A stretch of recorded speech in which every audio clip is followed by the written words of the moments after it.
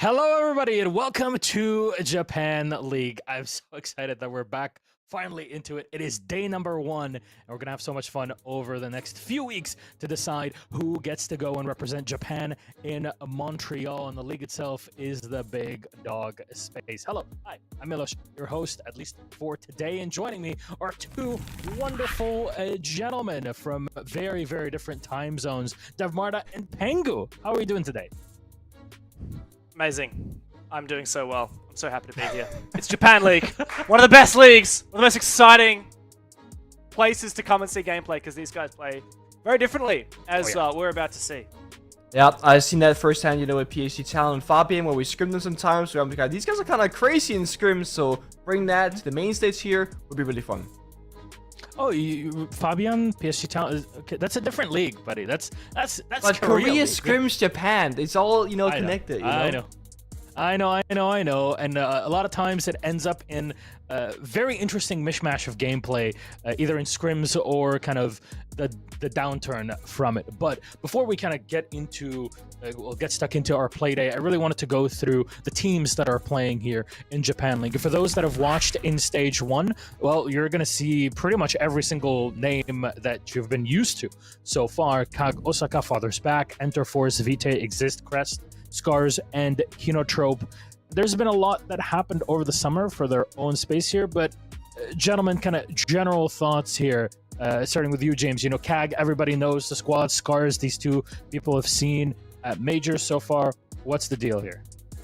Yeah, look, so a lot of these teams are pretty much as we know them. Teams like SCARZ, CAG, even KINOTROPE to some degree. We've come to understand and respect their place in the Japanese regions as the behemoths, and they've been doing really well. They haven't really made any changes.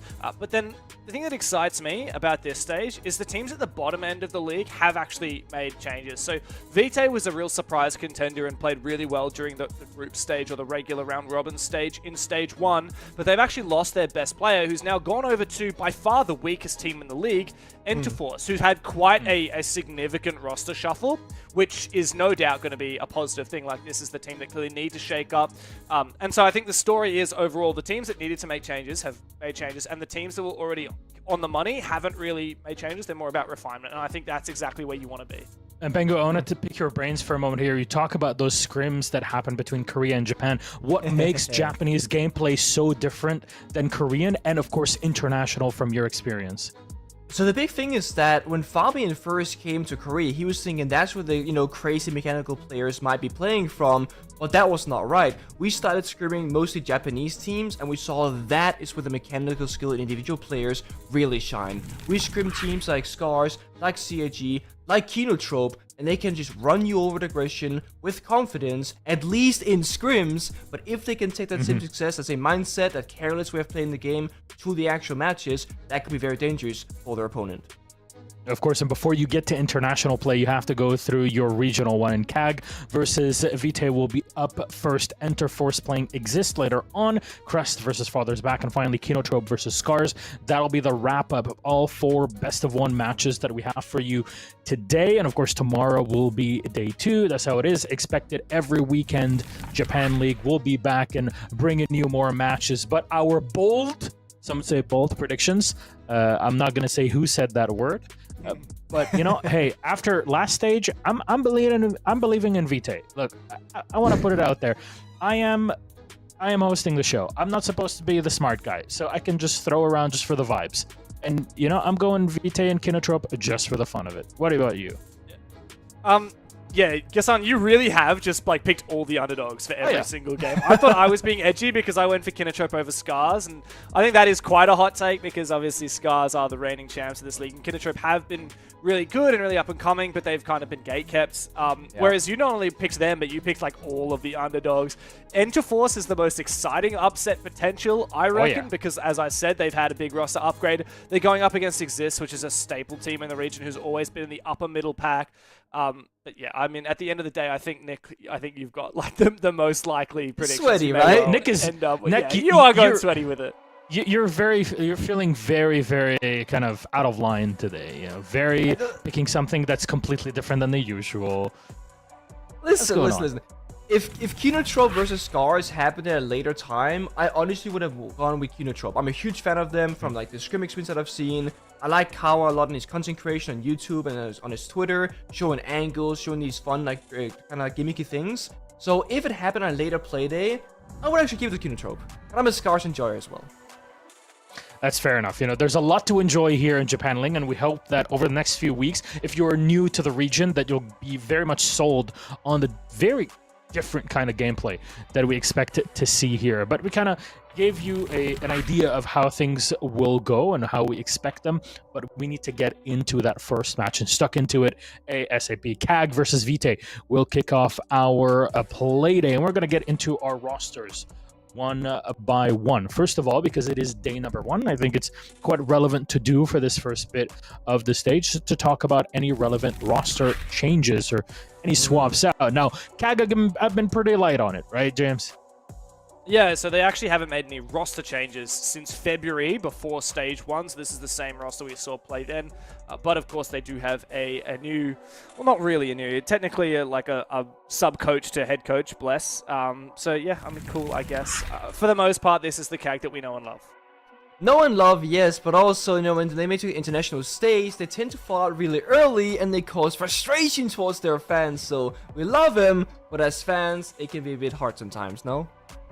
Yeah, and there's a specific term for it. If you look up in the dictionary, it's called KAGing it. KAGing. When you KAG it, it means that you did something incredible and then you messed it up at the very last moment. That's kind of it. But you see, like, this team has qualified to many majors in the past. They were always kind of leading the pack here in Japan.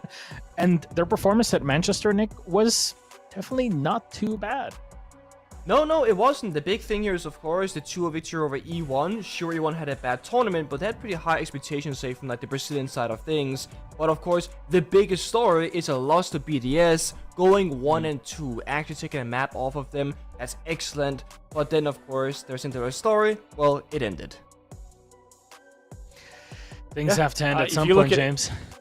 It's true. And if you look at EWC, obviously they had a pretty clear run at the start. And I think the big win here in the EWC quals was the 2-0 against KINOTROPE. Obviously, KINOTROPE, really strong team in the region. CAG and them have a little bit of a rivalry, both of them living in the shadow of SCARZ. But unfortunately, CAG failed to qualify for EWC because of that loss to SCARZ eventually. And as you can see, CAG actually have a reasonably, don't want to say easy, but I guess a little bit more of a relaxed start to the league with Vitae, Enterforce, and then IGZIST. IGZIST in particular, a strong team, but like they're not having to verse SCARZ early on, and it's kind of like you were saying, Nick, with KINOTROPE having to play SCARZ on the first Playday, does really put the pressure on from the get-go. I think CAG rather have the chance to warm up into the league. So high expectations. These guys are no doubt one of the teams that are gunning for that Montreal spot. Yeah, you expect them to be at the tippity top of Japan as they have been for quite a while. But let's move on then to their opponents, Vitae or Vite, or however people would like to call them. Honestly, there it is. There's been quite a few changes, though, since that Stage 1, James. Yeah, and the biggest scary thing for me is the fact that you can see the departures. Akusu, one of the best players on this roster by far, and actually one of the best players in the league, 11th best player in the whole league in Stage 1, real highlight. Him leaving this roster is going to be quite a blow, I think. Vitae really surprised everyone in Stage 1. They ended up right near the top table of the standings and then bailed out quite early in the playoffs and in the last chance qualifier. Now, it's hard to say whether they've got upgrades because I just don't know much about Tosung and about Mira. Like, these are quite unknown players. So this new roster, very much unproven, and they don't have an easy start to the league. I mean, regardless of it, Nick, you know it yourself when you got 2 players joining on a team. It takes time to flex around it. It does. I mean, of course, you can be very lucky and hit that kind of the honeymoon phase where 2 new players join, everyone's in their best behavior, you know, the vibes are flowing, the creativity is there, you're hitting your shots, and you can just ride that momentum. If VT can do that today, I think they have a pretty good shot, but if that doesn't happen, you have to expect CAG to just get that W. And there's Vitae's kind of play cycle that we've seen over this past year of official competition, or at least semi-official here at JPL stage. We saw them in stage 1, but of course, Esports World Cup, they were playing to qualify for the Japanese spot. Unfortunately, they could not. On the other side of it, it was kind of a non-surprise with SCARZ picking up the position, defeating KAG to make it there. So at least there's something for KAG to fight for. But Vitae have shown that they need to be feared, especially with these roster changes. You could really surprise your opponents, and let's be honest, in the past, KAG have been known to feel the edge of surprise quite easily.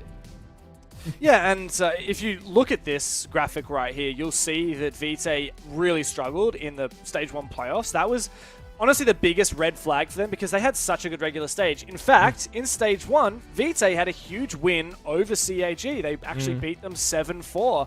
And that's a little bit too old to be in this graphic, but it is by far Vitae's greatest achievement, is how well they performed in Stage 1. However, of course, when it came to a rematch in the LCQ, CAG took that quite convincingly. So in a way, this is actually like kind of a tiebreaker match. The head-to-head between these teams is 1 apiece, and there's no doubt that CAG are favored, but Vitae have shown that they are capable. And now the big question is, how do things go between our players? We can move on to this piece here, Anatoon versus Smiling Cat. And Anatoon is an incredible player in his own right. Smiling Cat was putting up a lot of decent numbers on Vitae, despite the fact that they did not go deep into LCQs in that last stage. But there seems to be a clear imbalance here tonight. Yeah, certainly. I mean, the kill department, that's one thing, like the plus 30 versus plus 1, but also, I'm looking at these stats, and I'm thinking Castle Maverick, Dokubi Kaid, pretty support, like kind of late round operators, and yet the entry stats are plus 2 and plus 7, 12 and 10 on the side of Anatoon, 17 and 10 on the side of Smiling Cat. This also speaks to me about like the Japanese league and like how they play the game. Because if these were the operators that you showed me in like EU, NA, or maybe even Brazil, I wouldn't expect these to be the kind of stats that we see. So yeah, pretty big surprise. Yeah, just to add to that, like Anatoon, he actually, so his top 3 operators played in Stage 1 were like Capital, Thermite, and Maverick on attack. So that's very much like quite supportive. And he was the second best player in the league statistically. Like he was insane. And for defense, again, quite supportive, like Kaid, Castle, and Mira. So he's very much like a player that is capable of playing these util-heavy positions, these support positions, and fragging the hell out while he's doing it. Now, Smiling Cat was not even the best player on Vitae in Stage 1. That was Akasu, but obviously he's departed. He's gone over to Enterforce. Smiling Cat, the next best player, 20th best in the league, so not necessarily up there. But the real highlight for me is, of course, the entry stats. Plus 7 on entry, even outdoing Anatoon on that front. So you can see that Vitae, they know how to get up in the face early.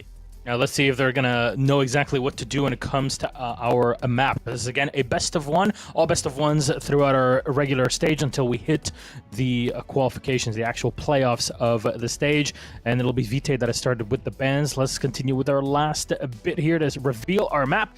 It'll be Bank as our decider. KAG will get to ban a Consulate and take us there to start off on defense. Do you have any numbers to kind of back this sort of decision up, James?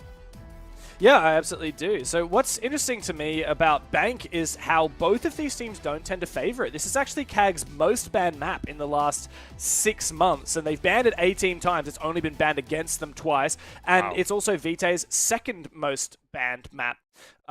But despite that, we've actually had pretty solid performances, especially from CAG. Like, it's a map that's recently been introduced into their pool. You look at the last time they played it, it was actually not that long ago. It was during the EWC qualifiers, and they beat SCARZ on this map. Before that, they beat Crest on this map. These are good Japanese teams that CAG is able to take down. On the other side, Vitae, they've played teams like Dopeness and Father's Back on this map. They played KINOTROPE way back in Stage 1. They got spanked silly 7-2. But it's been a long time since March, so Vitae really are the ones that need to prove they've worked on this map.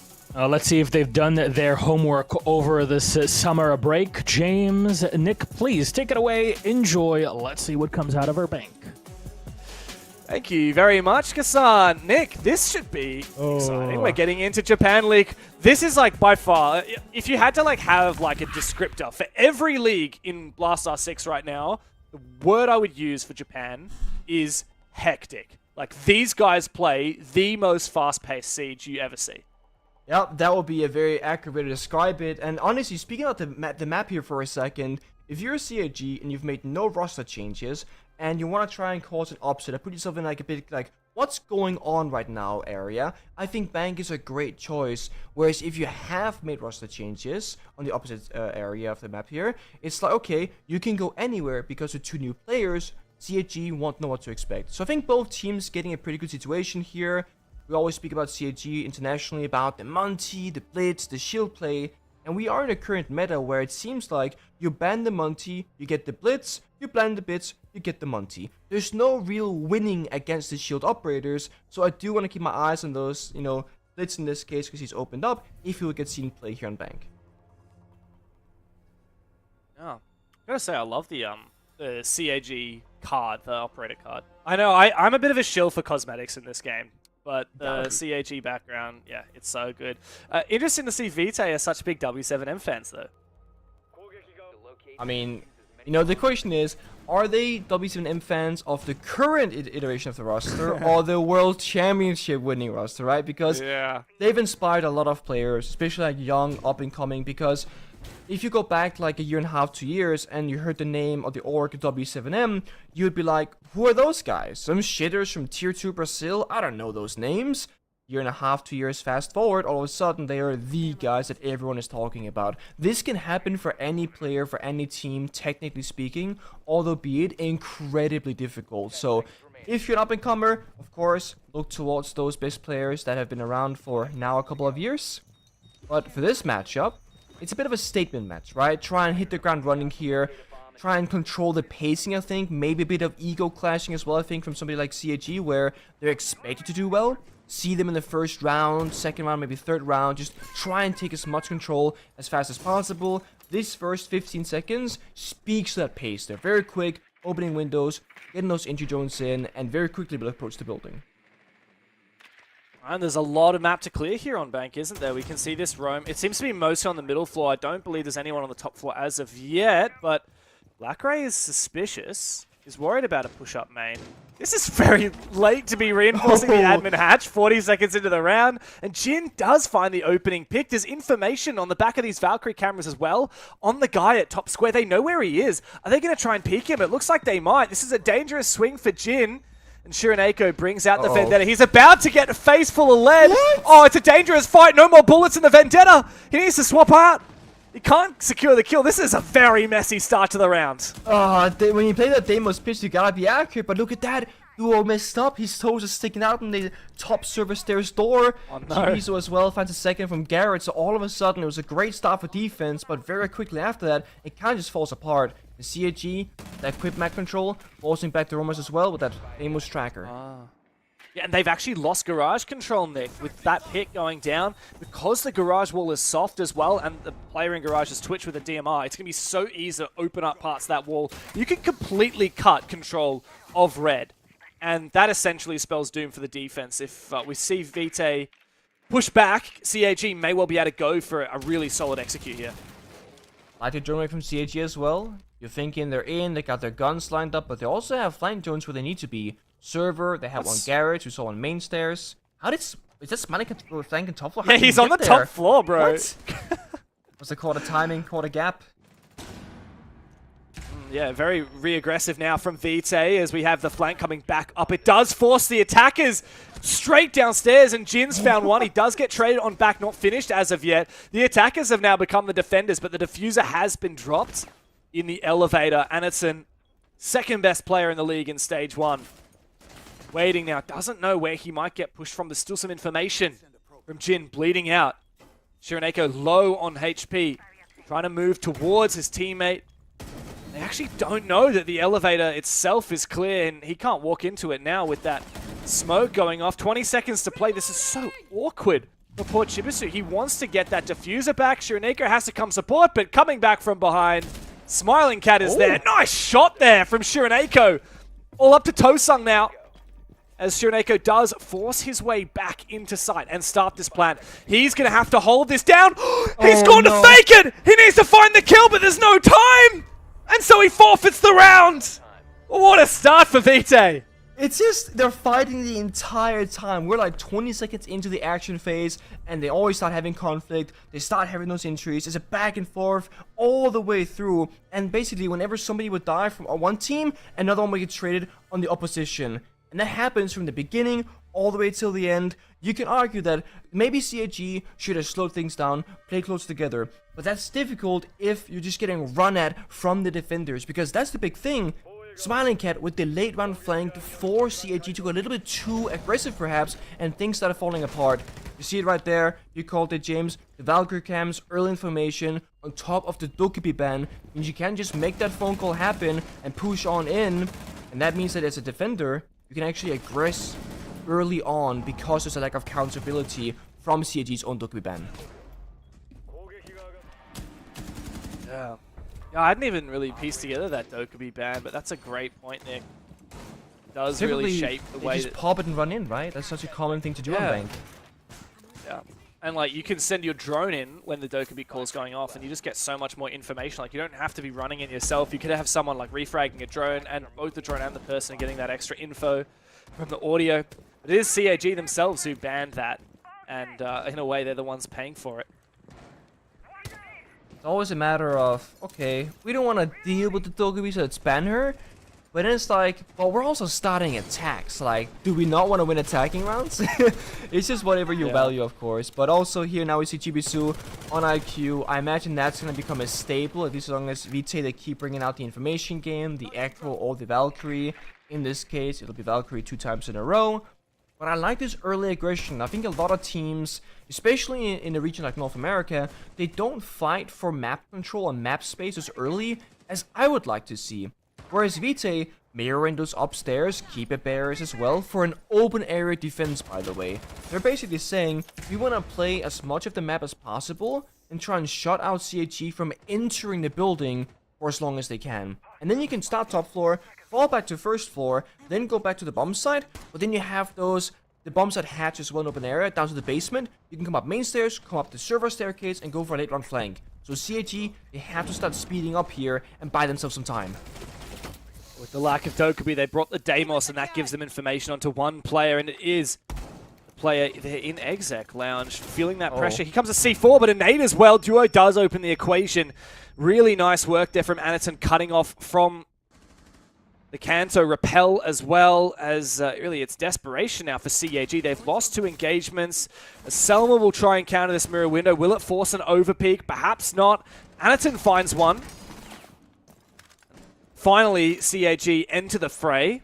But still 1 pick trailing, and this control of the top floor firmly held by Vitae. The only issue I can see here is that the generous hatch has been reinforced off, so Vitae might be stuck upstairs if CG they can cut off the crosses, but it won't matter if they keep winning their gunfights. Anaton has to go huge here on top main staircase. He's making his way towards it, but he loses his fight against Mira. What a great pickup he has been for this team. Blackray up against the world now, and he's about to get swung again, I think. He's just missed the timing there on that mirror of Mira going into the hallway. Yeah, that funny combo there. I wonder how often we'll see that. But yeah, I mean, this is a done deal. Yeah, I mean, it should be. You see, he has 1 summer charge left, hatch reinforced. Now, that's a really good thing all of a sudden, because VG could fall back elsewhere. You have yellow ping location on 1, go for a wall bang, do a bunch of damage, but even if you get this solo pick, you got 3 more defenders on site waiting for you, and you only have 15 seconds left. Yeah, he's smart. He's gonna go towards the side window.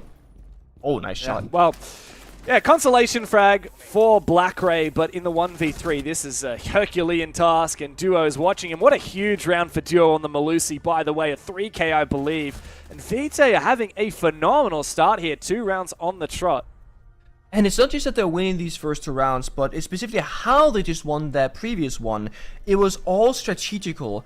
They had mirror windows in meeting facing stock and 1 facing in towards janitors, and they basically almost locked out CAG from entering on the heaven side of the map entirely. Then you're thinking, okay, what about the CEO repel or double window repel? Well, they had those keeper barriers from Asami locking that down as well. So they're playing utility up against the very gun and fight-oriented team of CAG, and while Blackray can hit those kind of shots in the fair 50-50 gunfights, CAG couldn't pick apart the setup upstairs, which won Vitae the round single-handedly. this right here, I mean, know what's happening. He's just doing a circle spray there, looking for a drone in the grass possibly. But it's very impressive to me that with 2 roster changes and a departure of their coach, that VT can actually go in and just strategically pick apart rounds and say, we might not be the better players individually, we might not have as much experience, and we might be a very new team. But what we can do is theory sessions and rehearse those drive runs in custom games and just know what to expect. Because if CH is going to go for this kind of attack, this is going to be our answer. So I imagine they're trying to play the answer game, and they've prepared for the various outcomes basically leading up to this.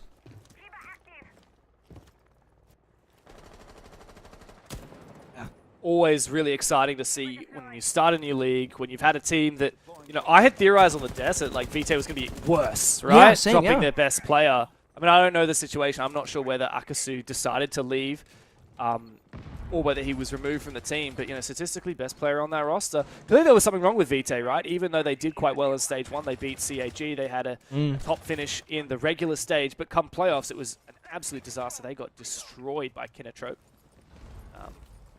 But yeah, I mean, this is clicking, whatever it is. Let's see if they can keep it up, because of course, CAG, more experienced team, highly talented roster. They should be able to adapt over time on this attack. One thing that CG could start looking to, if things don't, you know, work out, is some of those power operators, the Capital, the Ying, the Osa. Blitz is available as well, because they're playing very kind of stable expected ops right now. IQ, Flores, Sophia, Ace, and Deimos, and they haven't really gone off of that in the first 3 rounds. So if this will not go any better than before, I think they have to make an operator style change to then force a different outcome here. Because now they spend half the round outside the building, using Flores drones and using their regular drones for intel, which is great. But could they just rappel on in here for an execute without a Ying, without a Grim? I don't think so. So they still need to go inside the map, get some map control, get that presence, and actually start working out those player positions, because VT, again, they're playing utility. Warden, Deployable Shield, Wamai, Mira, they can play very comfortably behind those pieces of util. And I'm actually surprised at how we haven't even seen an Ashe. Like, this Mira, like you said, has been really powerful. Perhaps a way to counter it is the Deimos from below.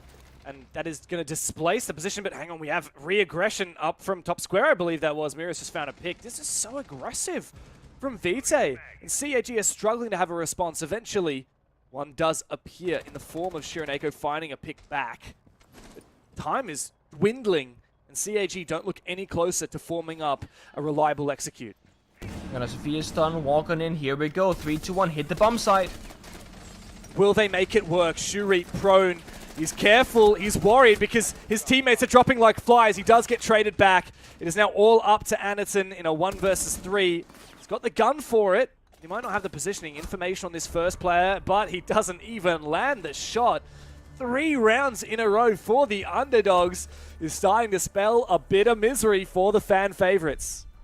I see the plan there for CAG. I just think it was very, very simple, and it might have been they just lost the player early and making it hard to execute with only 4 men up alive. Because what we often see from other regions is like 2 or 3 people on the CEO rappel to cut off as much of the bomb site as possible, and in case one person dies, you have a backup. But for CAG, they only had Blackberry on the rappel, and he was the 2nd or 3rd player to die in that round. And what that means is that once there's no more a window player cutoff, Vitae can run across CEO, they can run through meeting, and that's what they saw. They were aggressing in towards Janitors to fight CAG fairly because Blackberry died on the window as early as he did. So, very small things going wrong, but they have massive consequences. And with CAG going down 0-3, they're gonna call their tactical timeout.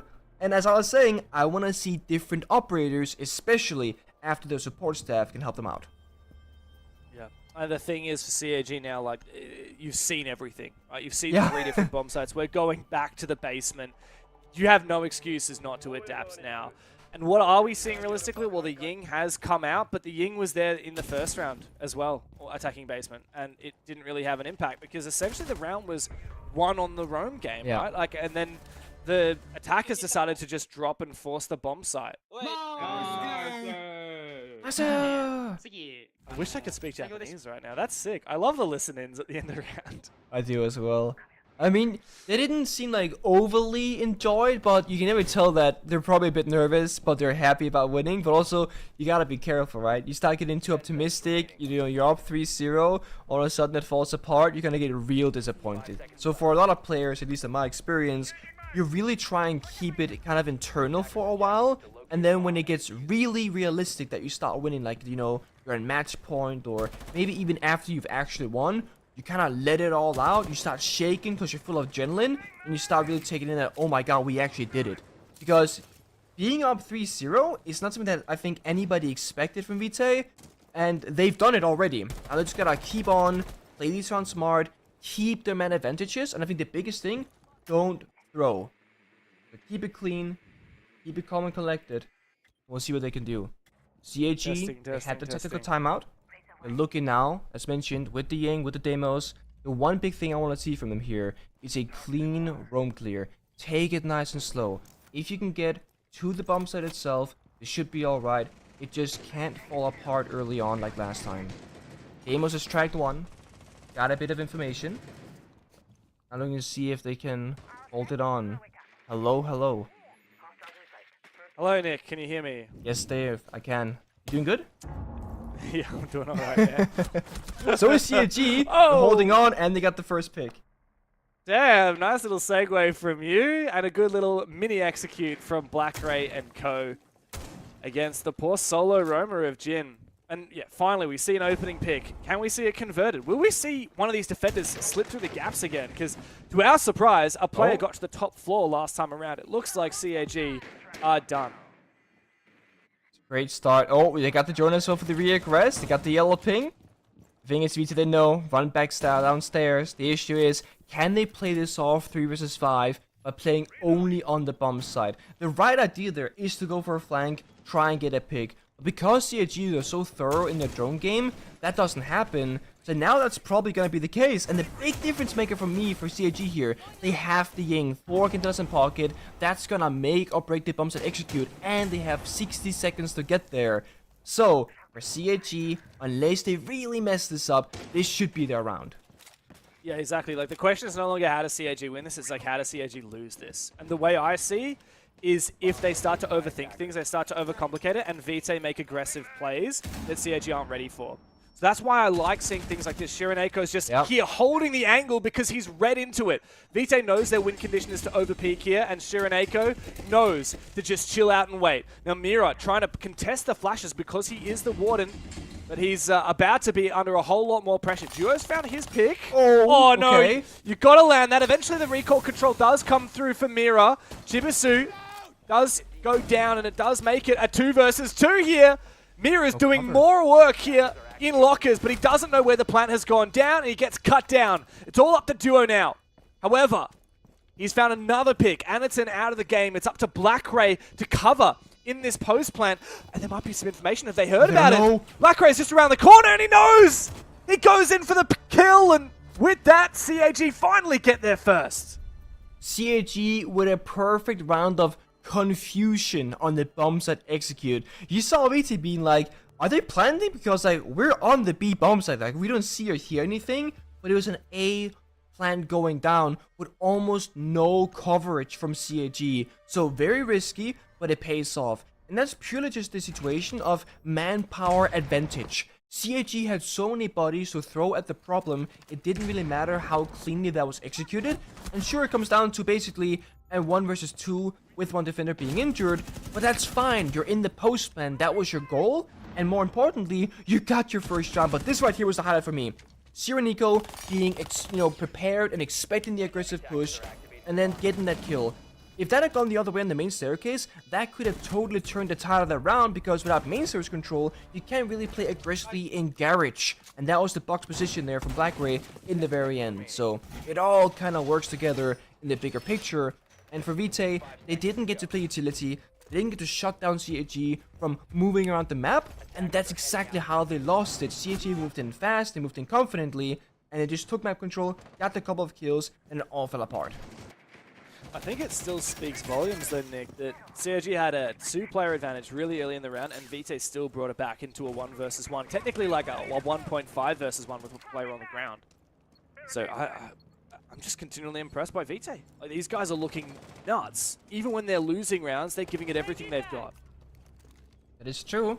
But if they keep losing these early players, that's not... And there's a jump out, yeah, because the blood is on the window itself, I believe, so...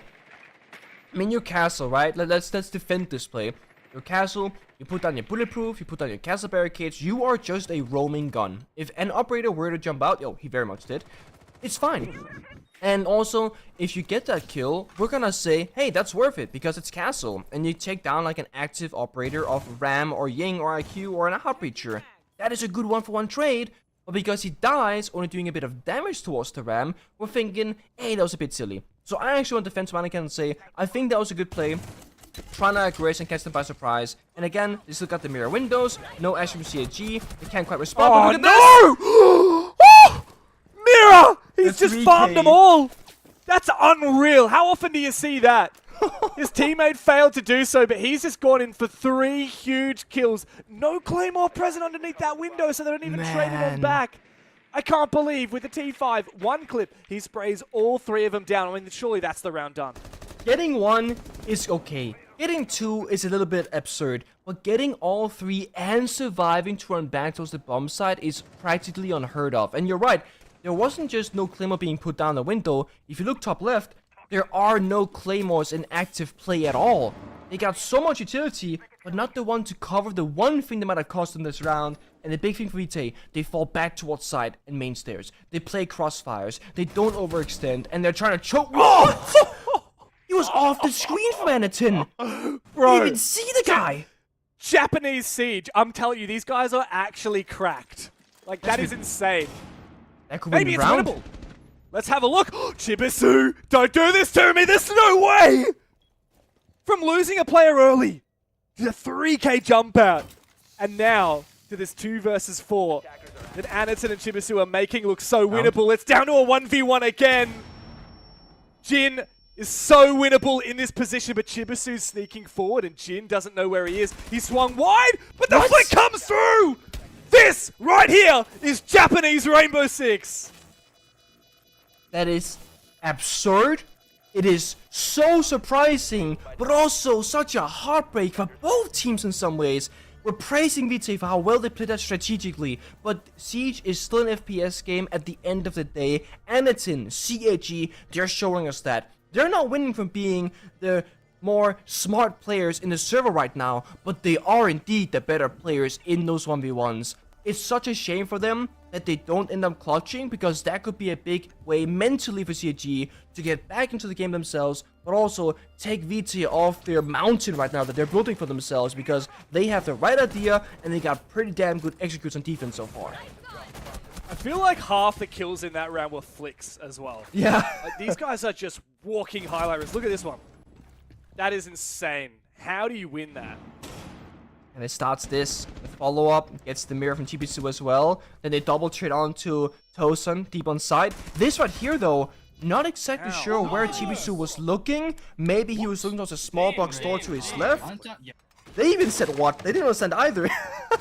They're like, where is this guy looking, bro? They're so good, except for that one moment. But hey, we take that round. Yeah.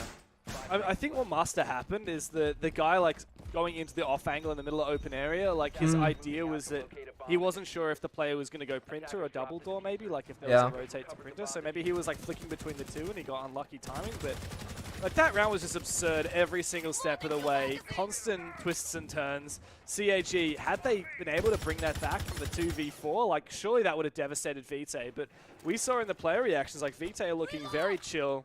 They're looking very happy. They have been slaughtering CAG this game. I think that, like, you know, one more round is totally winnable here. It's a basement defense.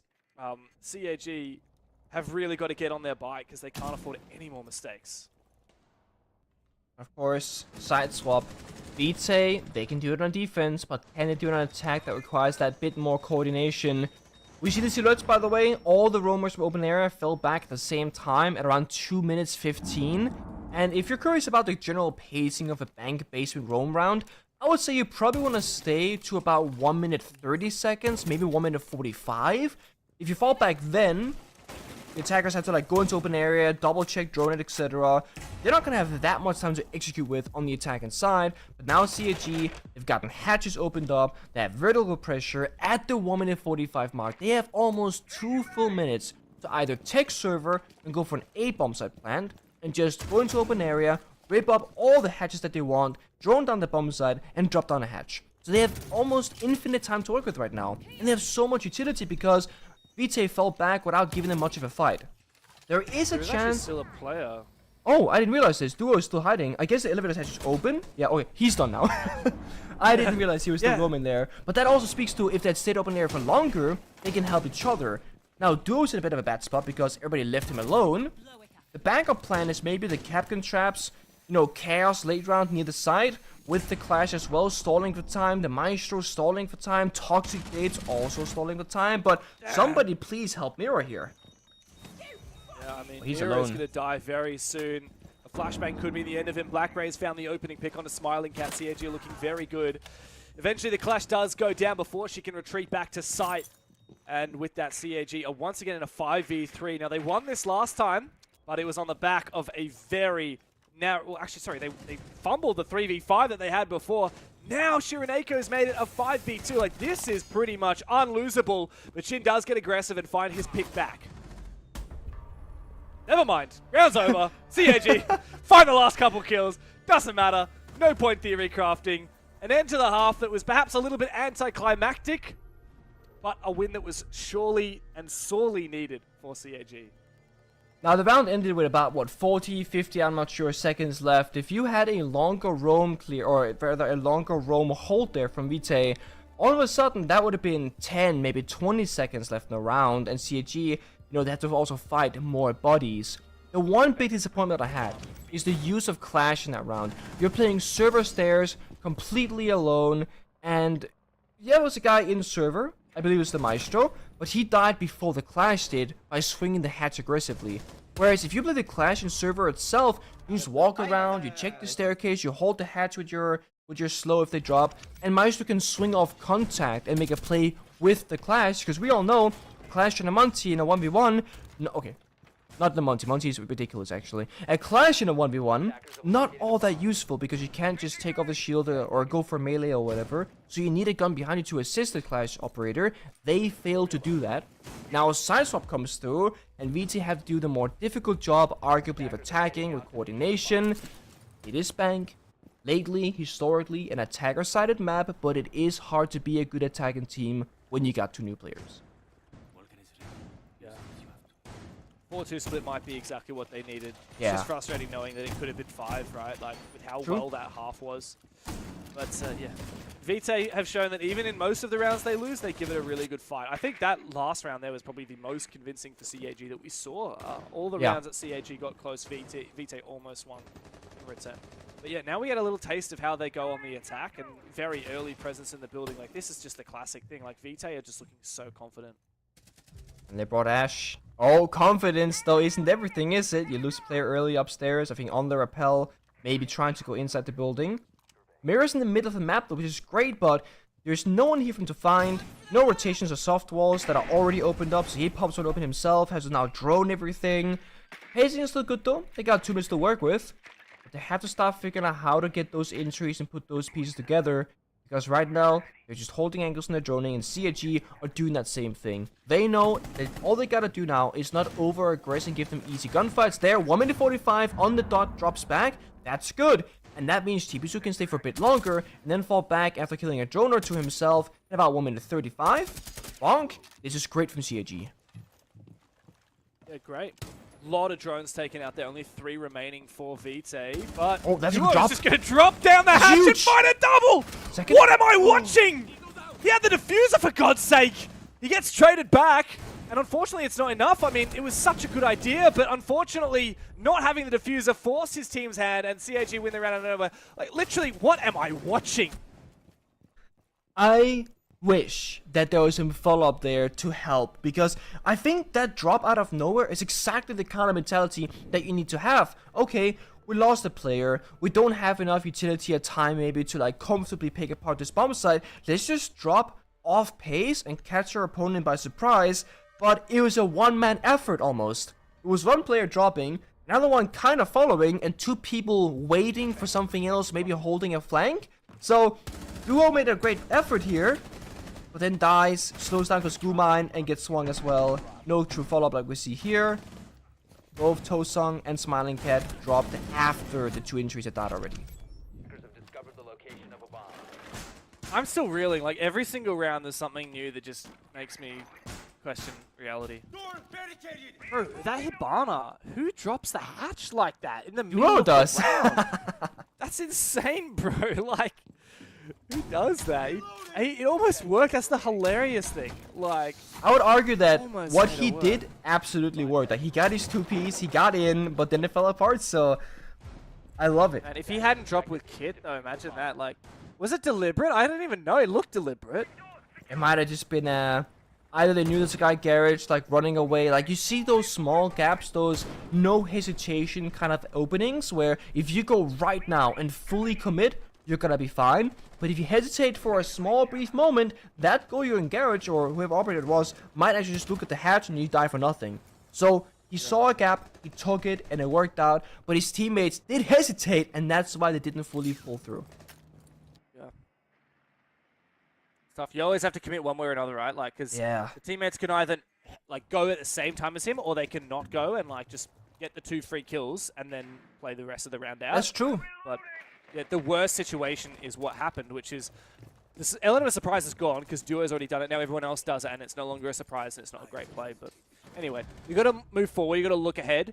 Vitae have found the opening pick this time around, and we know how aggressive they can be. It's the Vigil going down. That's the dangerous boss G eliminated, and a little bit of a troublesome player to find taken down. Chibisu, though, does immediately reply on the same player, and there's no trade potential here from Vitae, which is a real struggle for them. It looks like CHE still have some control of the top floor as well. They've got information on this player in lobby. A spray through the wall for Jin. Nets him a kill, and Vitae continue to surprise us. One of the win condition here for CHE could be the Echo drones, though, those yokais. With no IQ on the attack and lineup, you got constant information. We know at least one of those yokais is still alive, because Sir Nico is watching it the entire time since dying. Oh yeah, that's the aggression right there. Back to a 3 They and knew 3. about him. That's the funny thing, Nick. Like, they literally saw him. They pinged him out. They pinged the Echo drone. They knew about that flank, but Shuri lands an insane shot betwixt the leaves of the plant. 3v3, as you've said, and I still don't know who this favors. This might be a situation where too much is happening in the communication from Vitae, where there's just so many comms, go over here, do this, I need verticality, hey, I need like this over here, that you just miss the flank, or you assume or think someone else is holding it or dealing with it. Either way, that's gonna really slow them down as we see now. With 40 seconds left, bunch of yellow pings going around, they gotta find at least one pick here, I would say, for Vitae, and they'll be okay. The entry here with the DMR, spray through the wall, and it does find the pick onto Anderson. They also have information on another player. They know where the smoke is. Black Ray trying to use his gas, but it doesn't work. The last player seems to be an electrical going for a swing. He does get his down, but no kill confirmed as of yet. Advantage has slipped away from the attack, but it really just comes down to winning these fights. Diffuser is gone, so this is all coming down to frags. They have to time this player here. Black Ray stabbed in the back by Jin. It's all up to Shurip on the other side, but he has the diffuser. They need to hunt him down, and they do! Vitae steal ahead on their first round of attack. Also, look at this timing right now. They had 2 seconds left when they won the round, yet they weren't sprinting into the gunfight. They were walking ADS, trying to time it together. One person swung double door, basically behind the Echo, forcing him to look around, and the other one came from that 180-degree opposite angle from Archive's window. We see so often when time is so close, you sprint, you want to save the round, you don't want to lose this, but because you take it too fast and don't utilize every single second, you die sprinting, you can't fight back, that round doesn't go your way. Vitae, the one thing that's really impressed me continuously is how many tense and close moments they've had so far, and they don't look shaken by it at all. They're just doing their thing the right way, using their utility, and actually doing a really good job and bringing themselves back to an equalization in the round time and time again. Observation blocker, hey. Also pretty rare. Yeah, I don't think I've seen one of those in pro play yet. Maybe once or twice, but yeah, very rarely do you see those come through. Yeah. I mean, you hit the nail on the head. Like, these guys' fundamentals are so good.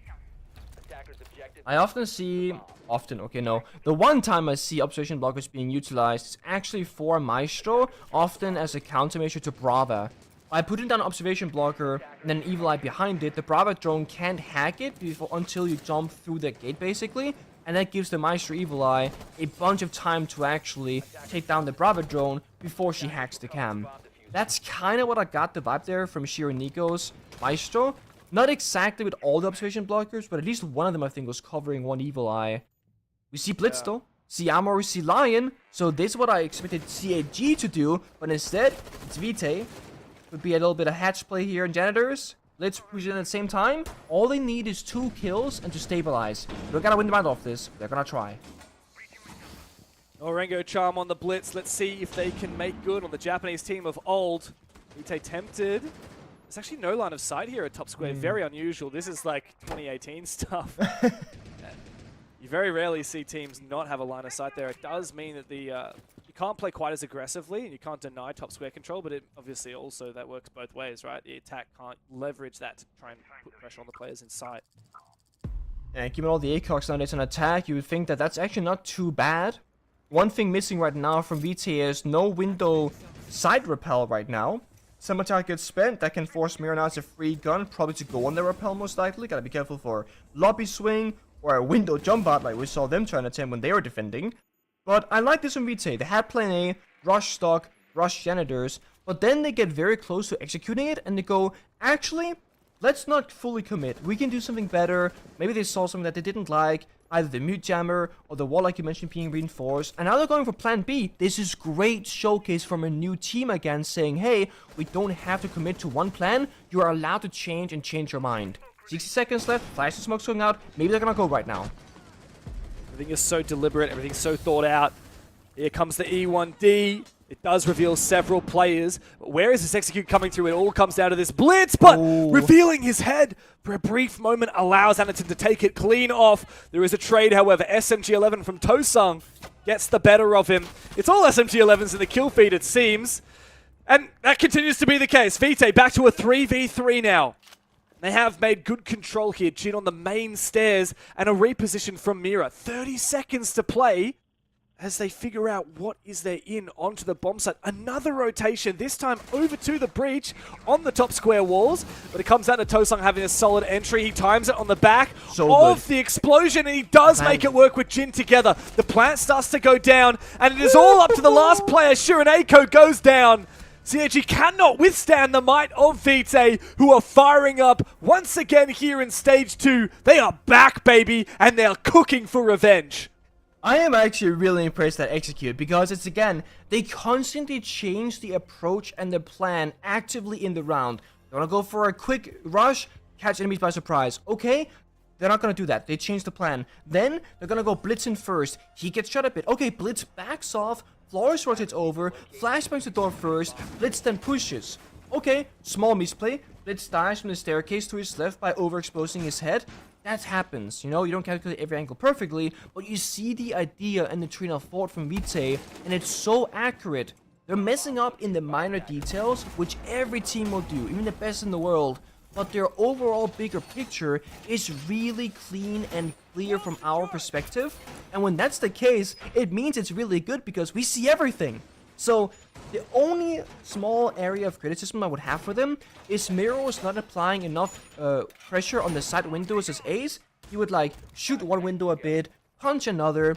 But we saw the mute just running in CEO half the round, moving freely. That shouldn't be allowed. But with that criticism being done, it didn't matter because VT still found the round up. Now they're 6-3 in a great position and they're forcing CAG to change their memo here, going for Eternal Utility. The Mira Bandit Castle clash?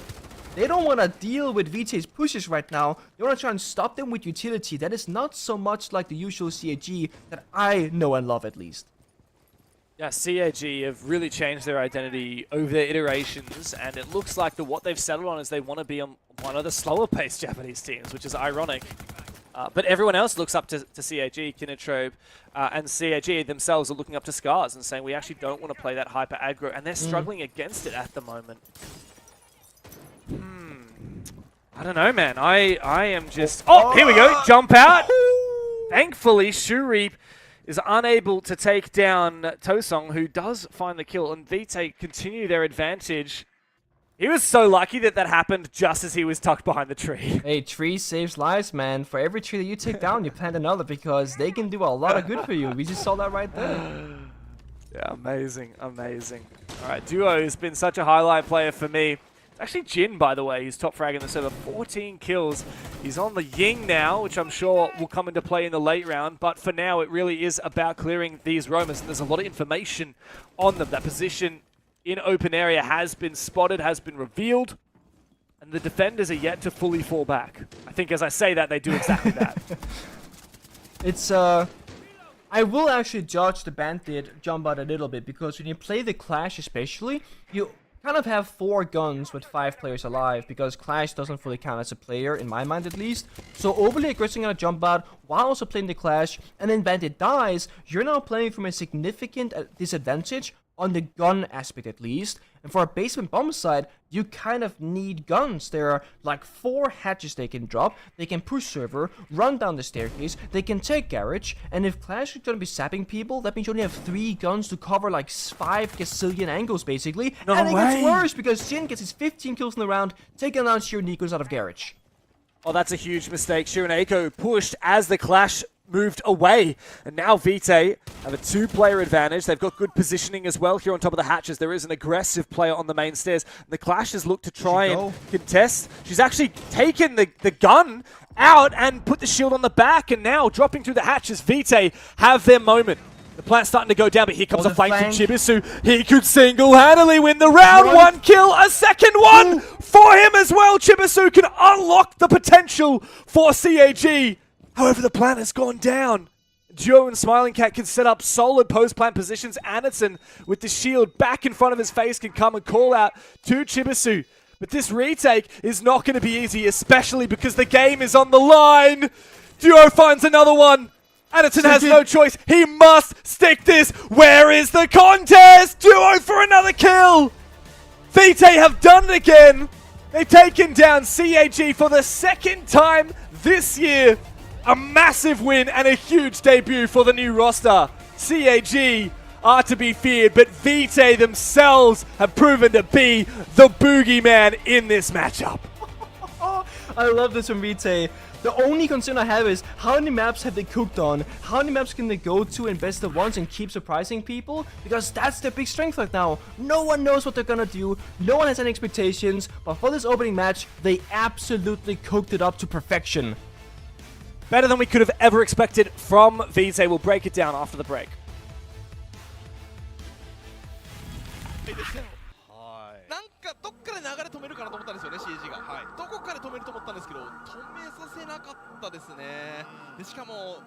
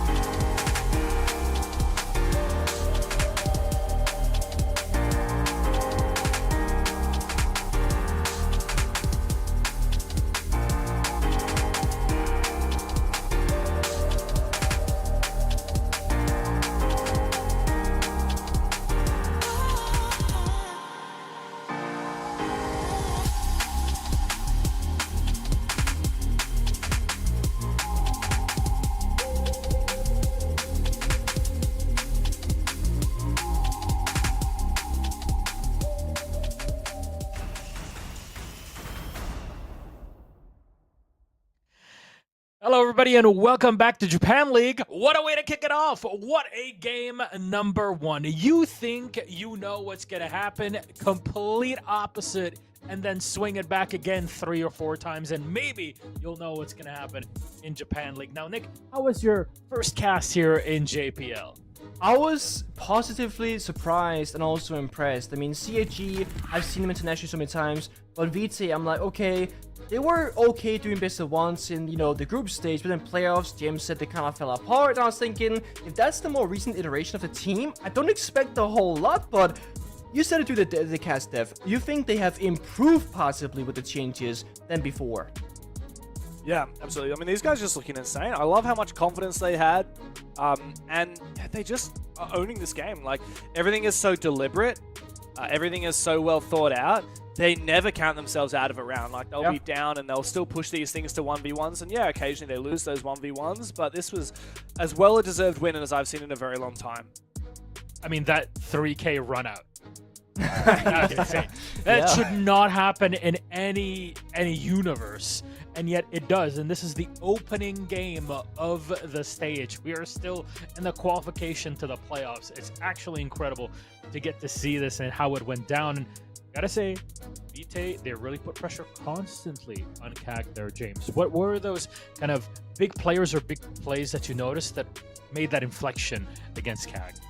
Yeah, well, the top player was absolutely Jin. Like, he was just insane. 15 kills to 6 deaths. And even though he went negative on the entry, he was just such a consistent player. But really, like, I don't want to put this all on one person from this team. Like, this was such a well-rounded game. Everyone had a huge impact. Like, Duo had some really big rounds. And, like, even Mira as well. Like, a lot of those kills, even though Mira went negative, they were impact kills. Yeah, very much just a team effort. That's the big story here. And I know if you look at CAG, you're thinking team effort, right? Top gunner 8 kills, bottom gunner 6 kills. That's team performance. But no, there are a lot of kills there with low impact, whereas in Vite, a lot of highly valuable, high impact kills, but also they often enable each other. They're not making solo plays, they're making all these mini plays together, 2 or 3 people, and actually playing very much as a team. Hey, this is incredible to watch, and so far a big improvement, but I'm going to hold off on even getting myself too excited in this case. Jim, yes, we know they're the MVP. I don't think there's 2 ways around it. But as you guys were saying, this is a team effort. However, it is always very early to judge from the first couple of days of competition, right, James? Yeah, very true. And the thing is that Vite obviously had a really strong start in stage 1. They took down CAG, and then they fumbled in playoffs and, of course, didn't make the major. Now, there are 2 spots up for grabs for the Japan region, and everyone says, well, it's going to be SCARZ, right? Like, they're one of the best team. They're the best team in the region for, like, over a year now, 1.5 years, nearly 2 years, that they have been the kings. And the second place, it's like, well, is it going to be CAG? Is it going to be KINOTROPE? Vite want to be part of that conversation, and they haven't quite gotten to the point where they can be yet, but I think a performance like this, like if they show that this is consistent, this isn't just like a one and done, kind of similar like it was in stage 1, then yeah, absolutely, I think they could be in conversation for Montreal. To kind of give a broad perspective, Vite in stage 1, they came out in the second half of the stage and just kind of blew past even KAG Osaka. They made it into the top 4, which is not something that anybody was expecting, and who knows what they can do the stage with such a start, because KAG want every single point here. You say SCARZ, KINOTROPE, they're fighting even IGZIST in the top 3 in the last stage. There's a big fight for the 2 spots that are given to Japan, or at least can be earned through the Japan League. So we'll get to see how that works out. But that was game number 1. We had a lot of fun with it. We still have more to go. Enter Force 36, the last team of last stage, play up against IGZIST. We'll see how things change and how the rosters have changed just a bit.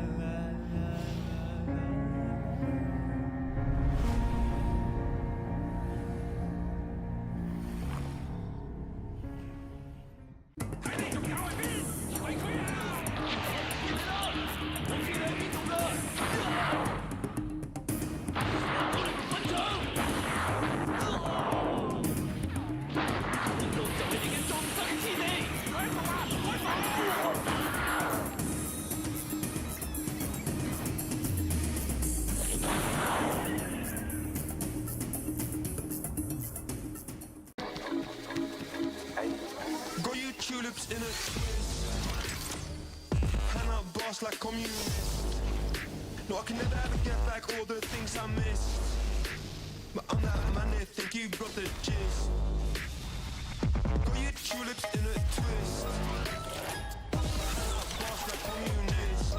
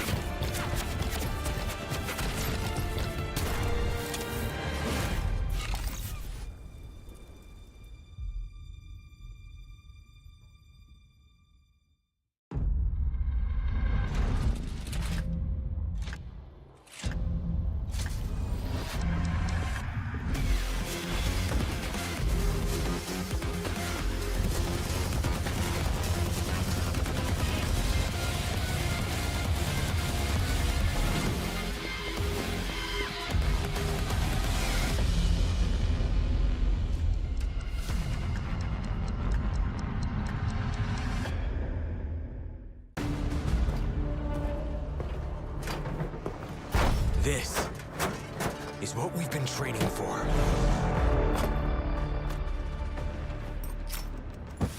There is no angle we can't cover. We are Rainbow. Reporting for duty.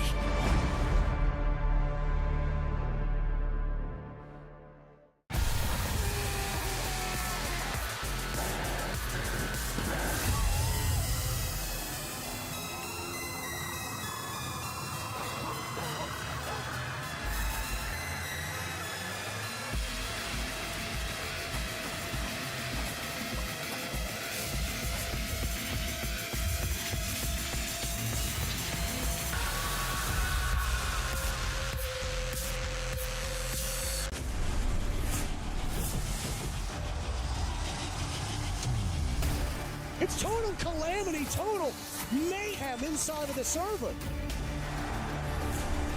Out of nowhere, they find their round back into their favor. Holding up for the blood, the wave!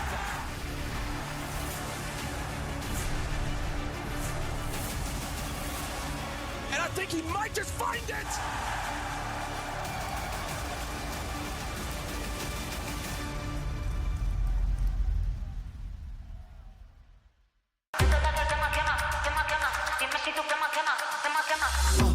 Tap tap, yeah, I want that.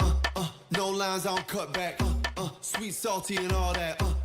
Let loose, come get that. Can you play that back, back, back? Can you run that back, back, back? I'm trying to play that back, back, back. I want that. Tap tap, let's go, let's go. Tap tap, let's go, let's go. Tap tap, let's go, let's go. Right here, can you feel it? Let's go. Tap tap, let's go, let's go. Tap tap, let's go, let's go. Tap tap, let's go, let's go. Right here, can you feel that? Ooh, you feel that? Ooh, the real back. Ooh, I'm still that. Ooh, you catch that? Ooh, I guess that. The best back. Yeah, yeah. 30,000 up on my pallet. Might jump out if I'm wildin'. Catch my flow, I'm so stylish. Tap tap, real smooth. Can you play that back, back, back? Can you run that back, back, back? I'm trying to play that back, back, back. I want that. Tap tap, let's go, let's go. Tap tap, let's go, let's go. Tap tap, let's go, let's go. Right here, can you feel? Let's go.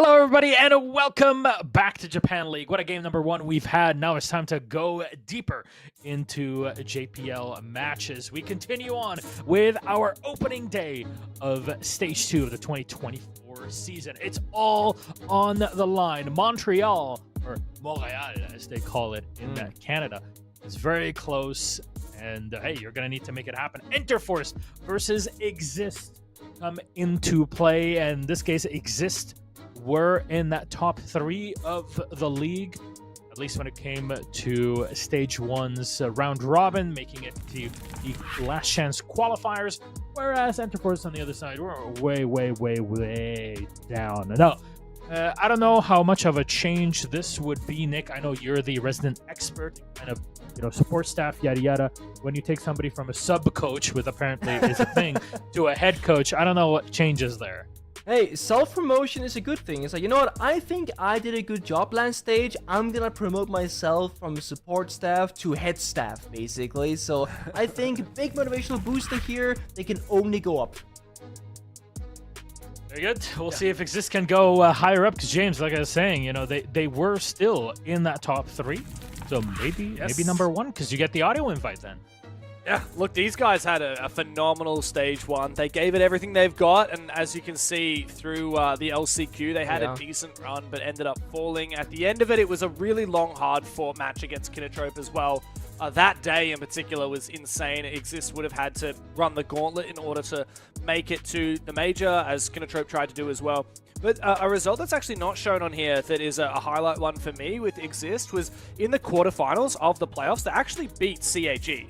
Right? Like, okay. I'm talking the CAG, right? It was a close game. It was a 2-1. They ended up winning with an overtime map as well. But, of course, taking down CAG for any team is a huge achievement, as Vitae have learned earlier today and last stage as well. IGZIST, great team. They've been, like, middle pack for quite some time now, kind of edging into upper middle. And we're not really sure, like, if they're able to break through to becoming a major contender in the way that CAG and SCARZ have been in the past. But, they've got their work cut out for them here. This should be a pretty straight up and down match. They're playing against a team that didn't even win a single map in Stage 1's regular stage and only won 1 map in the playoffs. So they do have a long way to go. Yeah, we're going to talk about the other side of this edge here that you mentioned, Interforce 36, or just Interforce is the other 35 names were taken. And the question is, what changes? Well, first of all, a lot. And there's been pickups from other teams within Japan League to be brought into the squad. It's an overall shuffle with only Take and Vanish left on the squad here, Nick.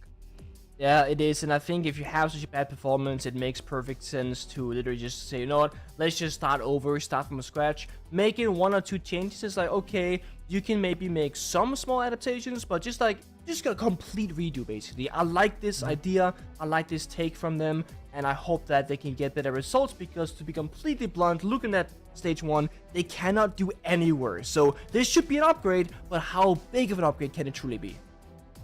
Absolutely. I mean, you say take, it's actually Take. Take, yeah, sorry, my bad. Take your time, mate. You'll get used to it.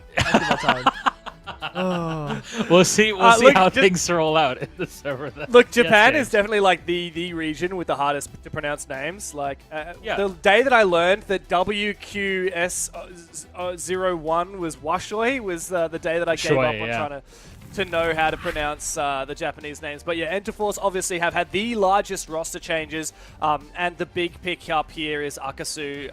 He was the top player on Vitae. We've also got Sylvia, who was a player from Northeption back when they played last year. A really strong roster. Wow. Yeah, so this is actually, in theory, like, could be quite a strong team. And yeah, there's only one way to go, and that is up, because these guys did not win a single match in the round robin phase. They didn't even qualify, so they didn't qualify for playoffs, right? They did not even qualify for the LCQ. They are the only team from the Japan League in Stage 1 that did not play in the LCQ. That's because they played in the qualifier playoffs for the LCQ, which they auto-qualified for by being in the league. And they got 2-1'd by a team that's not even in the league, right? I realized. Yeah. So it's like, what is going on? You can actually see that result here. You can see the JPL Stage 1 QP loss to Realize 1-2.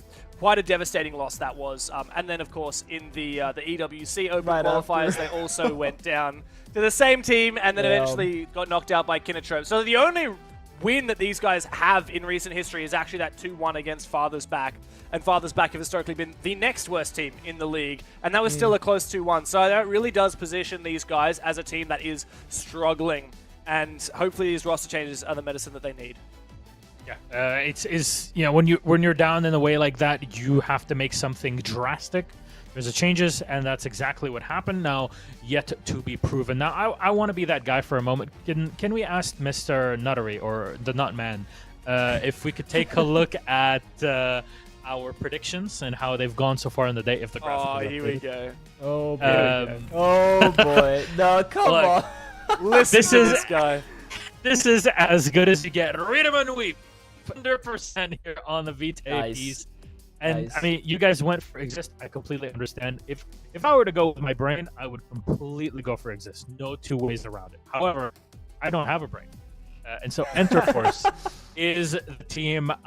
I gone full himbo. You have no idea. You spent one summer in the gym, James, and you are all done. So I'm really curious. I'm hoping that if anything, we'll get a game as nutty as our first game. Nice.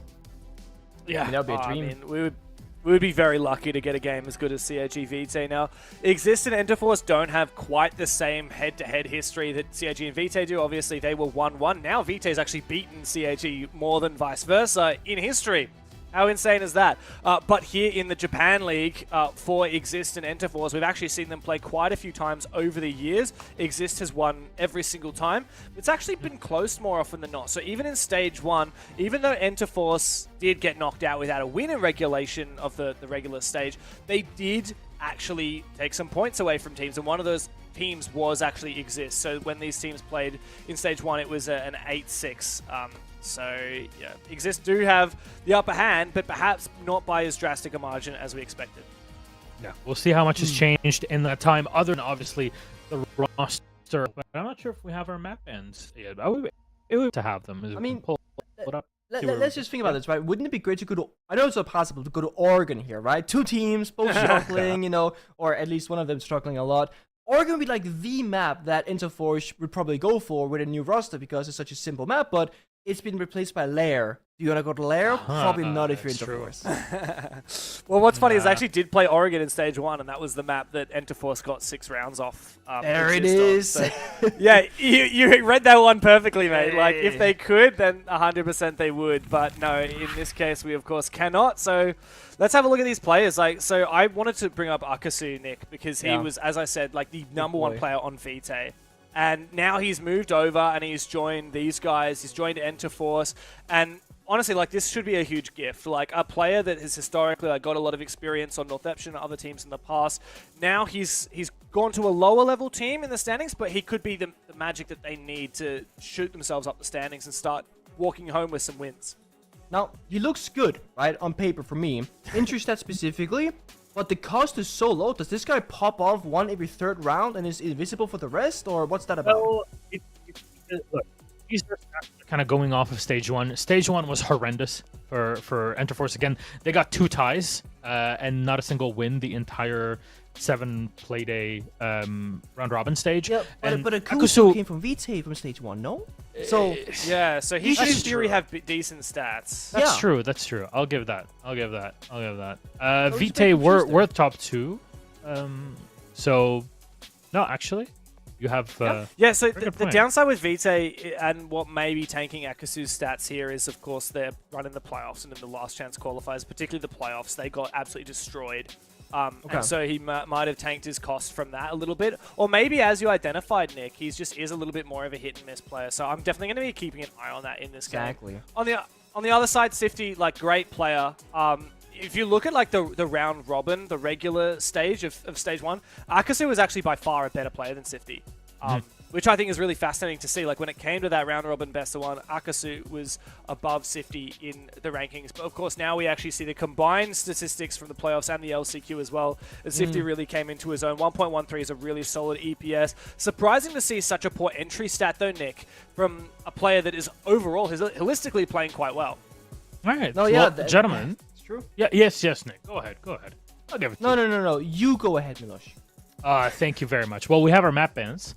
We'll do we? take a look at them. Yeah. You of going to course, Oregon? We're banning all the way in. What do we mean? Oregon We got Stop Oregon. You Boys is almost still there. They confused haven't me banned there. it yet. We still beat Give me Lair. Come on, guys. Oh, Give me come Lair. on, actually? Come on. Give me Lair. Whoa. Quote unquote Oregon, aka Lair. That was Lair got close. banned twice. We had Twice. 2 layers. They didn't want to play it so bad, Wait. they banned it twice. Wait, That's what is savage. this? Are we taking a look at the Virtus Pro ban phase? What's going on here? They banned Lair twice. What's There going we on? go. There you go. Labs. I mean, that sounds like exactly the normal thing, anyways. But we're getting into this consulate. I mean, yes, that changes, yada yada. But it's been a while. You should know how things go. Who else? What is it there? Nightmare7449 is asking. I wonder if the announcers read chat. Do you think that we do? I don't know. But I don't James, think we do. I don't think we do. Consulate are decider. What do you think of that, James? Yeah, so firstly on the IGZIST side, because they are the ones that got to choose between this and Labs, funnily enough, in the last 6 months, Labs is their most banned map. And Consulate is their least banned map. So, aside from Lair, obviously. So, this is actually, in theory, pretty solid place for IGZIST. They would have played it as the decider match against SCARZ in the match that would have qualified them to play at the EWC. But more recently, before that, they beat Vitae pretty convincingly on this map. They have a couple of wins in the bank. They even in Stage 1 beat SCARZ on this map. So I think IGZIST do love this map. They want to go to Consulate. This is a great pick for them.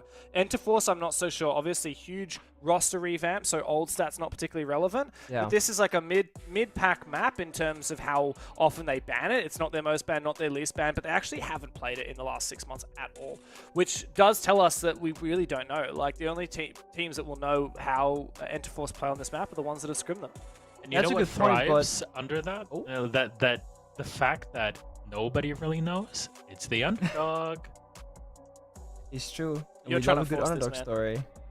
story. I mean, a little bit, maybe, right? Because, like, think about it. Let's just look at Clubhouse, or not Clubhouse, rather, Consulate as a map, no matter who you are. It's not easy to learn, I would say. So it's one of those, like, it's a big map, a lot of roam clearing, a lot of executes. There's no, I think, easy way in. If you watched Ewell Playday 1, it was, G2 against Fnatic on Consulate or whatever, and G2 just locked Fnatic out from every single pathway in towards the building. If you're a new team, like Interforce is, you might not even enter the building half the rounds on your attack inside, so they have to go massive on defense, but still put up a decent attack inside just to have a chance to win. Or like, don't enter soft. Enter force. I'm not even gonna acknowledge that joke. Enter force. Anyways, there's a lot of unknowns. It's clear we're kind of setting that up where we didn't get Lair, but Consulate is still a difficult map to attack for a lot of people, James. Yeah, I'm having a look back, and IGZIST certainly fall into that category. So they've played it 3 times in the last 6 months. They've won it once, won it twice, lost it once, but only a 42% attacker win rate. That's less than 50, obviously. It's not great. 70% defense, though. Yeah, numbers guy. So what that tells us is they should be gunning for like a 4-2 or even a 5-1 half on their defensive side. And when they move on to the attack, they'd be lucky to get more than 2 rounds. All right, you see the map loading in, which means our game is ready, which means I get to buzz off as you guys focus up on the game. And honestly, I hope that we get something anywhere near as exciting as game number 1. Gentlemen, enjoy.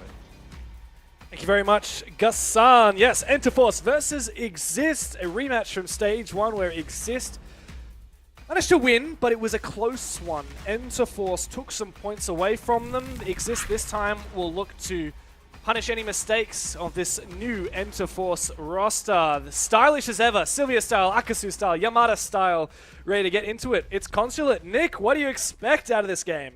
Oh boy, I was expecting a lot of anti-roam operators off the get-go here in Operator ban phase, because I think that's going to be the name of the game. I expect both teams on defense to be running around a fair bit, because that's what you gotta do, especially if you are IGZIST, right? You wanna utilize the fact that Interforce have a new roster that's not gonna have the sharpest idea of what to do, possibly at least, depending on how good they've been during the off-season and getting up to speed. So a Blitz demos, really like to see that. That makes a lot of sense. The Clash Bang is also very interesting to me, because it's something that people can crouch on, both as a new team to like just get information and walk on the map very comfortably, or as an experienced team, lock out your opponent. So I think both teams really paying respects to the situation, saying, okay, we know what the deal is gonna be. Let's remove all those kind of like cheese operators that simplify the map and actually play a high-level game of Consulate where the best team is going to win.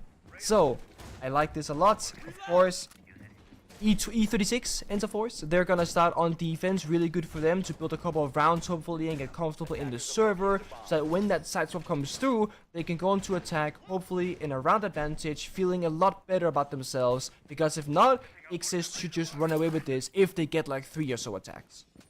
Yeah, that's exactly right. Interforce are lucky to start on defense. Of course, IGZIST were the ones that got to determine the map. And as we've said, this should be a defender-sided game. I mean, the game at the moment, Rainbow Six, is defender-sided, and the stats of IGZIST, man, this is painful to watch. Come on, Akasu, there we go. The stats for IGZIST are pretty clear. This is a defense map for them. This is not an attacking map. So if they come out swinging here in the first half, that is going to be a really bad sign for E36. Let's see. Big thing about Consulate, like I mentioned before, is that it can be hard to enter the building itself if the defenders were to aggress forward. But Interforce, with a lot of util right now, might have a different game plan in mind. The Gore, the Smoke, etc. are playing for a lot of utility and time deny, if you will.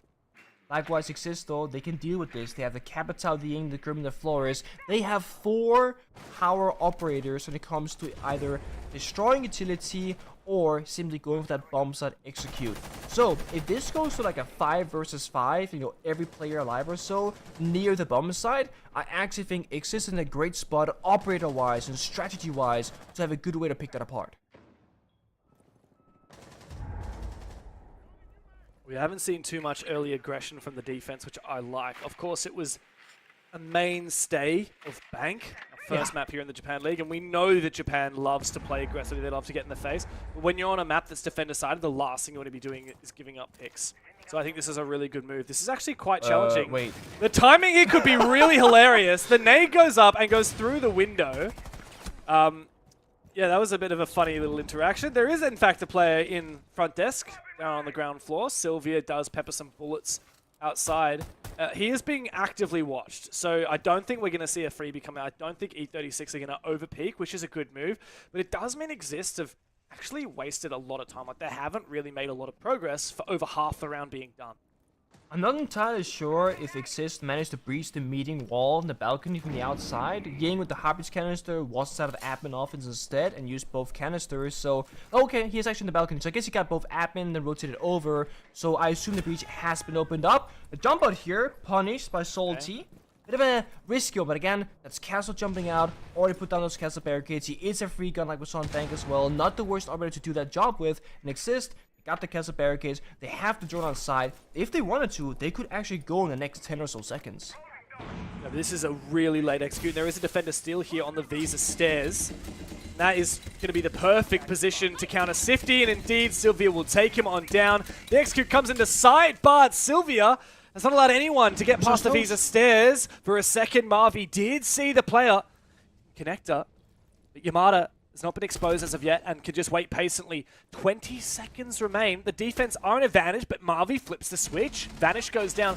Still, we have this roamer, though, on the Visa stairs. Sylvia hasn't been dealt with. He's got the diffuser. He's found a third pick. The fire will burn, leaving just Lily for IGZIST in a 1 versus 3, and he's got absolutely no clue where these players are or what to do. A consolation frag nets him nothing, and the round is quite convincingly done in the opening for Interforce. There's 2 things that happened there. First of all, Sylvia just carried that round, flanking Visa stairs, getting a 3-piece in that round, and just getting pretty much all the kills that mattered from the defense. But the other aspect is that IGZIST, they had the execute, they had the operators, and they had 30 seconds of time, which is all great. But what they didn't have, which is very evident, is they had no active bomb site intel. We saw Ying run on in, check every corner with the gun, not know where the enemies were in CEO, and holding passive angles for a solid 20 seconds, waiting for someone to get the intel.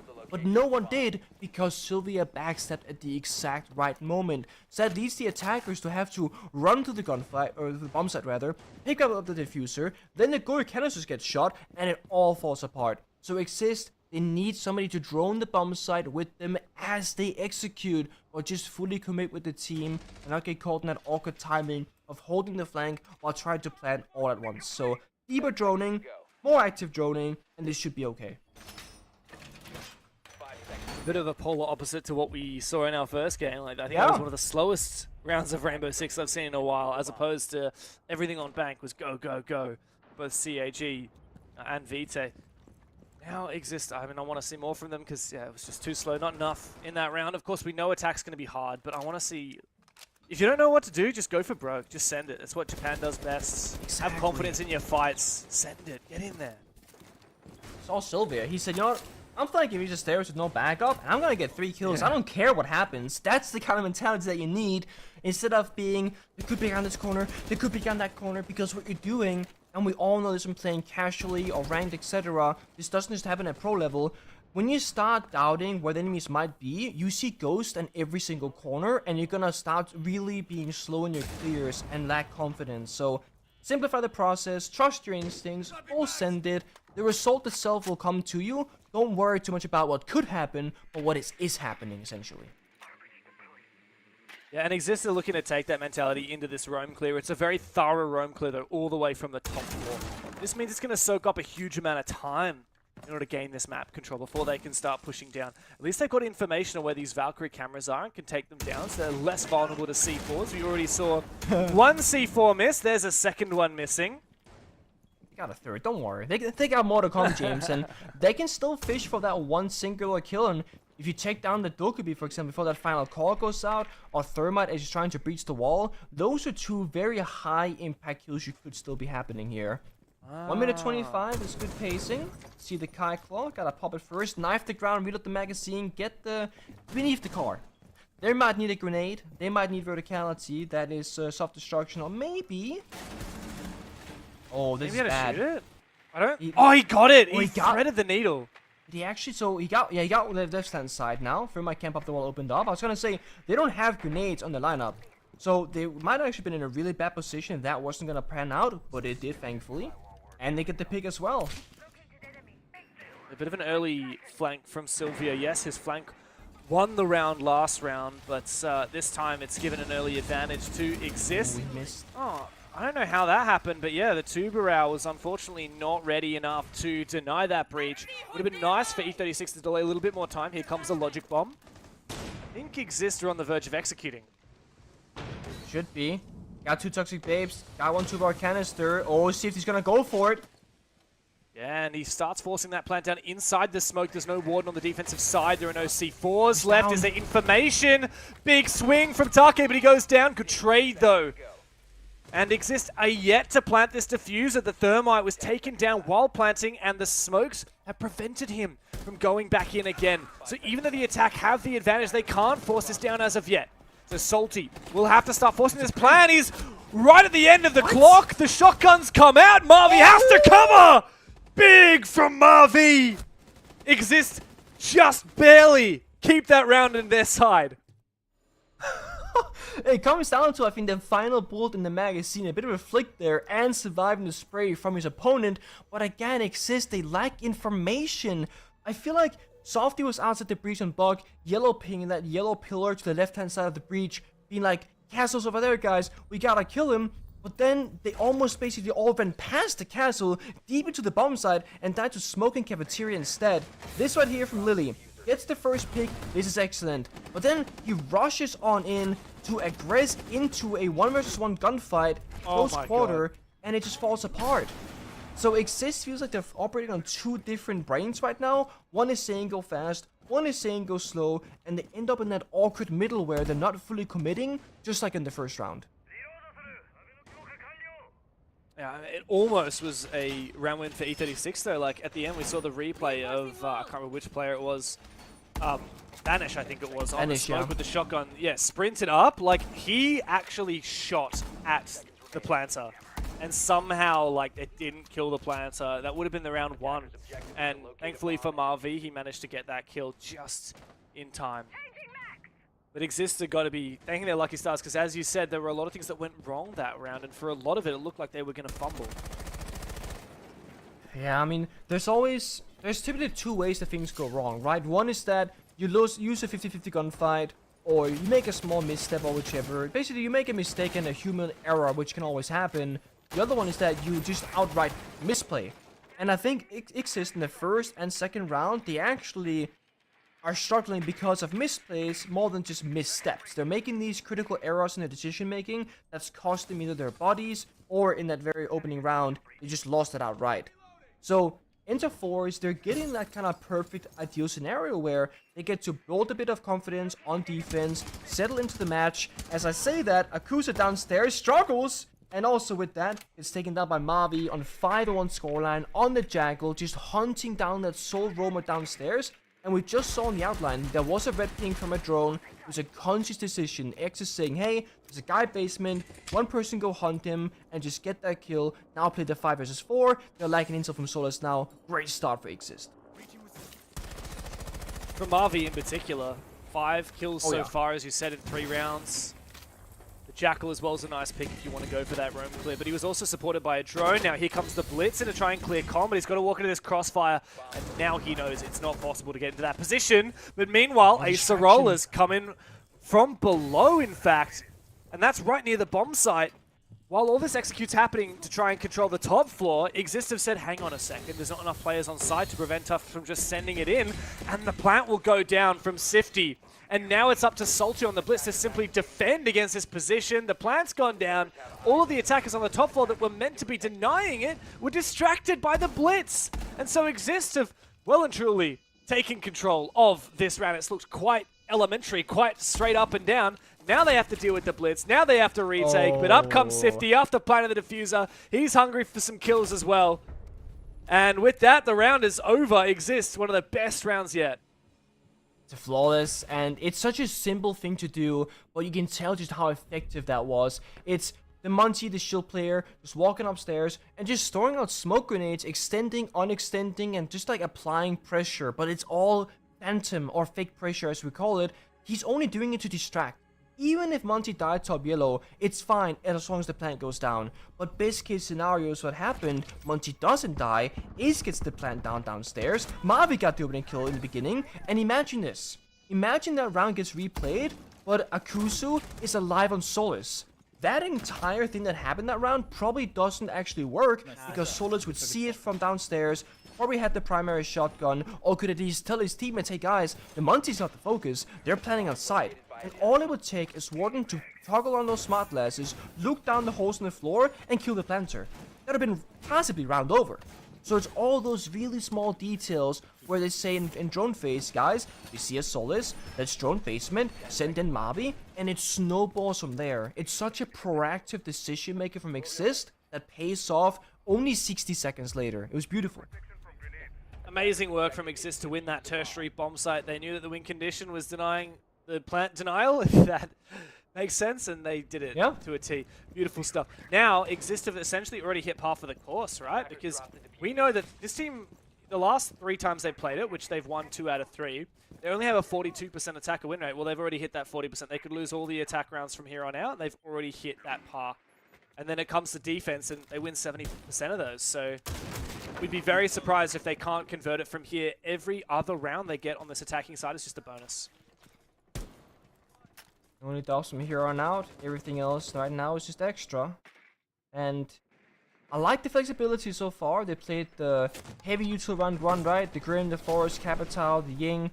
Then they played the Monty last round, for example. They did a basic basement attack. It's kind of just boring, right? Now they're bringing out the Gridlock, for example, the Nomad, trying to restrict the movement and flanks here from Interforce. And it makes sense because Sylvia has been really active. Akusu also been very active on the roam, looking for flanks, looking for aggression. So they're pretty much... Oh, that's beautiful. Yeah, good trade though, very thick. It's actually through Vert, I believe. Yeah. Oh no, no, I think it was a flank from Yellow. I don't know. It's hard to see. A lot was going down all at once. But a very nice early pick here. And this nade's going to be great for clearing out all those Vulcan canisters as well. Guess the plan there was to take Piano, go in CEO, repel with the caps of fire, possibly or air jabs, and just go for a plan. But now that entire plan gets stalled out because they lost Piano control. Now they got a retake downstairs again, drone CEO, and it looks like they still want to commit to this kind of direct rush approach to things. I believe there is a Thorn Razor Bloom on the rappel in. If that goes off and you don't shoot it, of course Panzer will die, so that could be an issue for them. They're gonna shoot, they're gonna smoke, they're gonna try and bait something out here. They're not going just yet. You still got a drone lobby, drone tellers visa side. We can tell diffuser and case, of course, still on the CO side of things. That should still be that same push from the get-go. Marvi is the X factor here, though. Rotated around to Visa stairs for a big backstab. Oof. Arcade taken very low thanks to the fire. He wants to be in position to support. And there is a player at the vending machine that should be able to prevent Marvi's flank, and indeed that's exactly what happens. So well read there by Enterforce. It exists running out of options. They've got the numbers disadvantage. They just got to get desperate and start forcing their way inside. That repel will have been heard, but Lily does a good job of covering. Here comes the gridlock track. Stingers! Another player swings and falls. Another player swings and falls! Everyone is being minced up. Acerola goes for the swing on the last player and exists. Devastate Enterforce on the execute. You know, they changed LMGs about 6 months ago or so. Basically, you move, I believe, 10% slower when you have an LMG in your hands. They also stopped them from being this really strong entry gadget, like back in the Finger meta, storming through the building with infinite ammunition. But what about being on a CEO window rappel with 100+ bullets covering the exact same position? It's just pre-fire galore with perfect coverage. I mean, I would love to see that again. What a round, like, what a crazy way for it to go. I mean, we were at a 3v4, and here Lily is just holding down the line. Even Acerola getting up and swinging again. I mean, just amazing. Acerola comes up from the backstab at the last moment as well. So, I love hearing the nice. Nice. It's the only thing that I think the timing could have been a bit better from Mavi when he flanked up the Visa stairs towards top soda machine, because you pointed out pretty well, they droned it out, they saw the deployable shield, and yet he took the fight while Gridlock was going into Piano to just like throw down the gadget for the yellow stairs flank. If you had, walked up Visa stairs to fight the Thorn, the same time you rappel in CEO window, you have a bit of a bait and switch game. Oh guys, they're flanking Visa. Oh, they're rappelling in CEO. What do we do? Instead, it was they flank Visa, died, then Thorn runs to CEO, then they rappel in. It still worked out, but small mistimings. And yeah, 3-1 up for IGZIST. Enterforce looked really good in the first round, but they haven't been able to keep up that momentum. Now where that leaves us is IGZIST have well and truly won this half, no matter where it goes from here. But huge potential to dominate. And I think that may be the direction that we're heading. So Monty once, seeing Monty twice. Very different approach though. No more that yellow staircase, in through piano door, planting in the middle of nowhere. It's a admin side take, window pressure everywhere, and just a very slow methodical round. But as I say that every single time, Lily finds a Kusu. Again, I think it's the defenders overly aggressing here into passive lines of sight. So it feels like Interforce, they don't have that full commitment. They got Legion, Mossy, Vigil, Melusi. They could totally play aggressive as a team, but yet its individual players find themselves overstepping, getting picked off guard, leaving them again in a 4v5. What we saw him. Might be able to get him. Can Sylvia retreat? Looks like he is able to do so. Just to add to what you were saying, that is the 4th time in the 5 rounds we've played that Akasu has been the first player to die. And, well, this is so close! Oh. Take does go down on the attempted retreat. He is covered off. This Monty forcing these roamers away from that top floor.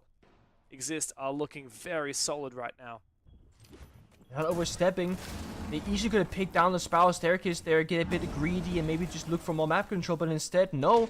They go on their drones, they fall back off spiral, they breach the hatch safely. Lily takes a bit of damage from that C4, but stays alive. That's the most important part here. And as long as Monty's still up, which Salty is currently, you can always go for a bomb site execute. This time, no Warden see-through smokes, no C4 left in pocket. There's no real way to stop the Monty from planting once they hit the bomb site. They're gonna do self-destruction.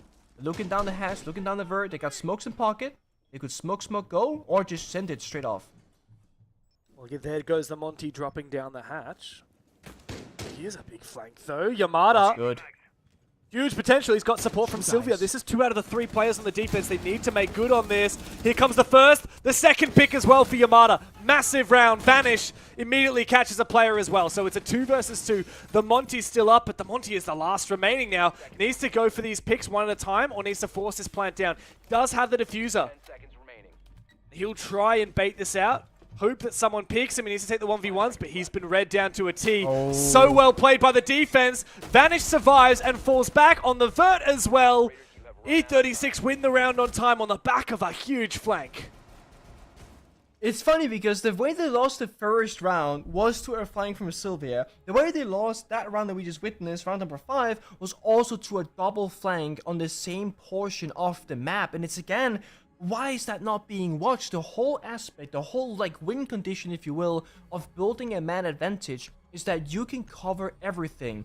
When you have Monty especially, Monty can drop and plant in the smoke grenades, and then all you gotta do is have one guy cover piano door to side. Yep, that's the swing right there we saw early on. And a second person just watching the verticality.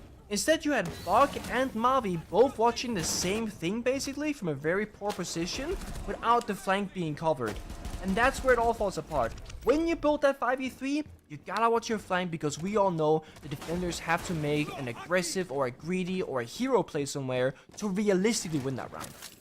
Exactly what we talked about on Bank, right? Like you said, you can read these teams so well. When you're in such a significant advantage, they only have one option. So that's the big thing you have to suppress. Like, don't overcomplicate vert and executing on site. Remember, the one win condition for the defense is getting aggressive on you, so that's exactly what they'll do. And you know what's funny as well is we actually saw E36 have a little bit of information. There were red pings coming out on those players on the top floor. I don't know what that was because there was no Valkyrie picked in that round. I think it must have been a hacked drone from Mozzie that got that extra information. Oh, it must have been actually, yeah, because the default cam wouldn't see that either from the hatch location. So, yeah, the best bet is actually a Mozzie drone, probably top yellow or something like that kind of saw into that area, maybe in CEO, but you're right. That could have definitely been it. Good spot, James. And I mean, it makes sense why they were so aggressive about it, because if you have the intel, you're not gonna, again, you're not gonna overthink where they might be. You know exactly where they are.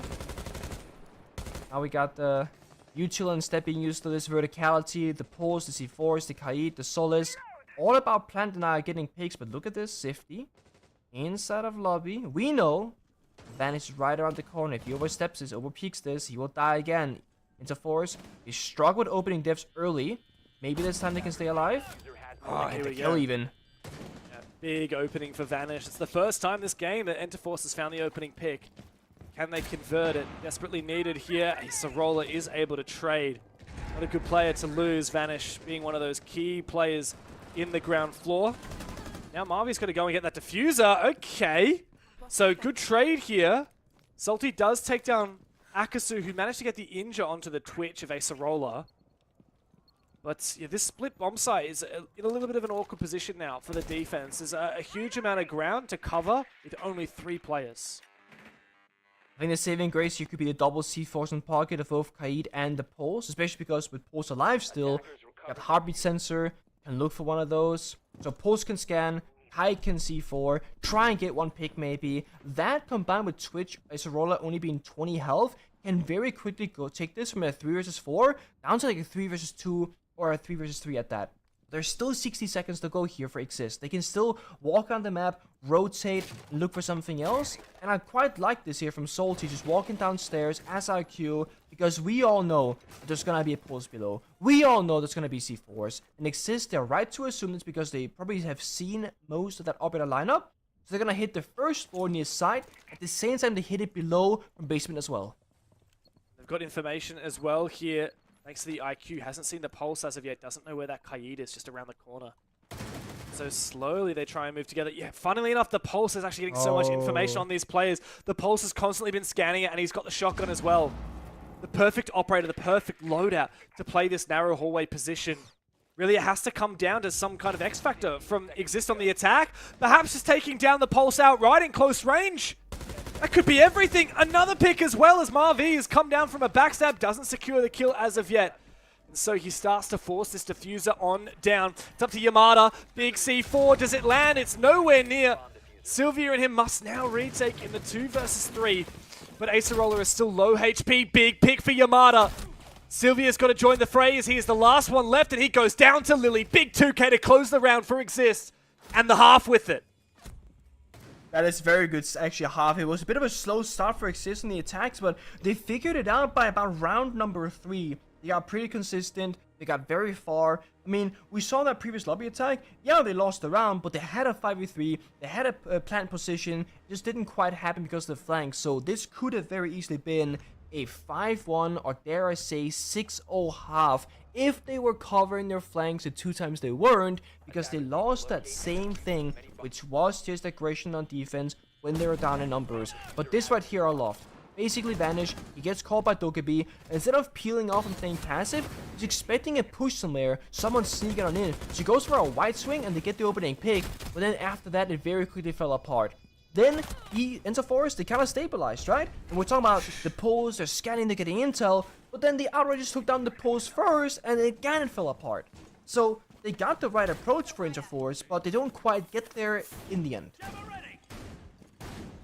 I have a feeling, Nick, that as this moves into the second half, we're going to see just how one-sided this game may end up being.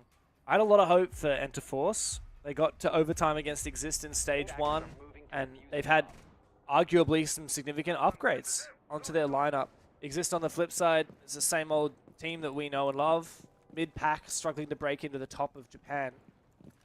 And yet this is a dominant match so far. Like 4-2 on attack of Consulate, where IGZIST really flourish on the defense on this map. Like, yeah, I have a feeling that this is going to be a quick end to the game from here.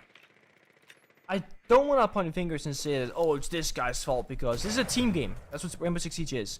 But Take is 0-6 and Akusu is 1-6. And Akusu, like I mentioned, has died first like 4 out of 6 rounds of defense, often solo swinging something that, quote-unquote, could be a bit of a silly decision. You have to wonder if Take had an average game for his own liking, same with Akusu, or maybe if their deaths just happened by getting traded by a teammate, for example. I do think that a lot of those rounds wouldn't have been one-sided. Those 3 versus 5s would have been maybe 4 versus 4s, giving Interforce a much better chance in the round. Now they're attacking. Well, now I want to see Akusu really step up, be aggressive, get those picks. Same with Take, he's literally playing Ashe. But do they have the confidence to do so, given how much they've struggled on defense just before? Especially considering Akusu is meant to be the star player from Vitae that's now come over to bring some experience to this team.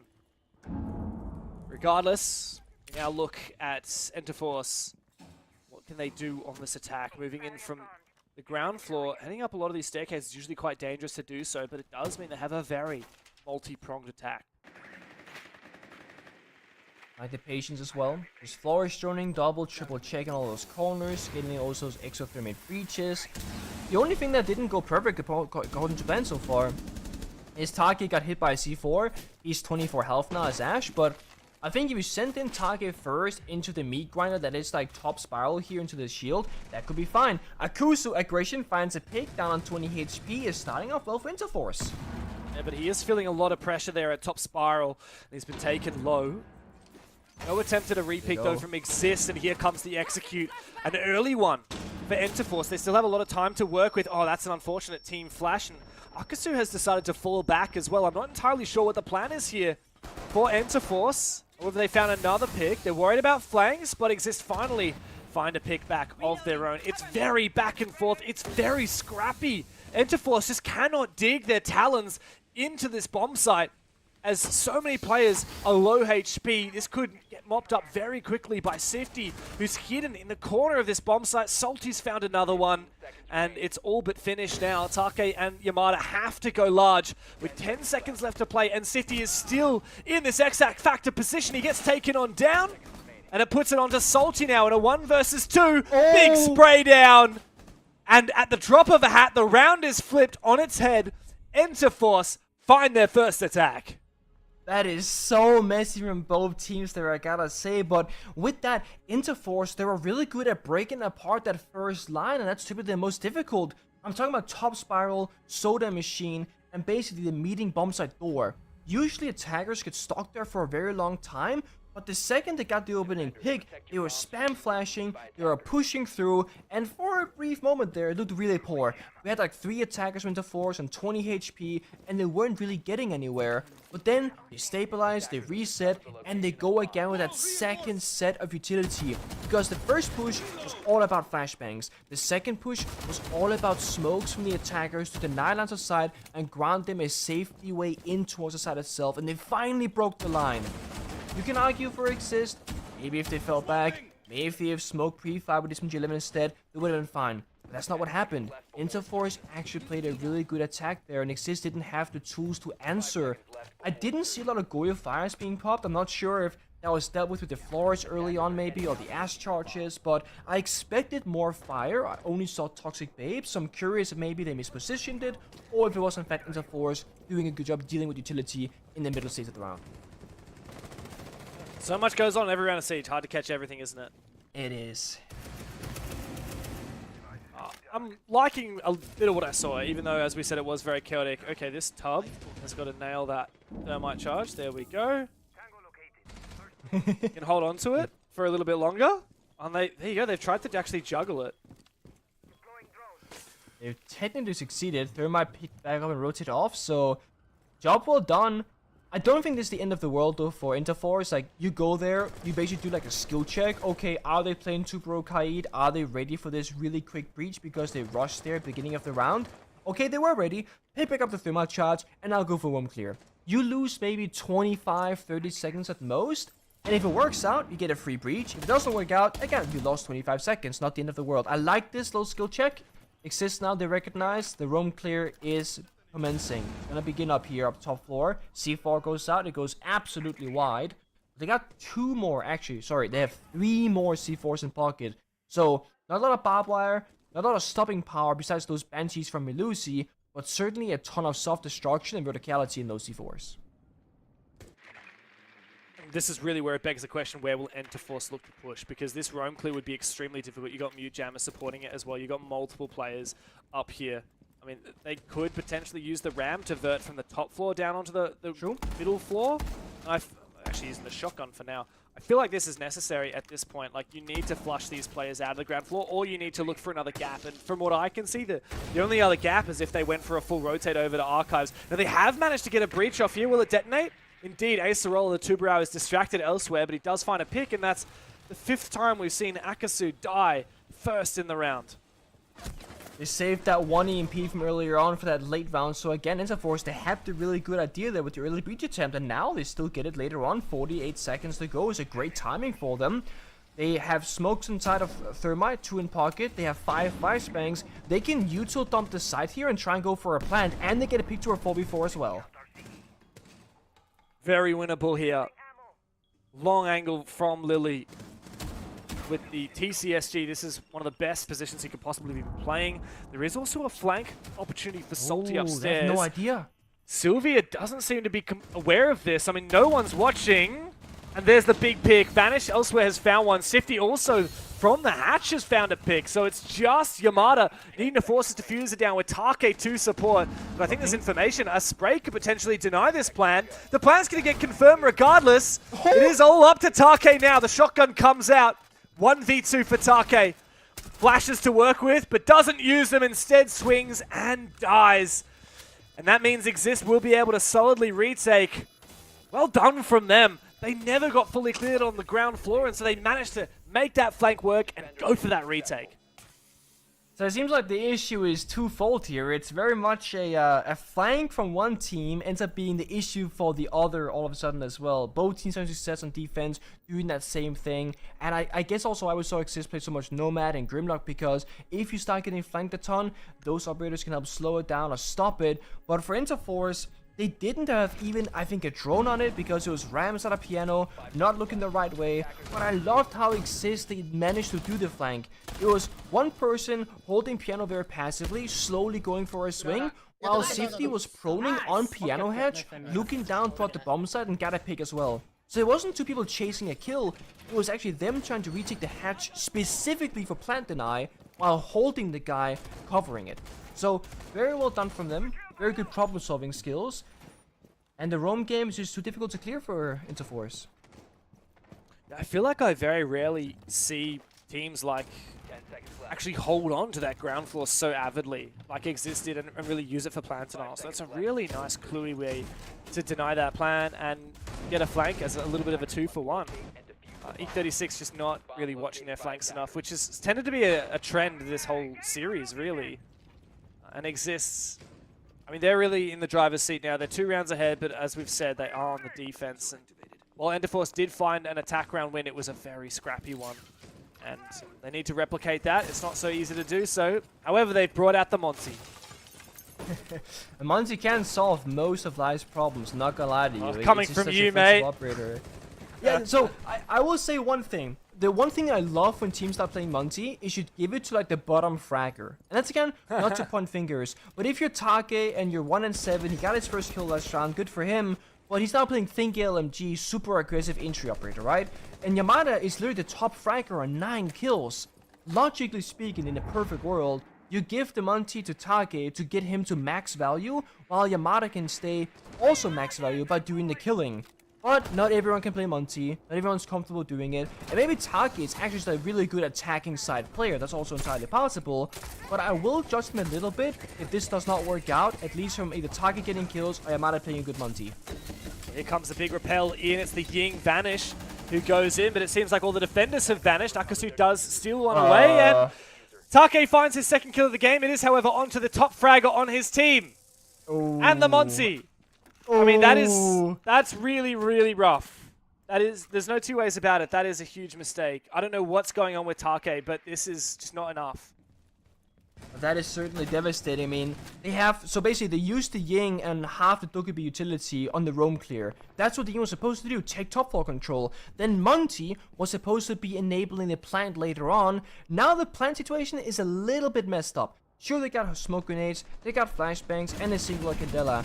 But now, the plan B is likely gonna be, they need a couple of kills now. So Take, especially, after that unfortunate team kill onto Monty, he has to step up.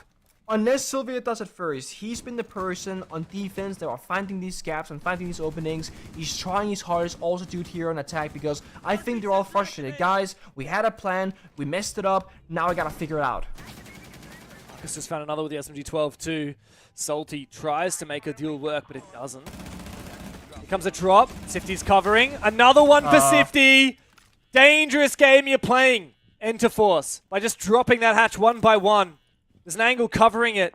They should have known about it. Now Salty can just play with his cardiac sensor. That's just saved his life. That has just saved his life. He saw the player fighting up below him, and now they can reposition. It's huge.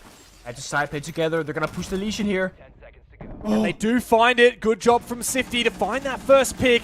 Now covering in the site. Vanish has the diffuser, but doesn't have the time, and Salty will stab him in the back.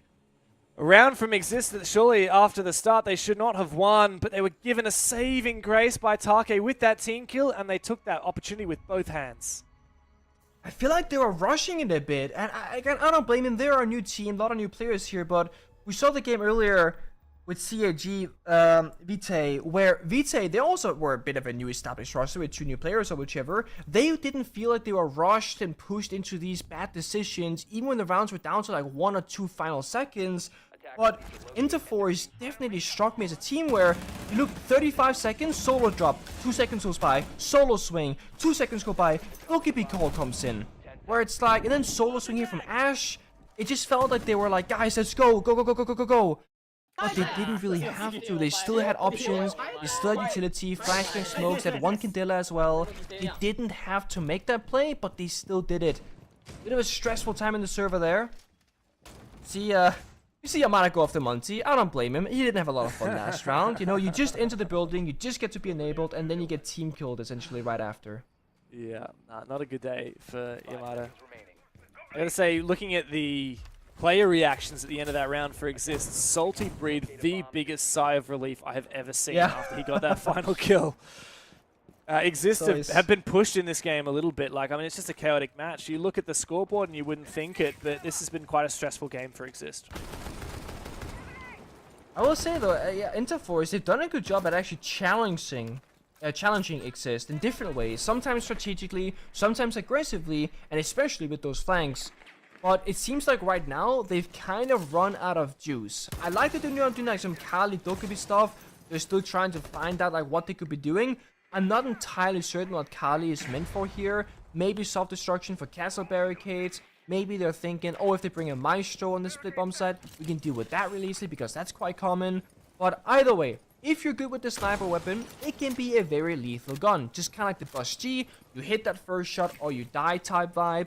If not, you got a good secondary. That's basically Twitch's F2 the FAMAS and statistics, just with 4 less bullets in the magazine. So I think Kali is slightly underrated, but I will say definitely hard to play.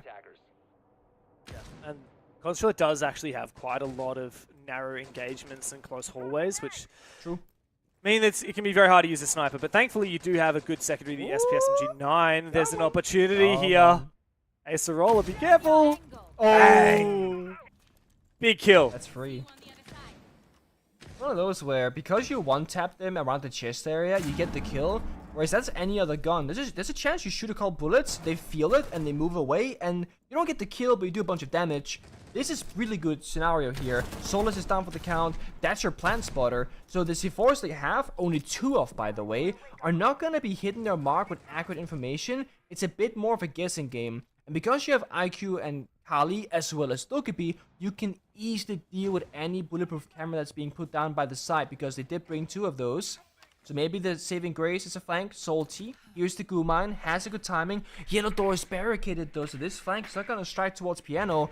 Maybe through bottom spiral instead. Bang! IGZIST found another one here, by the way, and potentially on for a third. Or not. Oh. I think he's moonwalking. Yeah. He's turned into Michael Jackson out of nowhere. But E36 still have a decent chance of securing this round. Oh yeah, MJ is back, I guess, and he's decided to thrill us with some more kills, this time with the SMG. Desperate now is Salty, goes down to the pistol, Take finds a kill, finally. It's up to Sifty now in a 1v3, and that should lock him out for at least a brief moment. He does have a C4 available, he doesn't have information on where it is. He's going to have to guess, and I think he's going to guess wrong. It looks like it.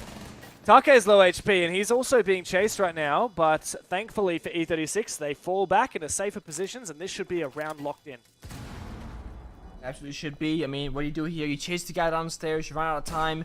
You walk up that single staircase, you got 2 or 3 guys watching, because we know that the player downstairs chasing him is upstairs now. 3 versus 1, 2 staircases, 2 options. They got it all locked and loaded.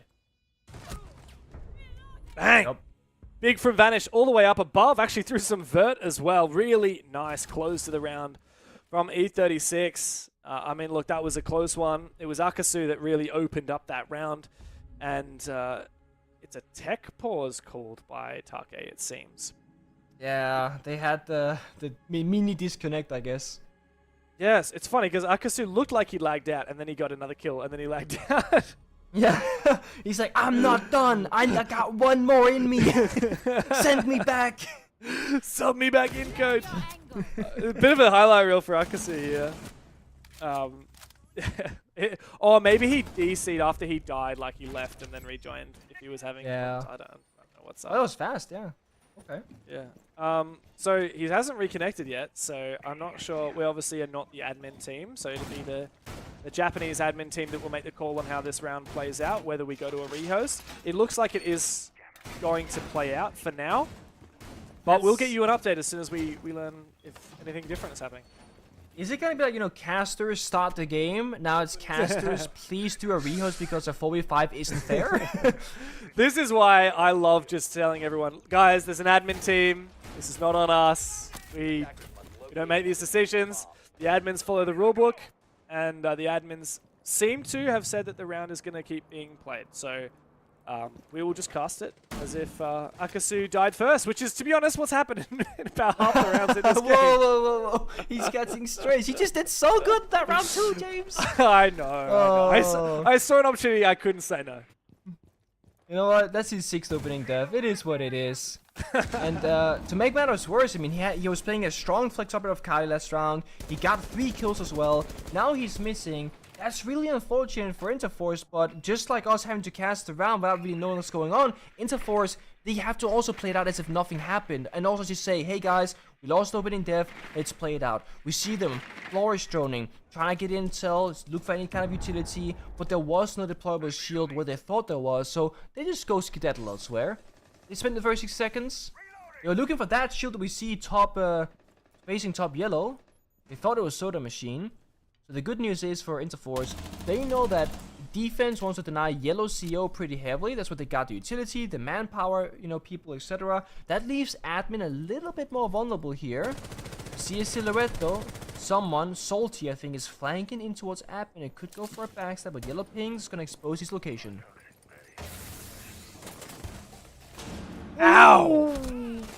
Massive kill there. Nice little peek on Atake, but the good trade comes through for Yamato. Unfortunately, E36 cannot rely on trading back and forth. They started this round 1 player down, and they're going to have to do a lot better than that to bring it back. Now, they have won this bomb site before. It was the first round of the half.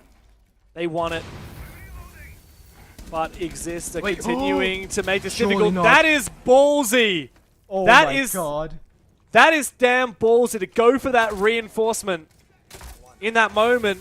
But the fire, I guess, protected him, and the gas now locks him out of the room. So for now, E36 are kept at bay. They had 3 spare reinforcements. Odds are he turned around and went, guys, someone forgot this. I'm gonna get it right now. And it could have cost him his life, but it didn't. Goalie fire was popped. Final Toxic Babe. When that expires, it's gonna be about 25 seconds left for execute. Sylvia finds a pick back to a 3-3. He's only got 4 health left himself. Actually, he's now dead. Still so winnable, though. All it takes is 1 or 2 more picks like that. But Vanish is still on the roof. It's up to Yamato right now. He's alone in the building. Another reinforcement is going down elsewhere, apparently. Vanish jumps back into it. This has to be a good trade, but Lily, their top fragger in the server, steps up for another big pick. It's all up to Vanish in a 1v3 to save the game, but it doesn't look possible. Lily's saw him. Lily's got his number dialed in, presses send on the game, and that's GG for IGZIST. No overtime this time around for Interforce, and a lackluster debut with this new roster. Yeah, bit of a sad final round to go out on, and I feel like Taki never found his footing as well, so Interforce almost played like a continuous 4 versus 5. He had 1 or 2 kills to his name, ended up with a team kill. IGZIST, they did what I think we expected of them, and Interforce actually, with a small surprise I think. I can see them with some more time, getting a couple of, you know, some reps in, maybe win a map, maybe win 2 maps against the weaker teams in the region. That's totally possible. It is indeed quite possible. They, of course, do have quite a few games left, but it is no doubt a disappointment to them that this game went the way that it did, especially considering they got points off IGZIST in Stage 1. But we'll break it all down in just a moment. Stay with us.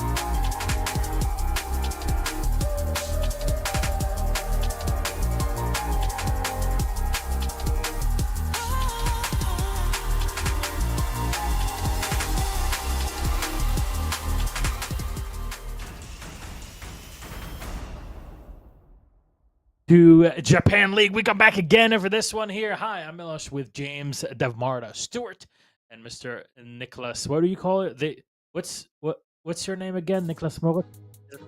Nicholas the Bald Man Moritzen. Nice. The rebrand. We're going for a rebrand. No more Pengu, just the bald man. I mean, look, I've seen chat go on about it. I think Pengu has something to say. Maybe chat can help us with the copy pasta. But we have game number 2 done and dusted. Enter 436 bowing out to IGZIST in our first Playday. And, you know, IGZIST looked like they had control this entire game, James. Yeah, look, there were a couple of moments there where Enter Force had something in it, but yeah, a couple of weaknesses in terms of specific players struggling to find their footing. A couple of really chaotic rounds. IGZIST looked really in form, especially on their attacking half, which we expected very little from both teams. Yeah, unfortunately, this is the way the cookie crumbles.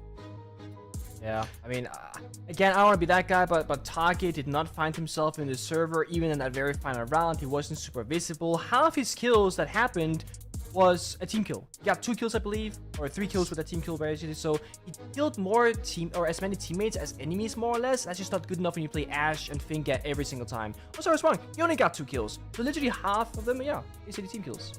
Yeah, he was taking a break during this game and just kind of chilling for this first day. But you know, hey, it happens. It's day 1. We'll see if Enter Force can reset, because although they couldn't collect points like they have in stage 1, which was after a tie against IGZIST, we'll have to see how this stage rolls up. But the highlight, of course, is IGZIST and their beautiful plays today. And I don't know if we have the MVP graphic just yet, but I think we should nominate him. There you go. Lily, 141 EPS, 13-6, 82% cost. I mean, Nick, this guy's just there every single round. Do you know what he's holding up his fingers for? It's how many kills Take got if you include team kills. Yo, got him! Oh, he called it. That's crazy. Oh. Savage. Wait, wasn't it 4? 2 kills and 2? You know what? He got 2 James. kills and 2 1 and a team team kill. kill. That's 3. Yeah, there you go. Fair enough. The thumb is the team kill. Fair enough, fair enough. Well, Lily, of course, our MVP for this game here from IGZIST. Of course, the rehost, or the lack of it in the end of the game, did not help out. But at that point, it looked like the fate was sealed, and IGZIST soar with 3 points. They're tying Vitae, of course, Vitae having defeated KAG in the first matchup of today. There it is, 7-4, 7-3 earlier on. But we still have 2 more games, Chance. It's going to be a hell of a day. We ready? Yes, sir. Let's I'm go. really keen for these last 2 games, particularly the last one of the day. Like Last one. Yeah. Potentially number 1 versus number 2 in the region. Like, I'm kind of biased. I'm such a KINOTROPE fanboy because their playstyle is so cool. So I always put them above CAG, even though technically I think CAG are probably above them if you made like power rankings. But yeah, I just think KINOTROPE SCARZ always is such an exciting game. I mean, look, we got game 3 on our hands in just a bit. Father's back is back, baby, and they're playing against Crest. But that is all after the break. See you then.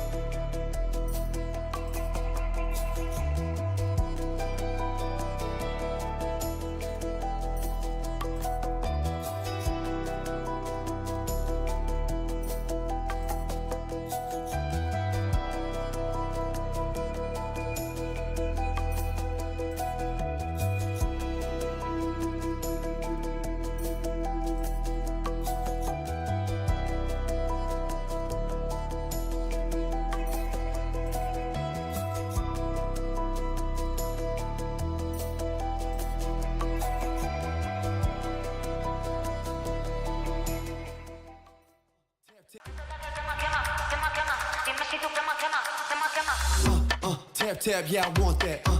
No lines, I don't cut back. Sweet, salty, and all that.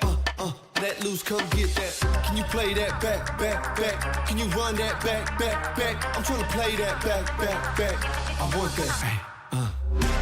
Tap tap, let's go, let's go. Tap tap, let's go, let's go. Tap tap, let's go, let's go. Right here, can you feel? Let's go. Tap tap, let's go, let's go. Tap tap, let's go, let's go. Tap tap, let's go, let's go. Right here, can you feel that? Ooh, you feel that? Ooh, the real back. Ooh, I'm still that. Ooh, you catch that? Ooh, I guess that. The best back. Yeah, yeah. 30,000 up on my palette. Might jump out if I'm wildin'. Catch my flow, I'm so stylish. Tap tap, real smooth. Can you play that back, back, back? Can you run that back, back, back? I'm trying to play that back, back, back. I want that. Tap tap, let's go, let's go. Tap tap, let's go, let's go. Tap tap, let's go, let's go. Right here, can you feel? Let's go.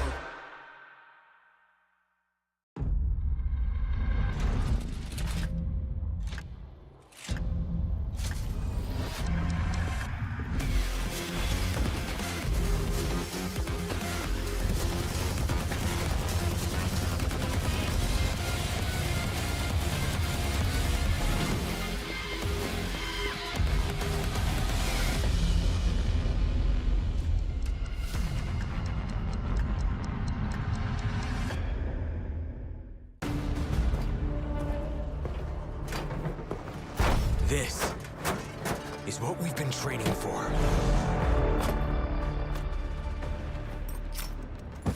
There is no angle we can't cover. We are Rainbow. Reporting for duty.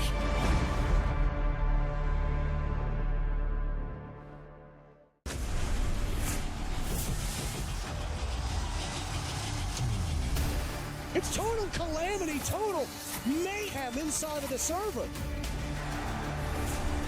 Out of nowhere, they find the round back into their favor. Holding up for the blood, the wave!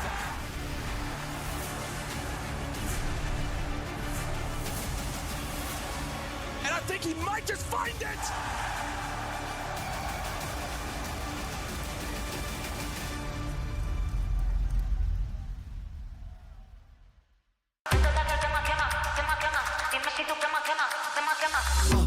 Tap tap, yeah, I want that. No lines, I don't cut back. Sweet, salty, and all that. Let loose, come get that. Can you play that back, back, back? Can you run that back, back, back? I'm trying to play that back, back, back. I want that. Tap tap, let's go, let's go. Tap tap, let's go, let's go. Tap tap, let's go, let's go. Right here, can you feel? Let's go. Tap tap, let's go, let's go. Tap tap, let's go, let's go. Tap tap, let's go, let's go. Right here, can you feel that? Ooh, you feel that? Ooh, the real back. Ooh, I'm still that. Ooh, you catch that? Ooh, I guess that. The best back. Yeah, yeah. 30,000 up on my palette. Might jump out if I'm wildin'. Catch my flow, I'm so stylish. Tap tap, real smooth. Can you play that back, back, back? Can you run that back, back, back? I'm trying to play that back, back, back. I want that. Tap tap, let's go, let's go. Tap tap, let's go, let's go. Tap tap, let's go, let's go. Right here, can you feel? Let's go.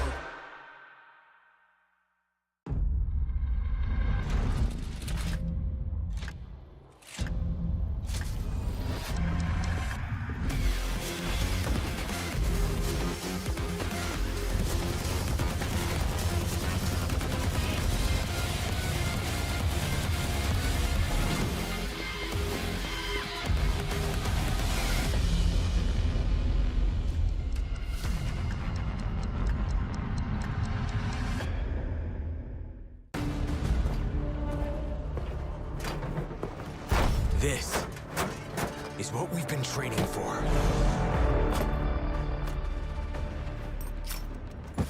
There is no angle we can't cover. We are Rainbow. Reporting for duty.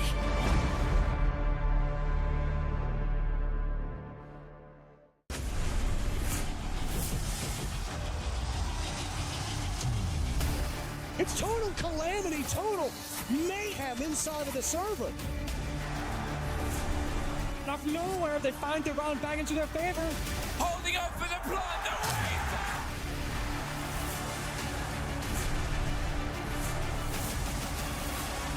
And I think he might just find it!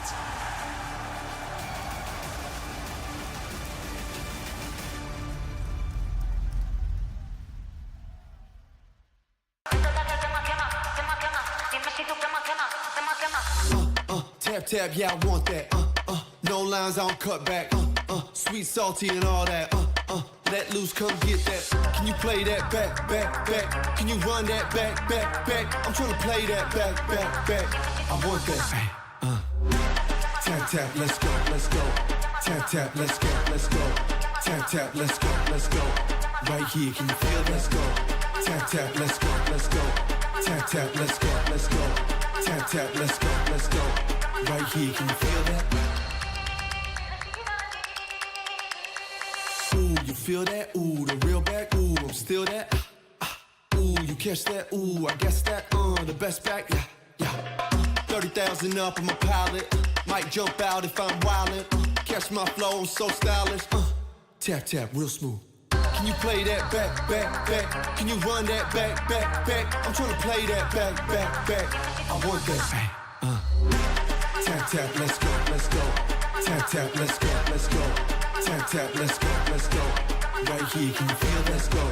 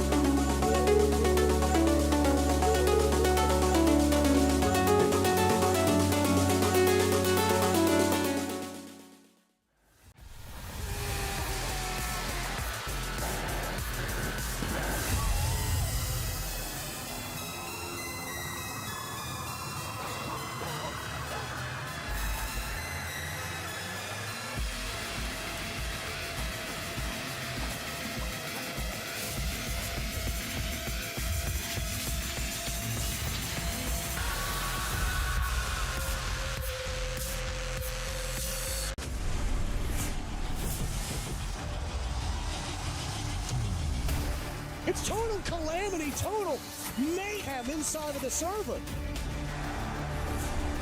Out of nowhere, they find their round back into their favor. Holding up for the blood, the wave!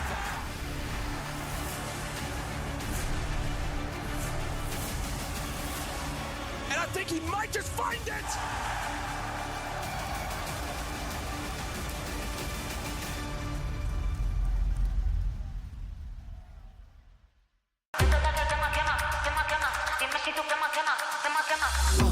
Tap tap, yeah, I want that. No lines, I don't cut back. Sweet, salty, and all that. Let loose, come get that. Can you play that back, back, back? Can you run that back, back, back? I'm trying to play that back, back, back. I want that. Tap tap, let's go, let's go. Tap tap, let's go, let's go. Tap tap, let's go, let's go. Right here, can you feel? Let's go. Tap tap, let's go, let's go. Tap tap, let's go, let's go. Tap tap, let's go, let's go. Right here, can you feel that? Ooh, you feel that? Ooh, the real back. Ooh, I'm still that. Ooh, you catch that? Ooh, I guess that. The best back. Yeah, yeah. 30,000 up, I'm a pilot. Might jump out if I'm wildin'. Catch my flow, I'm so stylish. Tap tap, real smooth. Can you play that back, back, back? Can you run that back, back, back? I'm trying to play that back, back, back. I want that. Tap tap, let's go, let's go. Tap tap, let's go, let's go. Tap tap, let's go, let's go. Right here, can you feel? Let's go.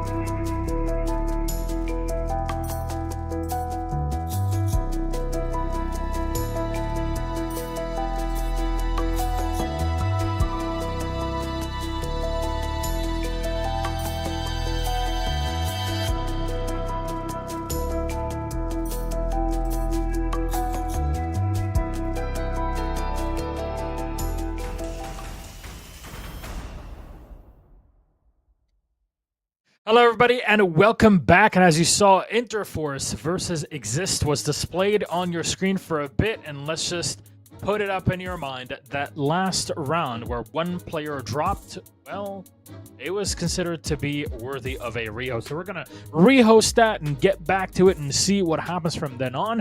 But the map fly-ins is ready. We are at a score of 6-4. I'll send it back to Dev and Hengu to get us into our game. Thank you very much, Milosh. Yeah, a bit of a weird situation, right, Pengu? We thought the game was done, but as people who were watching it would have noticed, there was a player from Interforce who disconnected at the end of the second last round. So we played the final round 4v5. IGZIST ended up winning that. The game was technically over, but then the rehost got approved retroactively, which means that that last round we played, 4v5, didn't count. And yeah, we actually get to figure out whether Interforce can push overtime. Yeah, and the thing is, you might be sitting here going like, oh, you know, this sucks for IGZIST to already won, but it's like, what about Interforce, who literally had to play match point from a 4-5 deficit? So yeah, there's frustration from both sides, regardless of who you're supporting, who you want to see win. It's only fair in my mind that we get an actual, just complete rehost of that final round. Who knows, maybe it's 7-4 again. Maybe, as you said, we push forward time. Maybe Interforce get one more round and they lose 5-7. We have to find out, but both teams, of course, they've been talking with the admins. They're probably going to be a little bit cold. So odds are we're going to have a warm-up round and then an actual round. We'll see just how out of it they are. Hopefully they can hit the ground running. Yeah, and the thing is, for Interforce, if they don't hit the ground running, it is GG, right? Like, if they lose the 5v5 here, that is the game over. Obviously, they'll be just pushing to get as many rounds as they can. Because, of course, if we end up tie-breaking on the standings, every round does matter. And Interforce, of course, were able to push overtime against IGZIST in stage 1, and we hoped perhaps that having Akasu and Sylvia, experienced players, join the roster might breathe new life into a team that really struggled in stage 1. You know, Interforce is by far and away the worst team in Japan in stage 1. Not only did they come last in the regular stage without getting a win, in the qualifier playoffs, not even the LCQ, but the qualifiers to get into the LCQ, they were taken out by a non-Japan League team, by an open qualifier team, which is a huge red flag. They were the only team from the Japan League not to make it into the LCQ, and yeah, they really need to come back stronger this season, otherwise it may be all over for them. And funnily enough, it's not really Akasu or Sylvia who have been impressing us. It's actually Yamada, who was the top fragger on this team during the first slew of rounds, the 10 rounds we have played so far. Yamada has been great, and to my knowledge, Yamada is pretty much like fresh and green player to the league. Oh, okay. Well, in that case, never heard of Yamada before. Have you heard about Gotti before a few days ago? No. Oh, do you know who it is nowadays? Tell me. Yeah, I do, but you say it first. Ah, yeah, PhD's new 5th player. Just wanted to test you Oh, no, I actually do remember talking about this with you. I haven't, okay. We did talk about this, actually, but because, yeah, it was not the 5 that you were going to have on PSG Talon. No, You guys ended up changing this last minute, didn't you? Fabian's never happy, is he, right? That old man.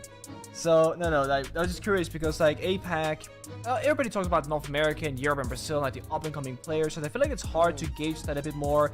With APAC, it's like a broader spectrum because you have all like the sub-regions, so to speak, Korea, Japan, you know, Asia, etc. So I was curious if that was with the case. I just had to chuck it in there. The only one that you didn't say, and it's my region, so I had to put it in there, mate. Okay, and you have Oz, who got some new slash old orc involvement, right? I think I saw a tweet about that. Yeah. Yeah, Gaming Gladiators jumped back in, and the Chiefs Gladiators. returned. Yeah, kind of gnarly. Yeah, Oz starts in 2 days' time on Monday, so that's going to be really crazy to see. But of course, we are talking about Japan. And talking about Korea, I mean, Japan and Korea are very similar regions, geographically very close together. They play on the same servers. And this is your first time covering Japan, but as we've mentioned already, because you're so involved with PSG Talon, you've seen a lot of these Japanese teams in scrims. Yeah, it's quite unique because I'm honestly supposed, I didn't have the knowledge that I was going to work Japan League this stage, so you know, with PSG, we've been scrimming the last 6 months, give or take, mostly against Japanese team. KINOTROPE, SCARZ, CAG, mostly, I will say, like the bigger names, if you will, at least to us as a Korean team. And I was very impressed because we scrim Southeast Asia, we scrim Oz, we scrim Korea, and we scrim Japan. And out of all of those regions, we've actually had the best results. Okay, that sounds wrong. We've had the best experience, I guess, with Japanese teams. Like, they put up a good effort, they do really well in scrims, they play really good, consistent, stable style of Siege, and it's still our go-to scrim partners at like till this day. Yeah, I find that so interesting.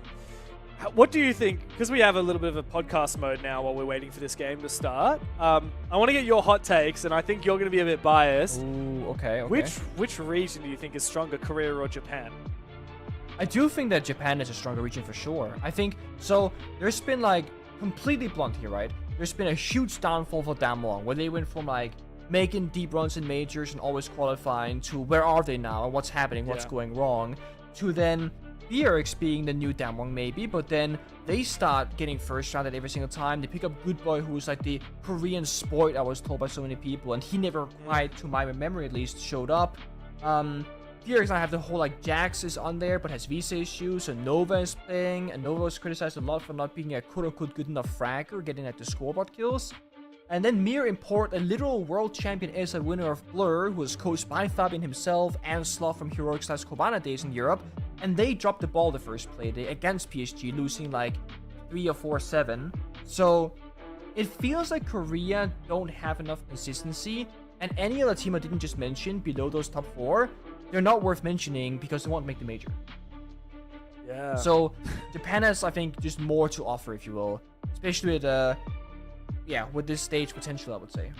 Yeah, we do have quite a tough fight at the top. I mean, SCARZ have proven that they are just hands down the best team in this region, but it's not like they always storm through without losing any games. That's the funny thing with Japan is like, we know how good SCARZ are, but it's never like an open and shut case. They do lose maps to good teams. They lose series to other Japanese teams. For example, they lost to IGZIST and Vitae in stage 1. Like, that's kind of insane.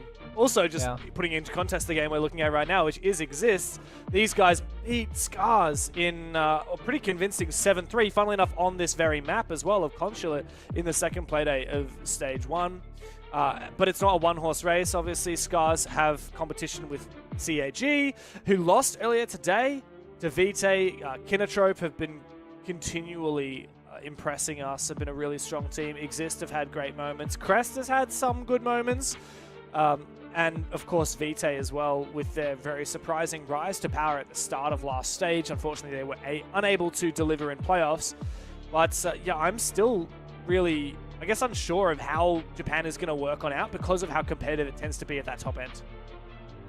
The way that Father's Bag works, or maybe worked in past tense, I'm not entirely sure. It was like a content creator thing gone pro, no?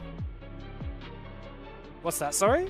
Sorry, Father's Bag, how they used to work, maybe still do. It was like a content creator pro league debut kind of thing, right? It's like content creators playing together as a team, no? Actually, if that's true, I didn't know that. I always thought they were... Okay, so Miller says way back in 2018, they were actually just content creators. Yeah, I never knew that that was the way. I just considered them as like a team. They floated around for a really long time. And yeah, it's kind of crazy to see that name still here. They did play in DreamHack Valencia, as Miller says. Milosh, if you are here, we might get him back in a minute. But are you here, Gassan? All right. Yeah. Wait, were you at DreamHack Valencia 2018? I was working the show. I was there. Yeah, but okay. you know, I'm the only one that were wasn't you there? Okay. Were you at Valencia? No, I was. I have. So. Oh yeah, 2018. You ended up losing because I took a photo with.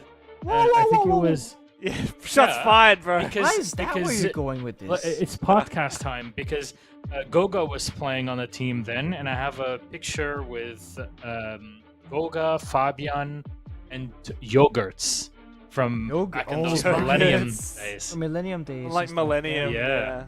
And who won DreamHack 2018? Let's play the game. Let's ask the chat. DreamHack Valencia 2018, which was the second ever. Well, you would be incredibly wrong. Nick, yeah, you were there. Okay, bear with me. Was this recall Cloud9 one, or they won at Montreal? No, they won Montreal. That was Montreal 2018. Yeah. Who won? It was. Oh wait, was it Millennium? No, it wasn't.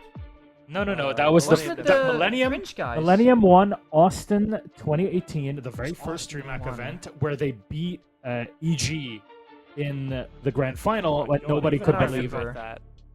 So this don't know is who a won time. Valencia. So Valencia, I'll give you a team. It is a mix of UK and France. Oh, IDK. Oh, Very good. And yes! who did I remember IDK that turn team. into right after that event? Snooker Nose, or was that before? No, Snooker that was the Nose other or one. IDK? That was the split. And then Snooker they Nose became and Team IDK. Secret. Secret. Yes. Yeah. Yes. Oh my And god, this is Oh, yeah, they old won school that. podcast now. look, brother, I made a 2.5-hour video about. the Oh, yeah, esport you did. over Oh in yeah, the Six. story of yeah. Not only do I remember all of it, but I spent 2.5 months doing research. And let me tell you, it's I have 70 pages to prove my work. Hey, you, what is this Boy. picture you just DM'd me, by the Oh way? yeah, That's I not... forgot about the context. Sorry. So Yeah. I've only gone like after partying once after and really gone hardcore, and that was 2018 Valencia. The picture I sent you, Dev, is the only photo in existence that shows me in a non-conscious state. Let me say it that way. I was out of my Oh, no. mind, blasted at the after party. So what you're I trying to couldn't say walk. is, for all of our viewers, make sure you hydrate right now to not be in Pingu's situation back then, Yeah. right? Drink responsibly. Have people around you that can help you out, because I was very fortunate water. that I had Milan, who was a Ubisoft guy from Benelux, who took care of me, got me a taxi back to my hotel, got me water bottles. I got my alarm set. I missed my flight, but I told people around me to message Shaz, my coach. I was like, "Hey Shaz, I'm okay, but I'm missing my flight. Don't freak out when I don't respond to you, because I'm not gonna wake up." And I wake up at like 1 p.m. I have no money in my bank account. I spent my last cent on a really expensive, same-day flight back to Denmark because I had to go home. Like, this is 2018, before any of like the big streaming or big tournament prize pools. I literally was broke, and I had to spend all my last money to get home because I was trapped in Valencia otherwise. There are Wow, worse so- places to be trapped in. Yeah. 100%. I mean, at least if you ask me. By the way, if you're joining right now, Enter Force and IGZIST, that very final round will be replayed. We're just kind of waiting on things to be put together, which is why we've gone into full podcast mode. We can go into a break if James forces us to, but otherwise, Why are we you can calling me out, bro? I don't know. I just had a feeling, and or otherwise we can just like chat about whatever. So I'm not gonna put it fully in your hands, James, but it kind of is. Yeah, well, what do you want to know? Like, I had... Honestly, what I had for Dev, lunch. I had a bagel for lunch. No. I want to ask you, since we're talking about the history of the game. For those that don't know, back in the day, like basically APAC was its own region, and APAC was only allowed to play in 2018. Oh, sorry, end of 2017. 2017. Yeah. Year 2, Season 3, which Sao is Paulo. Season 6. Yeah, the Sao Paulo one. Sao Paulo final, and we had Mantis, yada yada. Mantis But and I want to ask you. Irons. Yes, Yeah. and they both really sucked, and they collected maybe 5 rounds in total from the game, which Oh. I'm fine with. I even said it on broadcast because I was on the desk for that event, and I said, at least for that part of the event, and I said if they go with good experience, that's already really really good. We have to be like very realistic. Yeah. However, I do want to ask you, because James, back then, to qualify to a Pro League final, which is what a major is now for each stage, teams in APAC had to fly to Australia and play one another on land. Can you give us an experience of, or an idea of how it was to have everybody together? Because I know APAC is very tight-knit, at least especially back in those days. Yeah, especially those days. Like, it's quite a different scenario now. But yeah, back in the day, yeah, we used to have the 2 best teams from Japan, Korea, and Southeast Asia, and from Oceania. I guess they wouldn't fly as could far, you but they forget would all Oce? fly to Sydney. And for any Sydney siders watching, we would all hang out in Western Sydney, which has quite a reputation out near Parramatta. And yeah, we would go to the ESL studios there, which was quite a modest-sized studio. We had about 200 seats in the audience, and people would come and watch, and we would play. It was essentially the same format as like the Global Pro League Finals. It was an 8-team single elimination, best of 3, and yeah, it was really fun. It was a really interesting experience because we'd never had that before. We'd never had anything in the APAC region before. I remember that very first event, like all the commentators are obviously Australian, and we're like, oh yeah, Corvidae and Mindfreak, who eventually became Fnatic. Yeah, they'll definitely, they're probably favorites to win. There was a team called Envy which eventually became like Airwolf and Invictus and all that. And people like knew about them and thought they might be good, and they did go to Six Invitational at the start of that year as well and play on PC. Actually got a map off of Era Eternity, who were the runners-up of that event as well. But yeah, everyone was kind of looking at those three teams. And then Irons in the very first match eliminated Envy, and Mantis absolutely destroyed Mindfreak. And everyone was like, okay, well, I guess Japan and Korea are our new overlords then. Never mind about Australia and Southeast Asia. But yeah, I mean, it was a really amazing experience back in the day. Every 3 months, we would have these events that would qualify for either the majors or the Pro League finals. It would all be hosted in Sydney. And it did create quite a tight-knit community. Like a lot of the OG players from Australian teams, from the Korean teams, the Southeast Asian teams, and even the Japanese teams. Like, not everyone spoke English, particularly a lot of the Korean and Japanese players didn't. But everyone was so friendly. It was a great vibe. I actually, funnily enough, found a photo from one of these events just yesterday, and it was very funny seeing everyone hanging out after one of these days. Good times.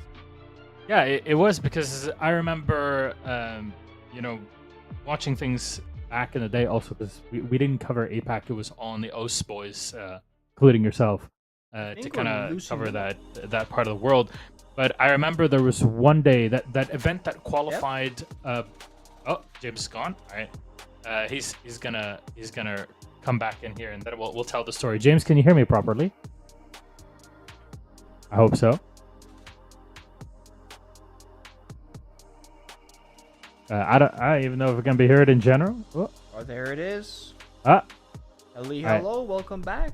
Yeah, Nuttery is not here, but I think yeah, okay. So let's talk about this, James. Just for one final thing, that event that qualified in Ice and Mantis to Pro League Finals 2017. I watched in the middle of the night on a phone with Fabian at my studio apartment in Brussels when I was still a student there. We just ordered pizza. We were in our shorts to not go any deeper, and we were just kind of watching the games together, and it was a lot of fun. Genuinely, you got yes. to see some of the greatest casting of all time. The Dev Mata very first event. Fresh, I think I was 19 at the time. Hey man, I got interviewed by you only a couple months after. You and Sky, who now is who now is not, like, I got to meet Sky for the first time ever in Manchester. He said hello as he got off the airport, and he was absolutely knackered, as they say.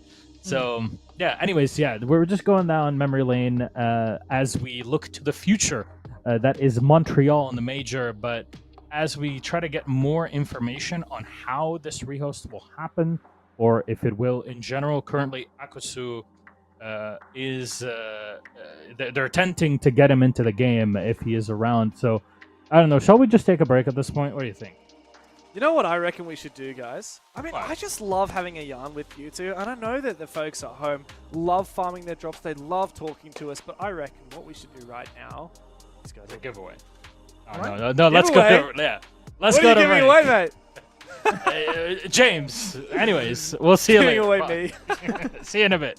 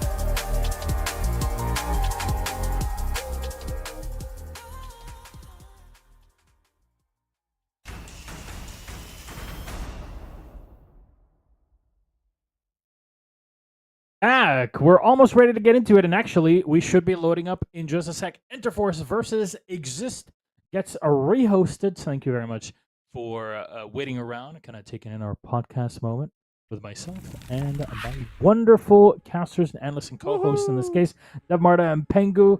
And we'll just give it back to you guys because we're loaded up. Have fun. Thank you, Milosh. Yeah, hit the whoop whoop. E36 versus IGZIST. Pengu, this game has got to be one of the most highly anticipated games of Siege I've seen in a while. Not because it's a particularly high-level game. This isn't the grand final of anything. This is just a game that we have been waiting to start for the last hour. And the question on everyone's lips, is Interforce able to push overtime against IGZIST? Yeah, because if we waited all this The time... score is just wrong. for It a- should be 6-4. The score is... Yeah. Okay. I can do mental math and add a +1 if they win. I don't think it's necessary to rehost it again, but if they are, it's fine. It's okay. Hey guys, so we're going to rehost this game to get the correct score. Okay. We will be back in a brief moment. Stay with us.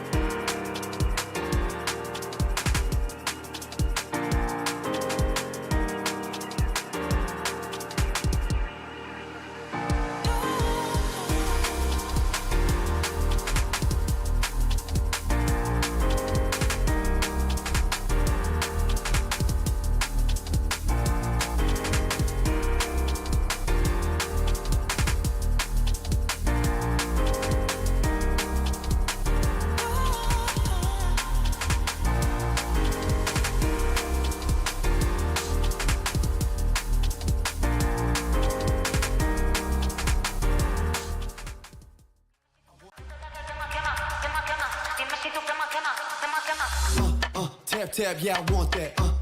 No lines, I don't cut back. Sweet, salty, and all that.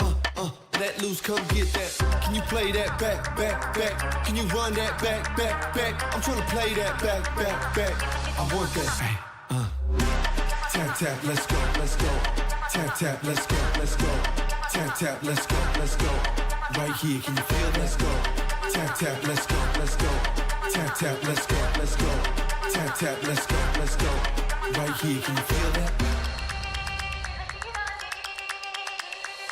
Ooh, you feel that? Ooh, the real back. Ooh, I'm still that. Ooh, you catch that? Ooh, I guess that. The best back. Yeah, yeah. 30,000 up on my pallet. Might jump out if I'm wildin'. Catch my flow, I'm so stylish. Tap tap, real smooth. Can you play that back, back, back? Can you run that back, back, back? I'm trying to play that back, back, back. I want that. Tap tap, let's go, let's go. Tap tap, let's go, let's go. Tap tap, let's go, let's go. Right here, can you feel? Let's go.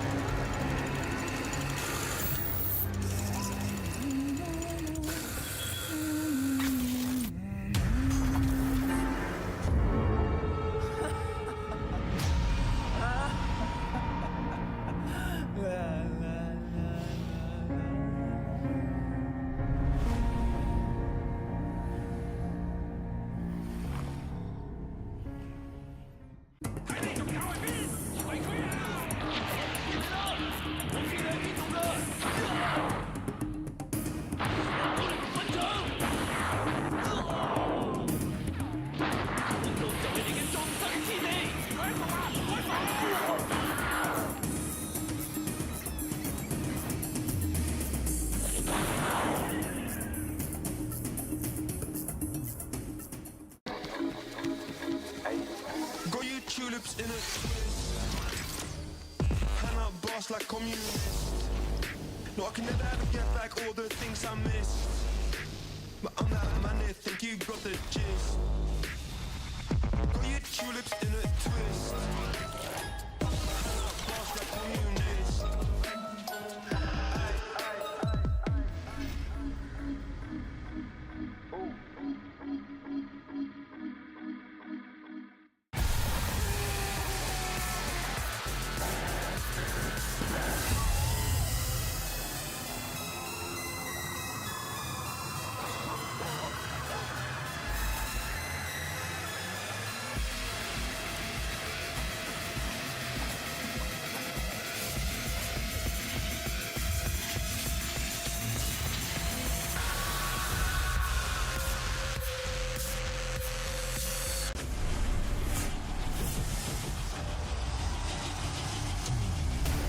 It's total calamity, total mayhem inside of the server. Out of nowhere, they find their round back into their favor. Holding up for the blood, the wave!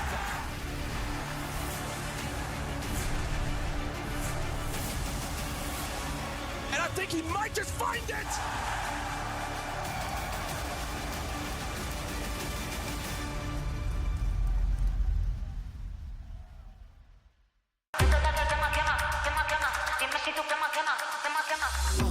Tap tap, yeah, I want that. No lines, I don't cut back. Sweet, salty, and all that. Let loose, come get that. Can you play that? Bomb located by a Hello, everybody! Look at that. We got a game on our hands. Can you believe it? Yo, Dev is getting ready in the meantime, and we're gonna fill in for this one here, Nick. How we doing? 6-4 IGZIST. I mean, you think they can lock it out right here? You surely would hope so, because they did win that 7-4 scoreline before the rehost was deemed necessary. Of course, same bomb site, same operators have to be played, one can assume. I actually not entirely sure about that, but one can assume so. Basement here for IGZIST on defense. Interforce, they were having struggles on their attack, not having the cleanest takes, but they managed to win 2 rounds when they were trying earlier on, usually from getting a good backstep in somewhere on the attack inside. So let's see if they can take us to overtime, or if IGZIST takes it all the same. Yeah, because if it ends up 7-4, I'm sure we will not be losing our minds for today. But look at that early focus. There you go, clearing things out. But the Thermite runs away, so merely a bait. However, there's a buck, there's a ram, there's plenty of utility here for Interforce to just work that top floor, break things down, and play that vertical, descending onto site. But it seems like they'll be taking from the opposite end of the map from Visa here. Drone has given them some info, but they're just chipping away the defenses, trying to find exactly where they'll be entering from. I assume they were trying to see if there was a bandit or a Kaid claw, so therefore they Kali the wall to see if anything gets destroyed. It didn't. That means it's a Kite claw. Kali can't quite deal with that, so therefore they recognize they have to go for a roam clear. But that's where concept as a map can get kind of tricky. That being said though, attackers strike first, they strike through, they get the first pick onto Salty. That's visual off the board. It's not the biggest loss you can say, no actual utility in pocket, but Window the sub player gets another, all of a sudden Interforce is looking pretty good. That's incredibly good for this case for Interforce, like realizing immediately what's going on, rotating to the opposite end of the map and saying, look, we're going to pinch, we're going to use the drones and get a kill ASAP, killing down the roam.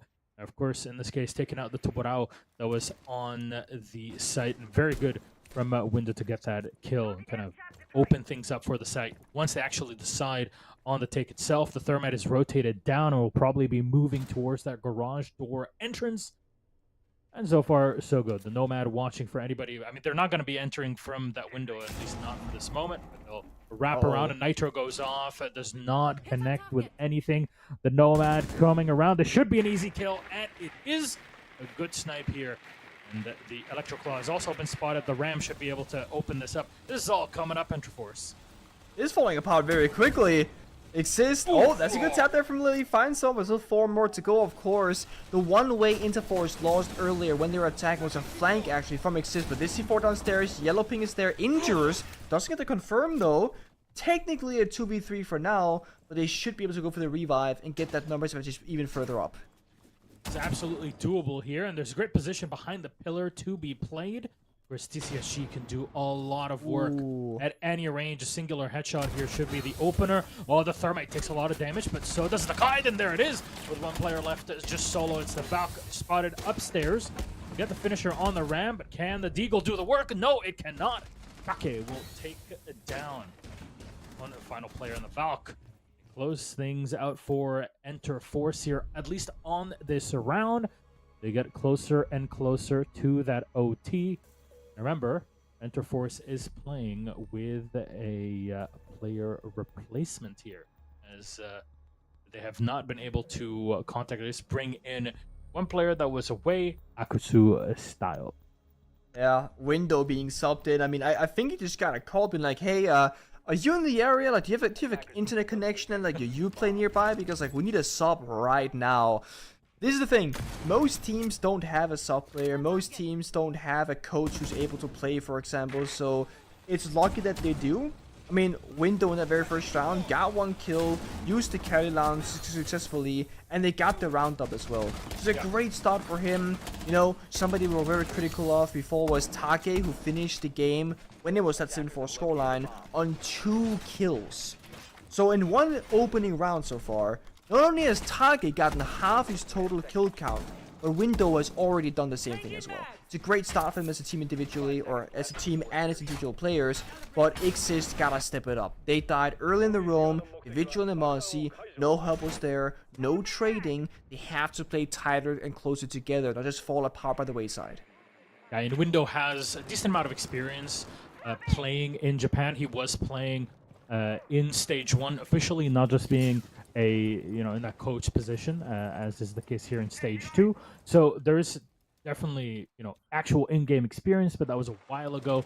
So we don't really know exactly how the scrims have gone, if there have been any times where different players had slotted into different spots depending on availabilities for a certain day. You know how it can be sometimes if somebody needs to fill in for it. But, Window, great round. But I have to say, adaptation wasn't in the game for Interforce. They immediately realized what was going on. And you described it. I didn't spot it myself. I'll lay that completely on myself here, Nick.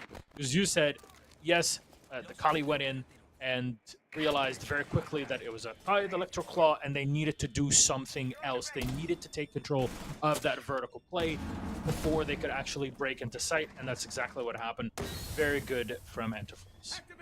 It's a good read, but with this, however, a little bit clunky. Warden almost gonna take it out, vaults the shield and dies on the fadeaway. And to be honest, if Window didn't get that 2nd kill, he might have died to the Retero drone from Flores and just the explosion itself. But again, IGZIST, they expose themselves individually, they fall apart early, and Interforce this time also playing a Monty. This could get very grim really quickly.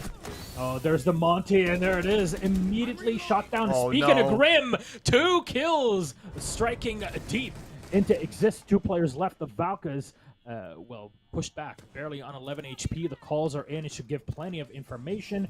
Goo mines are out. You know what? Legion can do a lot, but hey, hold on a second. Window gets thrown out, but hey, that set is down. You have to drop in for it. The Monty would be great to have in this spot right now. Way to deny this plant. Gotta go for gunfights. It falls apart above vertically and as well as horizontally. They got the red ping, but can they do anything about the Monty planting? Oh, a bit too slow there. And Lily will be left all alone. The Monty will be pushing right into them. We'll get 1 kill, but immediately vanish. Will come in. The Grim with a 3K. And playing things well, just diving into those windows, getting 2 kills upstairs, severing the connection that IGZIST had with that top floor, and then descending on the site, walking in behind the Monty when needed. Very good. And hey, we're going to overtime, Nick. All the way. It's so neat. I mean, it's good. It's a different look from Interforce. I don't know if this is them playing. Being like, you know what, we technically lost last time, but that wasn't a fair game. We're pissed off. We're mad. We can do better, because they are showing up with confidence. They're being aggressive. They're being very quick to the punch. And IGZIST are practically stuck in corners, holding angles. I mean, you called it. Monty was pushing through connector. You had Grim repelling CO window going in. Then you had the Bandit player in the middle of all that, looking in the complete opposite direction to where the action was actually happening. He gets shot from the side. It seems like IGZIST are just like mentally clocked out, almost saying, we thought the game was over, now we're back here, and they can't quite find their footing. We're in the middle of celebration. Yeah, they won.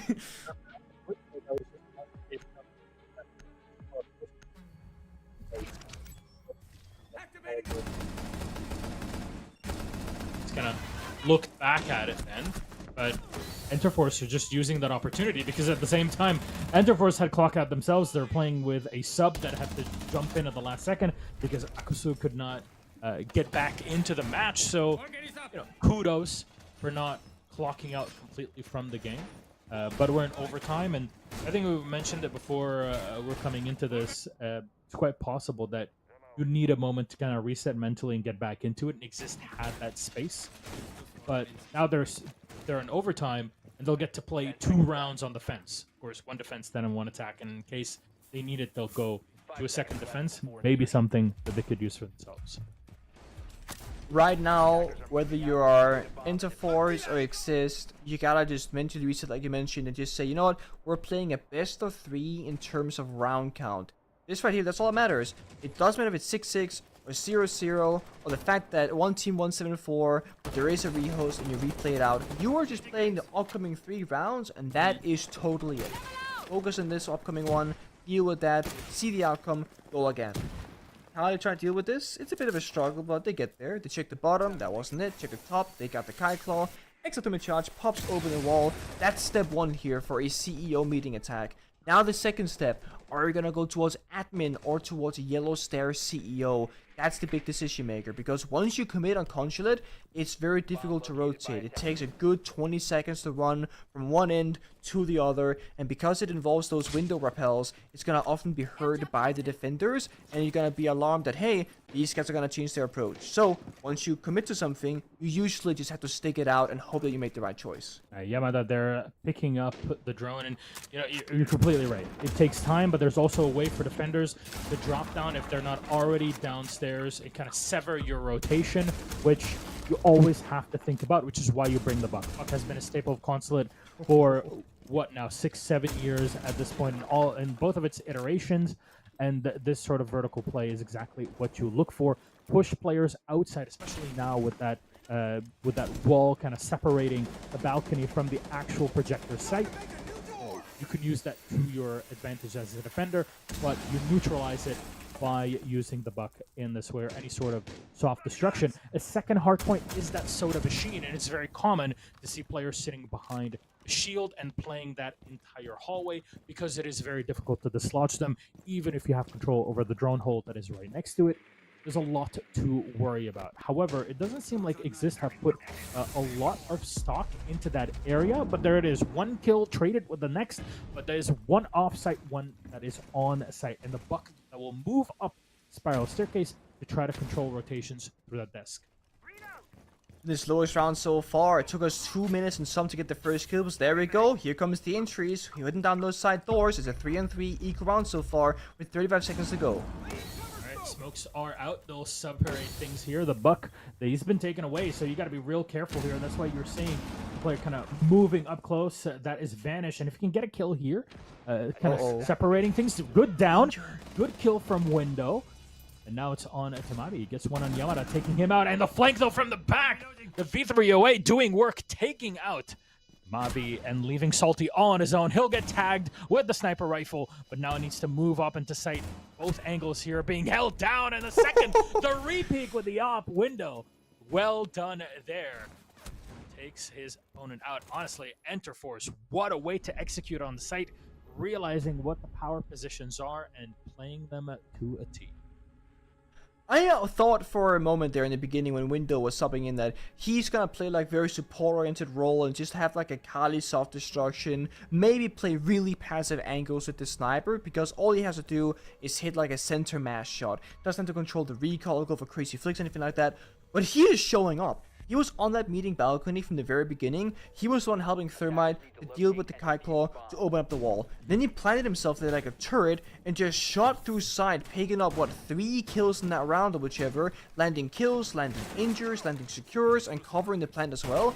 He's on 5 kills. He's top ranking for the team right now, being subbed in and being the difference maker that he needed to be, not just to make the 5v5 possible, but to turn that previous scoreline around, go into overtime, and now actually for the first time taking the round lead 7-6 in favor of Interforce. I mean, bring window back. Look, it's been impressive because Interforce have had to play all those, I think 3 in a row now, where they had to do attacking side, which is, you know, quite complicated. And IGZIST, they do have the experience and the flexibility to maneuver around the map, as was shown, but Interforce reacted, which was not the case in the past if we're looking at that stage 1 performance. But they're able to collect points against IGZIST back then when they had gone into overtime, and looks like at the start of stage 2, a similar thing could happen. IGZIST on the attacking side will go in, and we'll get to see one of our quote-unquote newish operators in performance. Goyo caught off guard. All right, Sylvia's taken out. This is great performance, a great opener just off of droning. It's really like uncommon to see just like a single Candela rush on in, try and get the kill, but highly effective in that round. Sylvia was running into the wall, not knowing where he was going or where he was in the map, and we saw it. No gunfight is a good gunfight if you're on the winning side of things, because this means that not just did you get the opening pick for the attacking side, you all get to maintain 100% health, which is the bigger deal right now. When you're going up against the Boss G, every piece of HP matters, because sometimes you can survive a shoulder or a leg shot, for example, if you have enough health. Toxic Babes and Smoke, same story there. So now we gotta see it. Can Interforce fight it out 4 versus 5, losing Sylvia early? They got the utility, got the Guru canisters already pre-placed, the deployable shield will might just to protect it, and IGZIST, while they have gotten the kill that we mentioned, they have burned half of the round in terms of time already. If they don't start speeding up, they will struggle due to Guru plus Smoke. And I'm also kind of, I know like Striker is a pretty good fill operator when you don't exactly know what to add as a 5th operator on your lineup. Might have been better options in this case, but so far it's looking pretty good, especially if they're able to clear out the Warden. What is this? Well, there's Lily gone. I'm not sure where Window was in the spot. Ariola is going to get one of his own on to Window, but Take. Oh no, they don't spot him. There he is. Taken out immediately as he walked out of the kitchen, the center, the Striker there, but then 2 kills in a row. Make a 2 versus 2. The smoke and the Wamai still on site, especially when there is a Ying on the other end. That's not a bad combo to have. Window playing Boss G on defense, Kali Sniper on attack, finding kill after kill, but yeah, back to that 2v2 with 30 seconds left, 1 Toxic Babe in pocket, off Vanish on the smoke, that can stall things up, but look at this, 3 Candelas from the Ying here, Acerola and pop the bomb site, disrupt them from seeing anything, and try and get inside the bomb site itself to enable that 2v2. Make sure you don't flash your teammate in this one here. Mavi trying to find a kill. Oh no! No, right at the moment there, he should have been able to get that headshot kill. Unfortunately, it didn't happen. He takes a bit of chip damage, but Ying is able to plant in the meantime. That's what's important. Remember, you are focusing on the objective. Acerola has been taken out, but they push up together. But now, how do you split up for this fight? You need to push in at the same time, and the hallway is very difficult. The plant is made directly for it. Ace will take down 1. Quick fight. Oh, they're so close. Keep firing down with the LMG. Gets it. Shot down. Acerola so low on health, but it doesn't matter. 1 bullet is all it takes. Vanish taken out. They hold on for just 1 more round. And we're going all the way, Nick. We're 7-4 to 7-7 instead. Both teams have played all the way to the final end. Now it's a best of 1 in terms of round count. And I will say IGZIST, they look completely out of it in a lot of these moments where I feel like all the plays are being made by Interforce. They lose an early player, they push aggressively, they retake, they get those couple of kills. Interforce at the very end in that final 2v2, they were either unsure of what was happening or simply just didn't hear it, because they should have pushed for when the bomb starts getting planted by the Ying, you just push that gridlock 2 versus 1, and then you can play it out afterwards. But I think what happened is that they heard the plant getting started, they tossed up the Toxic Babe, and they assumed that they would hit the default plant spot because it was in that kind of area, but it missed because Ying didn't take any damage, and the bomb did indeed get confirmed. So, small misstep ultimately cost them the round, or at least a good position in it, but yeah, now it's really anybody's game to take. Absolutely. I mean, look, Interforce, kudos. They really pulled it back as hard as they could. That last round, honestly, flip a coin, comes out completely different. And I'm now worried for both of these teams and their mental, because this game has been quite grueling. Now that they got to max overtime, the swap is for IGZIST to play on that defensive side. And so far, in our rehosted games at least, they have been completely attacking-sided. But only just, and I'd say mostly because of strategy. Qaed is in here, Tubarão is also in play. This is very similar from IGZIST in that basement defense as we had a few rounds ago. The only difference is there is no Vigil in this case. It's the Mute and the Valkyrie that'll be kind of maneuvering around the map where is necessary, with the Melusi, of course. 4 C4s and a single bulletproof camera. Usually that would leave a lot of gaps on like staircases and around the bomb site, but this is where the Melusi buff really comes into play. Not only did Melusi get a secondary shotgun, but that 4th Banshee means you can cover bottom spiral, yellow door, breach, and the backside. So essentially Melusi can solo cover everything. Normally you would think, oh, you need barbed wires, or you would need a Fenrir, for example, or something like that, and Fenrir being banned by IGZIST would make this hold usually impossible. But with that small change that happened last patch, all of a sudden Melusi can solo cover and enable those 4C4s. Look at the amount of damage done here to Sifty. Only a chip, but he's able to run away and survive, as you heard the DMR from the Lion. Just firing away, rejoining with his teammate. And the whole point of this is stay alive and burn time. And that's exactly what's been happening very, very well with that roam. Kind of denying that top floor and the vertical play that Interforce would definitely be looking for. I would love to see Mavi on the Melusi actually staying aggressive in Visa and maybe go for a late round flank, because he has all that utility we mentioned earlier, just like pre-placed already. It's the other 4 players who have those active C4s or active gadgetry. So you have those guys play side. Mavi can sacrifice himself upstairs and just be aggressive if he wants to be, for example. Because 45 seconds, it's gonna be that pressure point. The one issue right now for IGZIST, no smoke, can't really stop a deep plant here. The C4s have to land, or they have to be very accurate to at least do a bit of damage. You're playing more for time than kind of allowing your opponents to get into the side and play utility there. Oh, the shot so close. Might have been able to fire through it. The Melusi sprayed, as again, you have that utility everywhere around the map. You have to think about it twice. Proxy alarms kind of become negligible in this sort of metagame and how things are. Take, very good shot there on the Salty to open up the site, but it's all about moving right now, and shot through the smoke! That's diffuser no longer being carried. It looks like the round will be closed up just then, unless they're able to run in directly into site and catch players off. No, it'll be IGZIST to fire back and close out our game. 8-7, yes, they hold on to a win, but it's only 2 points instead of the 3, so they should be happy. At least things did not spiral out of control, because it looked close to doing so, Nick. Yeah, and I gotta say, Window really showed up. I mean, yeah, they don't get the win, but to get that singular point, he individually played so well, getting 6 kills, top fragging for the entirety of it, and just on a moment's notice being like, okay, I guess I'll just show up here and play.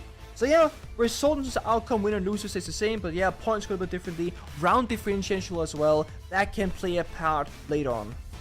And that is what we had in our second matchup of the day. We still have 2 more to go, and I'm very happy that everybody, and thank you also that for everybody that's kind of stuck around through the delays today. But we're going to get back on track and get an actual caster in here, James Devonta Stewart. That's Crest Gaming versus Father's Back in just a bit.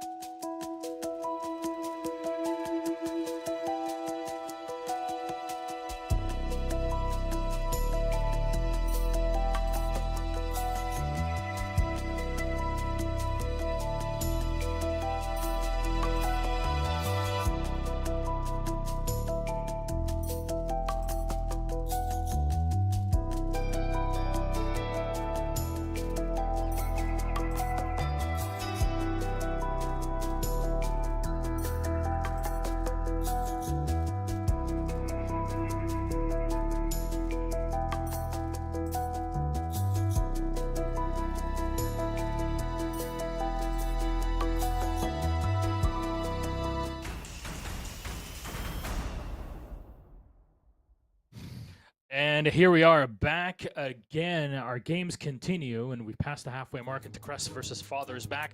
Thank you, everybody, for joining us and staying with us through our previous game, Enterforce versus IGZIST. We had to rehost, took us some time, and then we got it across the line. Thank you very much for it. But we got our games back into it, and Father's Back. We'll see if it's more of a daddy's back or not, if it's Crest that are just going to be cleaning their teeth at the end of the day. Hi. We're going to have a lot of fun with it. Here is Crest, first of all, with their additions and changes. Speaking of additions and changes, I think a very positive one. Here's Xenox joining us on the Japan League broadcast. What's up, my friend? Yeah, that's it. That's a big change. That's probably the biggest change that we've got on the broadcast, isn't it, Milosh? It's good to be here. Unfortunate, yeah, Dev's had to step aside, but it's fine. Don't fret. I have worked with Pengu a couple of times before. We know a thing or two. What? When? What was that? That was Were you this perched one high above somewhere, or This is just one small game, I think. I don't recall the exact series. just some tier 2 like challenger? Yeah. matchups? Might have been, yeah. Fair enough. Fair enough. There's Crest Gaming here. Doppy, Arcully. I mean, we've seen they were doing a lot of work in our previous stage, but there's some new names to see on the team and to explore once we get into the game. And you'll see they made it deep into those qualifiers and LCQs, but unfortunately got knocked out. EWC, of course, also could not make it there, so they're doing their best, and maybe Father's Back would be a good opportunity to collect some points. I mean, the big thing to note here is that they actually played out a lot of 1-2 series, so not only did they go like, with a decent shot, but they weren't just getting rolled over 0-2 or losing 0-7. They're actually putting up a good fight in every single of their games, which means with a very close like few rounds going the other way, Crest could have actually been a much higher point in the scoreboard, basically. And there's Father's Back with number 2 on the team. Where's Des when you need him? He's dumped number 2 many years ago. But here it is, our map bans will take us to Clubhouse. Ooh. A classic there. Father's Back will be the one to ban Bank just before that. Lair again evading that pick for the days. Big fan of Top House, I'm not gonna lie to you. And fun fact, back in 2018, I actually played a show match against Father's Back as G2 back when we just joined that in Japan, back when they were like a streamer, content creator kind of org/team. And we mixed the rosters, half English, half Japanese. There was a crowd and everything. It was fantastic. So, pleasure actually casting this like new iteration in Pro League. It's quite exciting, I gotta say. Yeah, and you know what? Since you're exploring kind of this new form of how things are with Father's Back, Pengu, Xenox, gentlemen, please take it away and enjoy game number 3. Thank you very much, Milosh. Good to get back on the mic. I have my one day off today, and of course, I'm back straight into Siege. I love Siege anyway, so it's fine. And yeah, Clubhouse, really good map. It should be a pretty neutral ground. I haven't done Japan for a little while, but Crest, straight away, a very similar lineup to what we typically expect from them. I think also Crest is just that kind of team that for a good couple of months to close to years now, Nick, have always been thereabouts. You recall they made Atlanta. Like, they're a team that can actually make these international events. If they're not the top 2 team, they're usually kind of like that 3rd team. But as we know with 2024, Japan lost that regional slot, so they didn't get that 3rd spot, which means a team like Crest, for example, they have obviously then fallen back into the pack. They had a poor stage 1. Ultimately, this needs to be a bit of a rebuild stage where they can try and get back into that top 2, top 3 conversation. It starts now against Father's Back. It's always interesting for me to watch Japan because I feel like it's been, 4.5 teams fighting for the qualifier spots, and despite that, it's usually like CAG is always there, only to get more or less first rounded, right? I would love to see stuff like KINOTROPE, stuff like Crest Gaming to make those international debuts and start making the majors and stuff like that, because I think change is good. I think competition is good. It's why I really enjoy the fact that I genuinely believe that this stage of Japan could be a better one than previously, given the multiple teams making roster changes and given the new looks of teams that we've seen so far today. But of course, time will tell. This is literally Playday number 1. So much can still happen and so much is yet to be seen, especially when it comes to map pool. Lair is in, Oregon is out. Can teams have teams that are playing Lair a whole lot? We saw it once in EUL. I'm actually not sure if we saw it in NAL yet. I haven't checked personally, so we'll see if Japan is going to pick that up as well. Yeah, it's interesting that the dynamic around Lair. I kind of looked at it, you know, when we had Asia this week, a lot of the teams were banning it out. We didn't get it. It didn't get through best of ones, no surprise. But I also look at it, it's like if you haven't done the homework, then you pretty much have to ban it. And if you have to ban it, it means your map veto process is not going to be essentially one out because you're doing one extra ban than what you would essentially do normally. So certain teams were able to actually get what I would consider they're like almost #1 maps in Asia this week because they didn't even ban Lair. They forced the other team to ban it because they didn't do the homework. So you typically, when a new map comes in, I think it's always great to have it as something you are happy to play and even let through. Yeah. But then it's that added dynamic where it's like, if it does get through and you have been practicing it, do you want to show other teams what you've done this early in the stage? That is exactly it. Now this first round, Father's back, making very quick progress throughout the map so far. 1 minute 40 seconds, they've gotten top floor control, they're in bar, they're reaching their first couple of hatches, and the Bucks are doing good work so far. Candy just like destroying the soft floor rather, getting those default cameras, and just securing as much landscape as possible. Crest, they're happy to just meet them on the bomb site in like a 5v5 it looks like. They're playing the Kai, the Tubrao, the Goyo. They want to play for Deny. They want to play for time. That's why it's so important that Father's back have been so quick, because if the time denies the win condition, or the counter is to go so fast, you'll have enough time regardless to still go for an execute. Yeah, they need also kind of a backup option. Nice little drone peek, yellow ping. Probably too late to really play off this, although haven't really moved. Skeleton key to open up and then follow through. Good kitchen control. Hatches opened up. 50 seconds. Still decent amount of time here for Father's back. They haven't lost anyone, but they also haven't killed anyone yet. And if it gets to that last 25 seconds, 20 seconds even, then it's just basically swing around, hit shots, and really pray for the best here, because they have not been able to clear out players despite getting this vert control. Yeah, so now I'm starting to get a little bit worried. We see the rotations time and time again. Where's Tarzan going here, okay? This Going is to late strip to dirt. hallway, going to third, going back into kitchen? That's What? such a detour to get to What? this. And then he just dies! Hello? Ring around the Rosie, straight to the grave. Defenders get the first pick in a 4v5 now with 20 seconds left. Yeah, I mean, that was an intriguing rotate, one that I haven't really seen before, to then ultimately end up dead anyway. Little double, though, between V-Bort and number 2, but yeah, the numbers, of course, still with CGL, not a lot of time remaining. No kit in hand for number 2 anyway. On the Zofia, and then does find another one, but really this is just stat padding. Although, Oh my god. beyond maybe stat padding, had he been able to find that last kill, good shot with the pistol, but ultimately round 1 by Crest Gaming. We started off this broadcast a couple of hours ago saying that you never know what to expect when you watch Japan Pro League, and we had that kind of shown to us on Bank earlier today, a little bit also on Consulate, but the first round of Clubhouse just shows me exactly that same thing again, where weird rotations happen, where, okay, what's the game plan here? I have no idea. Okay, attackers lose the first pick. It's probably gonna fall apart now, right? No, it comes down to a 1 versus 1 despite all that heavily favoring Crest Gaming. They clutch out in the end, but it gets way too close for comfort, and for a brief moment there, I actually thought Father's back was gonna clutch out themselves to grab their first round. Yeah, I mean, I think a lot of what Father's back were doing that round was, pretty conventional. Nothing really out of the ordinary, Nick. We weren't looking at them like break the meta by any means.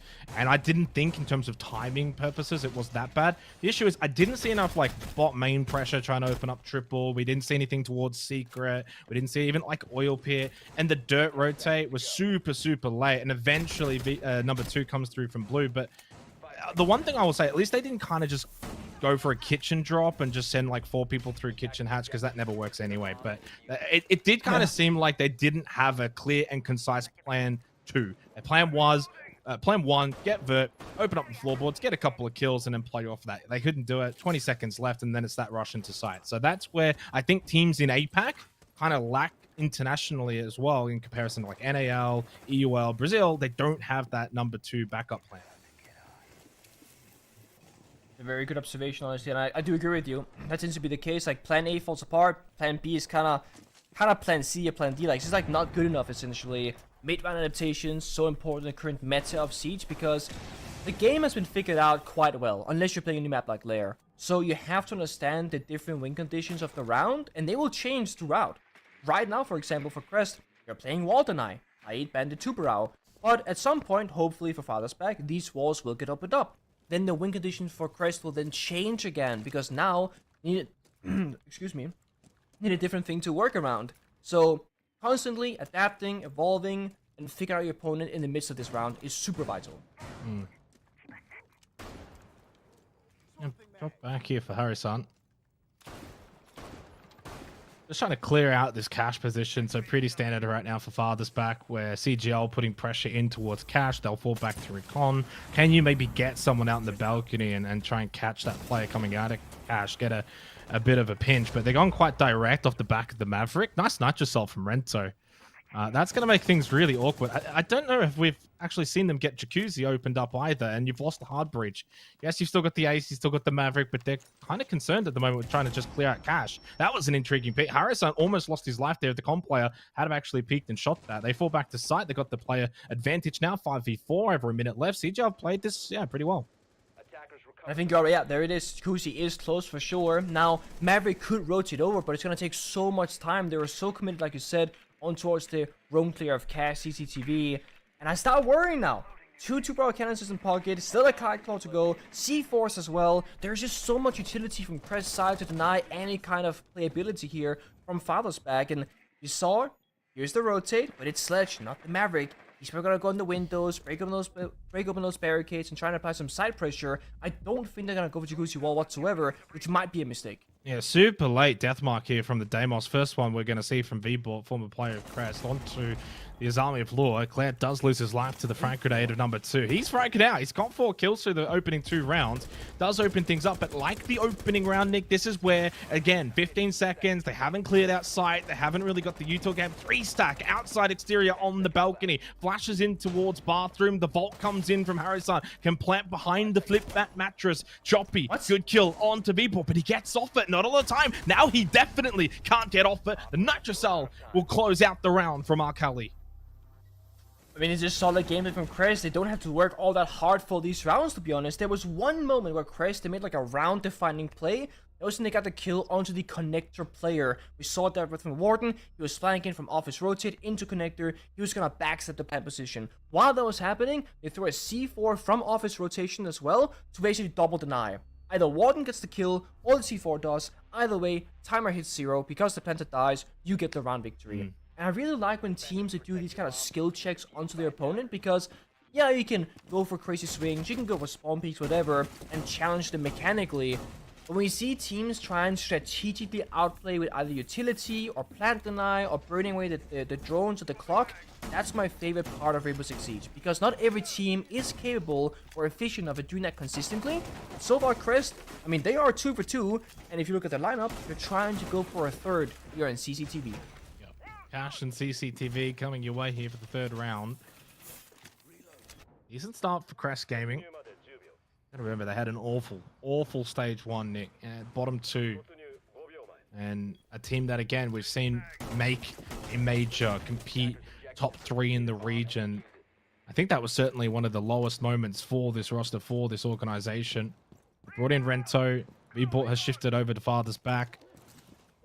Again, they haven't really done a whole lot here that makes me go like, oh, they're dominating this game, and farthest back have no way back into this. I think for farthest back, it's a matter of, can you be a little bit quicker in your early setups as you're pushing and you're clearing, and then the late round execution just has to be 1 earlier and then 2 a little bit cleaner. You know, you can't go for back-to-back 15-second pushes into sight. Now, Cash, CCTV, this is where I think maybe some of the early advantages we've seen from them, opening up walls, clearing up positions, could actually benefit them. Can they get garage control? Do they go for a com push? I'm curious to see. They are just going to Maverick the wall, open up CCTV. So this is going to be, again, I think another pretty default round. We're not seeing a lot from these 2 teams that are really shaking things up. No, but I think it makes sense, right? This is both teams that are kind of bottom of the barrel. You kind of want to just see good fundamentals and good basics, because if you can't do that correctly, you shouldn't be trying, in my mind at least, the super advanced crazy stuff. And like I said, we're not breaking the meta, but that's fine as long as you can do the current meta and the 1, 2, 3s and the ABCs correctly. But like you also said, the big question is, you go for a garage take, you go for master bedroom connector. Because the issue is, you're up against the Asami and the Wine combination. It can be so hard to clear out Catwalk. But hey, Gridlock, bunch of durables, counter fire follow as well. This could work. Yeah, get rid of the util dump magnets, and with that you can get the incendiary bolts. But the drop down from Choppy is insane. Getting that first one, something, but to get that second surely should have been impossible. And that rips this round apart. Father's back down to 2. And I actually felt like it was a good usage of the track stingers to clear out that utility from the magnets. Really smart, aids the Capital. You clear out, you get Garage, you clear Rafters. Who knows, if you get 1-2 kills there, with Breach opened, with Garage control, and with numbers, you typically see teams win this site. But ultimately, Choppy, on an individual level, just pulls that one back for CGL. And they're going to, I think, find a third round here. I know it's a 3 versus 2, certainly still winnable for Father's back. But playing 2 here against 3 where you don't really have map control or site control is so difficult. Yeah, and also the lack of intel right now. I mean, they got a SCARZ on the left, try and push on the right. They gotta go for a kill here. No shot for a plant attempt. Truebar's gonna slow them down. Let's see if they can get it. Oh, good shot though. Clears the player top red, coming out of cash as well. Rento's unsuccessful. It's a simple blind push from Ekis. He gets the double. They know where Arcully is. He can't stop the plant. Vaults over. One on the breach. First kill. You know he's on the other side of default. Pulls out the pistol, but it's Ekis who finds 3 in the round. And Father's back. Bring it back. And that's a huge round win on the tertiary side of Cash and CCTV. Hey. Thermite? No, Fragmite. This is exactly why we don't see like conventional supports that much more in Siege Pro League. Because if this was like a couple of years ago, your Thermite player is almost useless on the entry and not the strongest mechanical player in gunfights. But having someone like Ekis just walk in and find those 2 picks, that's excellent. That opens up everything. It was his turn to step up. It couldn't be, you know, the Thermite flashing for Sophia. They wanted Sophia stun to disorient one player location and then flash the other. So they push 1 and they push 2, and then all you gotta do here, is hit those heads.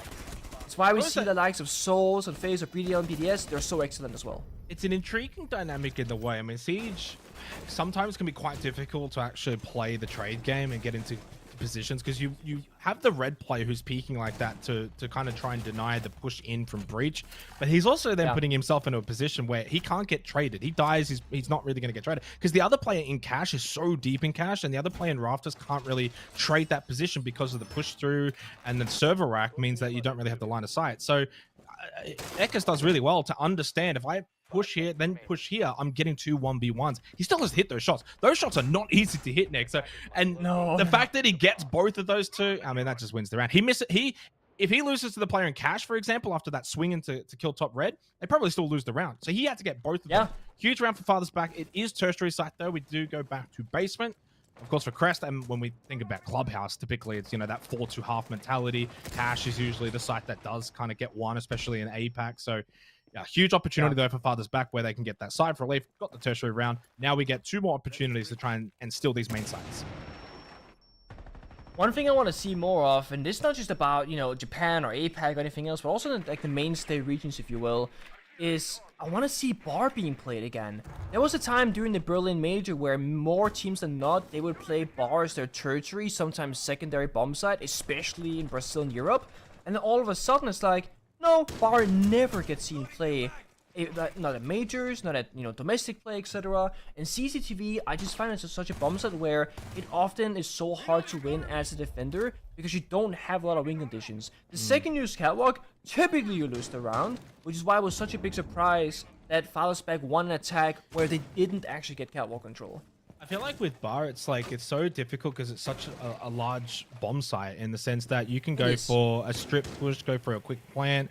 You know, typically defenders want to hold up above and play the vert. And on a lot of different maps, you think, oh, that's usually the way those kind of sites are held. But it's just too difficult then. If they do rush in, get the plant down. I don't know how Eclair's died here. That's some kind of angle. He's going to be able to get brought back up. But yeah, we do see it every now and then as this random pick. And a lot of the times, Nick, doesn't always work out that well. And you're sitting there and you're like, why did you pick that? So not too surprised that we haven't seen it here. 5v5 still, just over a minute remaining. Claire has been brought back up, is slow, still has a nitro, in fact 2 available for CGL. As once again, it's a pretty standard default push here from Father's back in towards Kitchen, up on the floorboard, see if they can get any kills. Again, time a big factor though, Nick. They can't allow this to go to 15 and 20 seconds. Push a little early if you have to. Yeah, only 2 pellets here from Ekis as well, so they can't actually get this hatch unless they rotate over V-board on the ace. So there's a hole in it. There it is. There's the ace on the charts.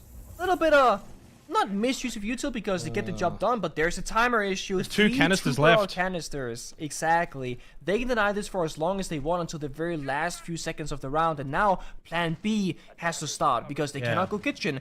Go Moto, go blue, go third. 3, 2, 1. You gotta make a push. I like this Maverick line. That could make or break this round. Especially with the Moto drop that we're getting from Father's Back here. Yeah, this is beautiful. Although I don't know about running through the fire there. That was not necessary. Doesn't matter though. Father's Back winning a lot of their fights. Courtesy of number 2 again. He is low, 3 HP. Still a winnable round here for CGL. Holding key positions on site. Need to get out. Arsenal though. Choppy loses his life. And Claire did well to stay alive in church. But number 2, he's having a great game. And Father's Back will take basement. Okay, game on here. 2-2. An intriguing round, but a showcase, Nick, of where if you have that plan B, what you can do to then execute if plan A fails. Couldn't open up kitchen, the Zoto canisters annoying, but I love the double drop in through Moto, and while still having a player try to open up triple with the Maverick, putting so much pressure into church. It was impressive just how quick it was, because I'm thinking, okay, they didn't expect the 2-barrel. That was the first canister that was used in that round. You saw it in their faces, they're like, okay. 30 seconds left, like that's not gonna add up. But within 5 seconds, it was, as you said, 2 Moto drop, Maverick using a torch on the church wall as well to establish a line of sight, and it was just so decisive. Number 2, he owns blue, by the way. I don't care what anybody says. This guy goes down either pit hallway or blue staircase or hatch, and this guy will get 2 kills guaranteed every single time. We don't get to see exactly how he does it because we're watching the other action across the bomb side, but he consistently puts up the numbers whenever he's put in that position. 7-1 right now, and no one 1-1 right now at least can stop this man from the side of Crest.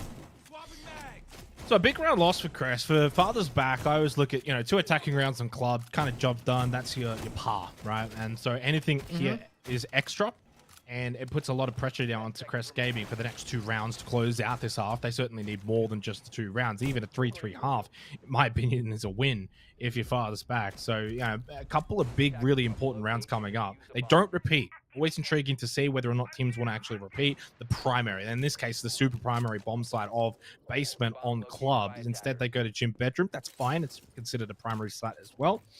So an opportunity again for Father's Back now where there's no pressure on. Yeah, started a little bit slow, some questionable decision-making in the opening 2 rounds. But it feels like they're actually improving as this game is going on, although footholds being opened up and a little careless from Harrison. Nicely done from Akali. That is super annoying for Father's Back on a site where realistically the Maverick and the Ace, you're going to need both of them to get the job done. Jacuzzi, Kennels, Con Single Wall, all of these now pretty much not going to be opened up except for 1 or 2. They've probably got to open up Jacuzzi with the AC and the Thatcher. The big thing for me that I was gonna criticize Crest actually before they got the opening pick, because when you do your first bomb site rotation, the first 3 rounds, they all went for the same kind of time utility and wall deny, like the 2-barrel kite every single time. Now they're in the second rotation, showing it for the second time, doing the same thing. Not much has changed, and it should give Father's Back the advantage here because they've seen it once, they know what the win conditions are, and they should now also have a time to think and communicate about what went wrong last time, what can we change to actually win this time. You're right though, EMP summer charge goes off on the Jacuzzi Breach, they get their second entry pathway towards the bomb side, but they're lacking that roam clear pressure because they've given up attack in CCTV. They have 2 guys outside the side windows, 1 guy on the breach, 1 guy on the roof. That's nice. I mean, yeah, CCTV is huge here because of the pressure you can put in towards balcony. And that's why we're kind of seeing Father's Back, a little bit cautious. They're not overstacking it. All little shoulder peek. V-bought position still known. And Claire expecting maybe a push to come in. Still like for a minute. It actually feels like it's been a slow round. 4v4. Jacuzzi getting opened up. That's pretty good work now from Father's Back to navigate a scenario where you lost the Maverick early. You don't have cash. You don't have CCTV. They've been able to find a kill through Con. They're just, again, navigating the situation pretty nicely, pretty calmly as well. They didn't lose the Maverick and all just start running around. It's kind of like back to base stations, do what you got to do. Over to Jacuzzi we go. And now a push in. Ekis is just going to go straight in towards Jim. I think it's going to go for a default plant. Love the action here from Father's Back as a team, all playing off each other's push. Good angles being held again from V-Bought, but it's a 3v2 in favor of Crest. Candy in towards site. He can't win the battle, but the trade comes through. It's suddenly a 1v1. And V-Bought should know where Akali is. He was actually battling him before. Yellow ping information, 20 seconds, doesn't have kit. Now, if you're Akali, it's all about hide and seek at this moment. You don't want to take the fight, but he's forced to take it because V-Port is hunting him down. That is a huge round win for Akali. He's played that really well. He has. And also just recognizing, because this can be difficult sometimes, is he gonna go push me for the kill or try and go for a plant? Because if he steps forward thinking the plant is going down, he's gonna walk straight into a gun barrel holding his angle. So good respect they're being paid to say, okay, I'm gonna feel this out first before I make my move. Neither side had a ton of information. I think we saw one yellow ping there from the side of Fallerspec saying, hey, our Coley is inside of cache area. But it was mentioned by you that he fought him earlier, so he already had that information in his own mind. But quick decision making, very snappy. Right here, having a player on the exterior window while Candy's in the middle of the bomb site fighting for his life, I feel like there could have been a bit more of a communication there from Fallerspec to say, hey guys, we're gonna do a 3, 2, 1 countdown, and everyone has to commit. Because in a perfect world, the last guy alive should never be the guy who's outside the building, unless that's the guy covering the planter, and that planter dies to like a C4, for example. So, small missteps, massive consequence. Especially on a round that's pretty winnable. 10 seconds left. Yeah. Crest a little bit shaky over the last couple, but that feels like a steadier. You had to go back to basement, because you ultimately lost it. So now you get to play the primary bomb site to close this half out, get to 4 rounds, and if you can do that, oof, sigh of relief. Okay, we got 4. Now we can see what we can maybe manifest on the attacking half. Father's back. They bring double hard breach, a lot of soft. That is about the most soft breach potential you can actually bring it around with the ram, the buck, the sledge. You've got your double hard breach. It's just all about breach. It is, and it makes me worry a bit about, what about the execute itself? I mean, okay, if the plan is to get all the hatches and maybe church wall opened up, you can certainly get that done because you got a ton of hard breach and a ton of soft breach. You can go for a kitchen attack, you can go for a church attack, but also it's really efficient at a roam clearing as well. They can go top floor if they want to and deal with the roamers. But right now it looks a bit like a direct, oh, as I was gonna say that, a direct kitchen attack. See number 2 outside of the CCTV, kind of weird butcher breach, gonna nade over, clear out the jammer, Big roam guarantee game. an opening. Yeah, that's the thing, like, they're not really challenging it. They're like fake applying pressure, if anything, but the roam is absolutely free. Top main, bottom main, and bar. That trifecta here on the middle section of the map. And all they gotta do is, you see right here, they need to wait. Feel things out. They don't have to react right now, but this does look like a direct, limited attack, third tunnel, kitchen hatch, straight out of ranked. But the issue is, this shouldn't work because the roam is so proficient from Crest. Red toe on the vigil, just sitting in bar, still hasn't been spotted just yet. This might end up being a direct hit. You can kind of open up the hatch, maybe in kitchens, drop down quickly, play off of dirt. Can you go secret? Choppy does find a kill, top floor onto Verbor, and that's going to be your ace down, limiting the potential in terms of hard breach being opened up. Kitchen has been opened up though, so that is a success from Ekis on the Hibana with those pellets to get that open. Drone down below, but they still don't know about Rento. And if they don't clear him, even though if he doesn't find the kill right away, although he does give his position, I don't like that play. I think he could have pushed down, you know, main, for example, later in the round and have that flank as an option for Crest. I'm with you. I think you don't shoot there, you chill in bar for a long while. If you get too much pressure, then you can dip away or maybe do hide and strip instead to force him to like worry about the flank potential, because now he's back on side. But if Joby keeps playing like this, it won't matter. Yeah, it won't. There's not a lot of time left. So now push through secret. Number 2. This is his area in through blue. He has commanded it. He has overwhelmed it. But Harrison is still just playing hatch. So they're very separated. One blue, one hatch. They can't really play off of each other. Oh, position. No, with the hammer still in hand. That's a dead number 2. Nicely timed from Lua. Really good barbed wire.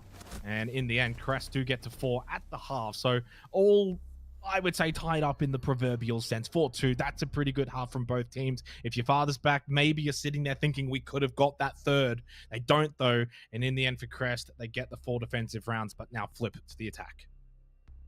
Yeah, and I mean, I also really like the strategical change up there. They played that really slow style for a long while, but on the final round, it was a very aggressive, full commitment roam with 3/4 players, and it really worked out. And you saw Fallerspec, they didn't like, have their default take the same way because, oh, they're showing something else, showing something new, something different. We have to now adapt on the fly, and their option was to go for a direct attack. And I don't think that's like a bad thing to do in general. But if you look at their operator lineup, they had so much self-destruction and so much hot destruction, and they didn't really get to use any of it. They were barely allowed to exist in kitchen. They only breached 1 hatch and dirt tunnel, and then they did that weird breach in CCTV that didn't really amount to anything. So if they had picked Shield Operator, an Osa, a Ying, a Grim, a Capital, those power util operators, I think that could have worked a lot better than it did. Maybe go for a quick play, but no. So it seemed like they had plan A in mind, let's do a full clear, until they saw the roam, and then changed their mind, but had the wrong operators. Too little too late. 100%. Okay, so second half now. We can kind of just reset things a little bit. Both teams, yeah, getting the job done in the opening half. Grim being brought by Rento here. I love this lineup when it comes to Crest Gaming. There's a little bit more, right? You only have really the one soft bridge, the one hard bridge, but then you can play off the shield, the Montang. Over in Asia, the shields have been incredibly prevalent. Blitz, Montang are either being played or banned out. Of course, the Blitz banned by farthest back, but you can then still bring the Montang. That's what Lua's going to do. Coupled with the Capitan, the Grim, so much potential to dislodge on site. With the incendiaries, with the Quan Hive launcher, and then you even think about Montang is almost like a dislodge tool as well. You can kind of push and bully people out of position. So there's a lot that they can kind of do, which I think then puts a lot of emphasis here on Choppy. You got to open up the right floorboards, then play off the util. Can you then get kills as people are then forced to move around down below? That's exactly it. It all comes down to execution here because they got the right tools, and look at the timing. They have plenty of that as well. 2 minutes left, full map roam clear. And mind you, they're not up against a Tupero Kaid, a Sami. Now sure, there's a Maestro and there's like a Wamai and stuff, but that's not, or shouldn't be at least, all that difficult to deal with given Crest's operator pickup here. So I am very interested to see what they choose to go for. Typically with Monty, we expect a dirt push, for example, or you drop down a hatch and try and deliver the diffuser onto the bomb side. But given the fact that it's a Claire who has the diffuser, not the Monty, I expect some aggression from the shield to distract or disrupt, like you mentioned, to then enable a plant somewhere else. Minute 18, kitchen edge opened up, flashbang going through, soft destruction. That should be the final piece in their puzzle before they have everything they want. All they gotta do now is choose where to go and when to go there. Little drone peek here from Lua, but you got the observation blockers that are also in play back of Arsenal. I'll have to push down main here from Choppy. You've got the little wall opened up as well, middle of triple. They go for a moto push off of this. Good angle. Could maybe find a headshot.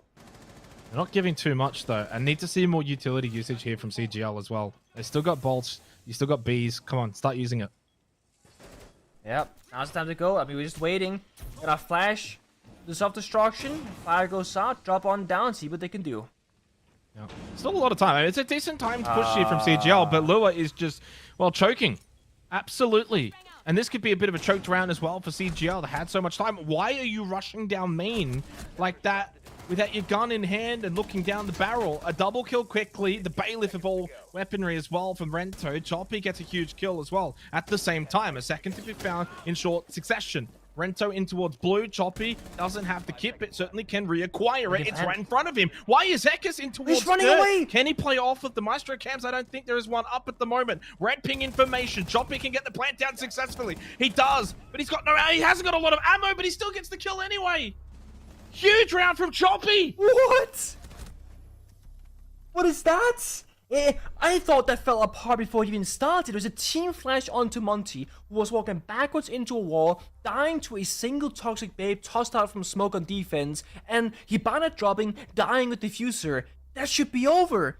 But just like number 2, just like Father's Bag, that blue attack was pivotal, finding those picks, getting back together, and recognizing, hey, last guy is inside third, and for whatever reason, despite having those evil eyes, IGZIST was running away from the action. Probably miscommunication. Maybe someone said, hey, there's no time, just stay alive. But there was in fact time. There was 4 or so seconds, plenty for Bug to sprint in, pick up the diffuser, and go back behind that corner. And with that, Crest, they steal that round. Yeah, Choppy and number 2 for their respective teams stealing the show.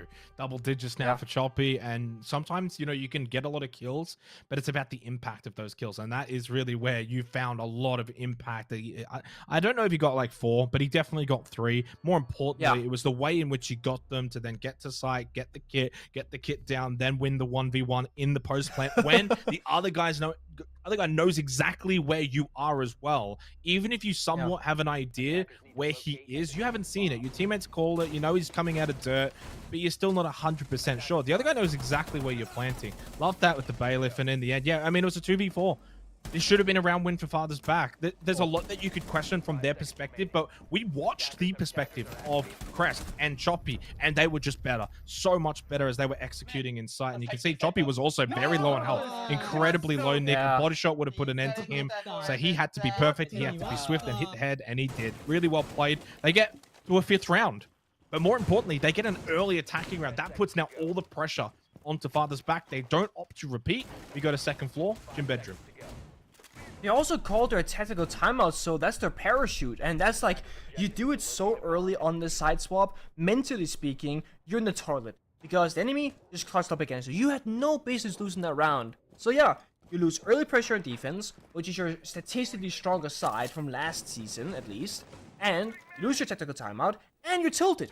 So they have to, like, this round is so vital for Father's Back. If you lose it now, you're also now looking at match point against you. You're up against the Monty, which is always frustrating. They have to find some success. They opted for utility.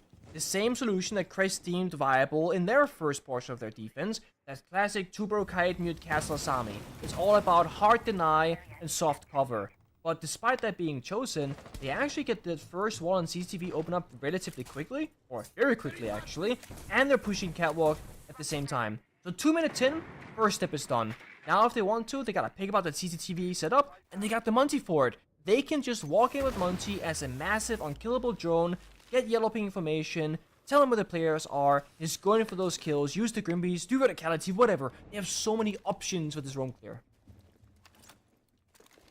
These are also the rounds, you know, out of the timeout that we typically see an uptick in win percentage. So teams, you know, have the ability to kind of talk things over. You take a breath, you lose a round, maybe you shouldn't have. Love the pressure though, double pressure. Montang, Bees, Yep. Kali has played that perfectly. That is an incredible usage of the Quan Hive launcher. And essentially a 3-man push top red to clear that player. When you think about Choppy, Lua, and Akali all combining, so really good team effort for CGL. That's not just, you know, a random peak. Player lost back though. Rento on the Thatcher. We didn't quite get to see exactly where, but surely this player inside a couch can't get one. You've got to be able to kill this and kill him cleanly. He's peaked. He's down. You saw that surely with the foot sticking out on the right side. And Ekis, though, gets the kill onto Eclair. We've still got that player down on Candy. Where's Ekis actually found that kill? Is it down below? Was he down below? No, he's 2nd floor. I don't even know how he got that kill. No, I have no idea. Oh, did he vault? Maybe he had a con, killed the player through CC window, then vaulted back? I don't know. Yeah, outside the windows, I see him between master bedroom and gym windows. Yeah. So, bit of a bad place to die in because your teammates are still roam clearing on the Kaz side. But at 3-on-3 with one team and one Grimby still in pocket, I think that's actually fine for Crest. They can take office with this. They can use the final Grimby. They can establish a plant. There is still 1C4 available from Ekis. That could be the round-defining moment, though. If time gets slow enough, that single or C4 either will kill the Monty or kill the planter, and that might just be enough. Down to the final 15 seconds. That actually might be a good avenue for Father's Back. Not a lot of time, but they'd lose the player in Ekis to Akali, and you still got the Montang, who's going to be hard to dislodge. Harrison over towards 90. Lure to get the plant down. Number 2, good knock, and now suddenly this is a winnable round, I think, for number 2. Never mind, shot through the wall! I thought number 2 from there could make an impact. Look how close the Montang was. A quick flick and kill and then fall back. And he would have probably won the round. But the pistol shot through the soft wall wins it for Crest. Match point.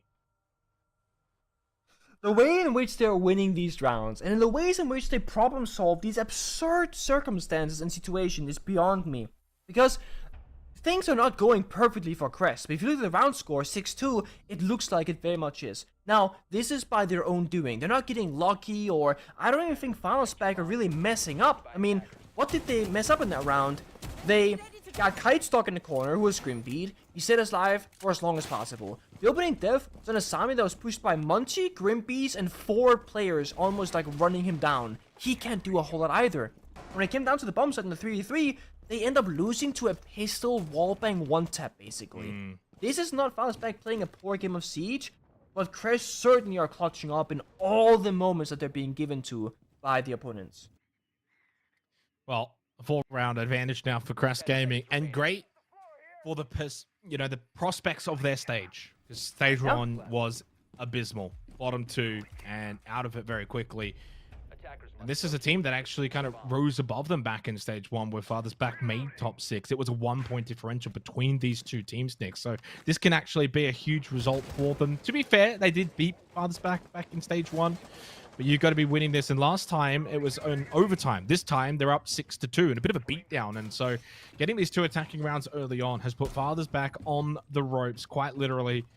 Back again with the Montang. Back again with essentially the exact same lineup for Crest Gaming. They haven't changed it at all going into this basement site.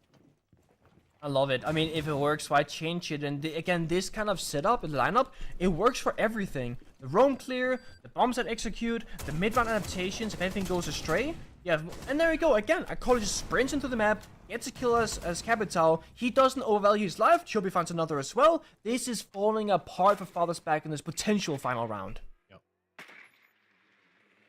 Oh boy. I don't think there's a way back at this point now, surely. Because between the two teams, who's shown the more clutch potential? It's been actually Crest. Don't pull the pistol out, Lou. I know that's super tempting, but don't, please, for the love of God, don't do it. That's the only way that V-Board's going to win from there. You've got so much time. You've got so much position. You just don't need to pull that pistol. And I think from here, Sijo, as long as you just kind of go back to defaults and be like, yes, we're up 5v3. We've got a lot of time, though. Let's get things opened up. Let's go back as if it's a 5v5 and then hit site. We don't need to start rushing. We don't need to start running around. I'm not gonna expect this. He's gonna be good for 1 at least, surely. Oh, the timing! He drops down the hatch. You're chasing nobody, my friend. That's diffuser. Hold on. Out defense. Okay, didn't succumb to the pressure. Then started the second half on fire, and they were able to then get those attacking rounds. And from there, the pressure just mounted far too much. Huge round, huge game. Crest off to a flyer here to kickstart stage 2. We'll go to a break when we come back. Of course, break it all down.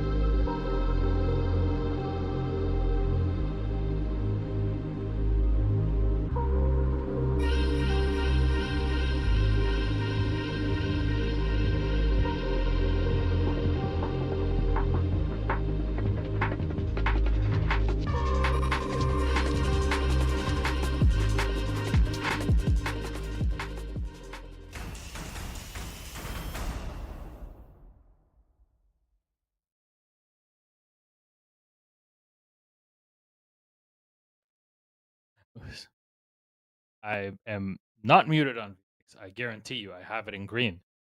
Anyways, we continue on with our game. I don't know if they can hear me or not, but it's still on green for me. But yeah, there you go. Thank you very much. Crest Gaming, victorious at the end. Xenox, thank you for coming in and put us back on schedule.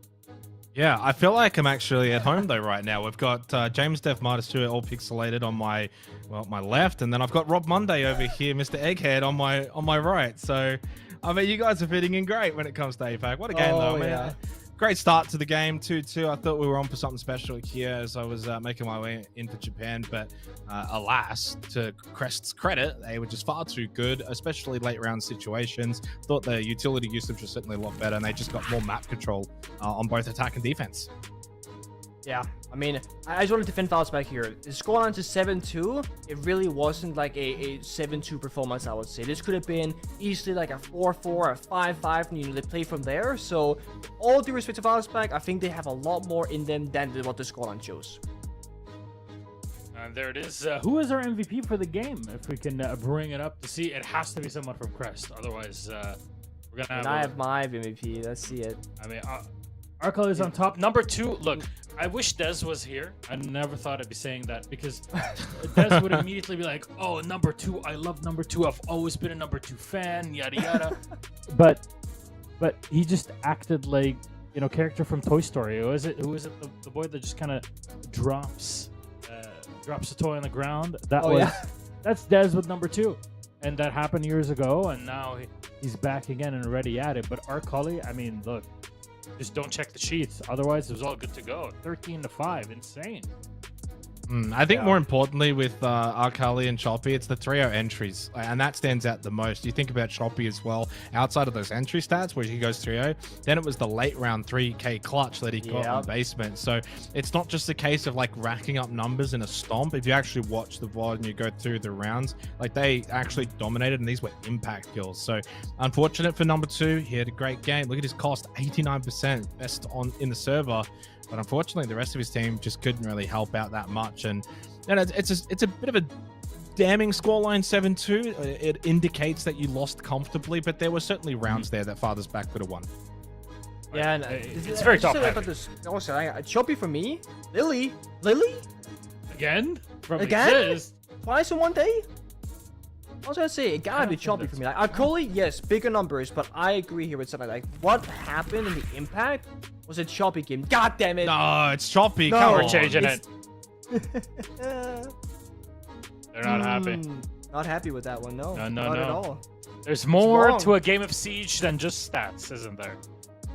Oh, there's so much more to it, no? I mean, one kill separated them, but you think about the moments in terms of the way certain rounds were won and who won those moments, and Choppy for me was the MVP. Especially if you think about it, Nick, at a point in the game where the game was still on the line. Like, we're not talking about like it's 6-2, it was like 3-2. So I think even more for me, Choppy. But I mean, Arcali had a great game as well. I'm not taking anything away from him.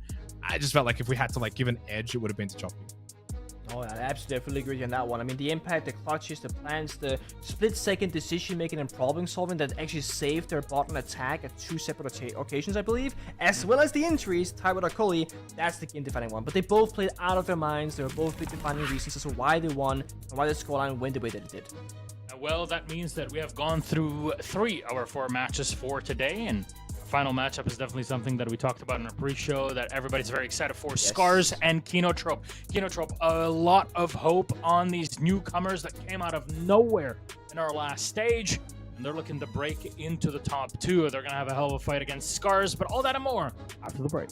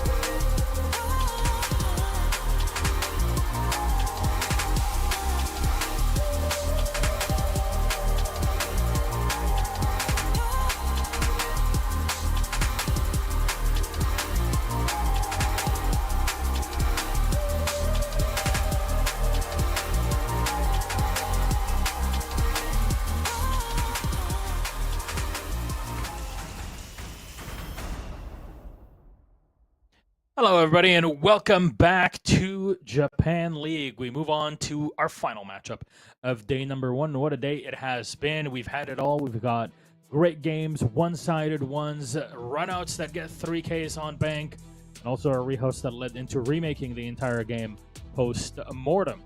Kind of changed things around also, but kind of left the best for last in some ways. SCARZ, the number 1 team in Japan, faced off against KINOTROPE, a team that's very much on the up and coming. We saw them in stage 1, jumping in from Burrell in the olden days. But we'll talk about SCARZ. Hey, I'm Milosh, Mayor Pengu, and Xenox joining us. And SCARZ are looking good. Washoy is how you pronounce that, by the way. I know exactly the player that you're mentioning. But Nick, I mean, everybody knows SCARZ, even if they don't keep up with Japan League. We've seen them on the international stage.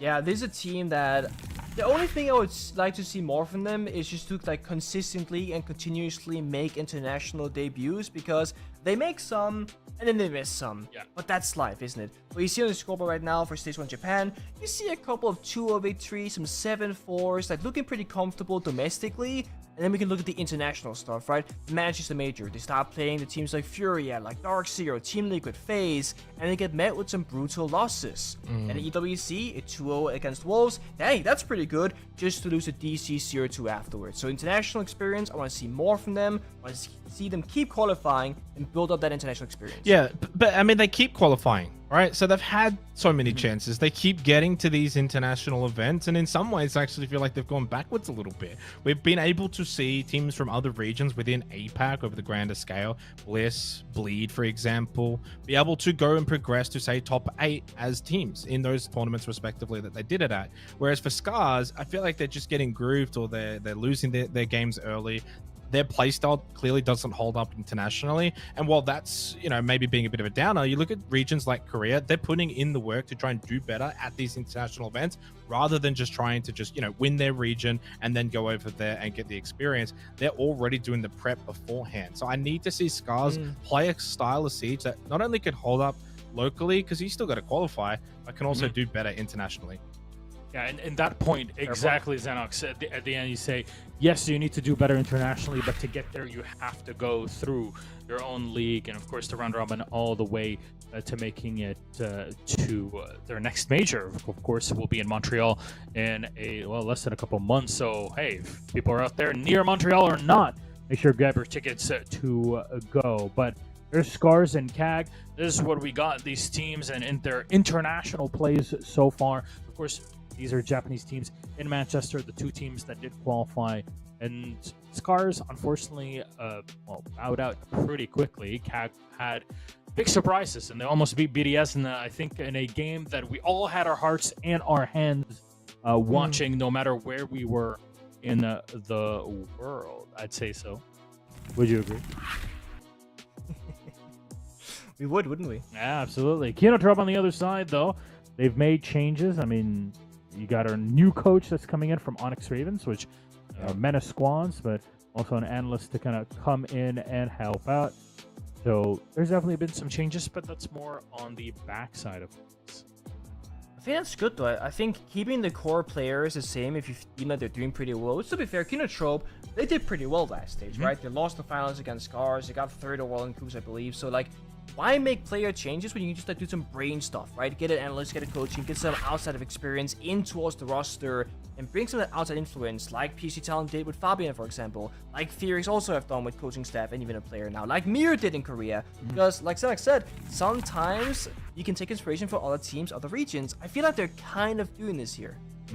I like this team, KINOTROPE. You know, I remember a long while ago when I did some APAC North, or some of the early days of the Japan when the region split up. You know, a lot of these players coming from Barrel, some of them from like Northeption. So if you've been following Japan for a while, you know that these were teams that were constantly around the mark, but they were never really challenging kind of like top 2. So it almost feels like this sort of super team got put together. Stage 1 made that grand final, ultimately lost pretty comfortably to SCARZ 7-4, 7-1. So they've got another test here.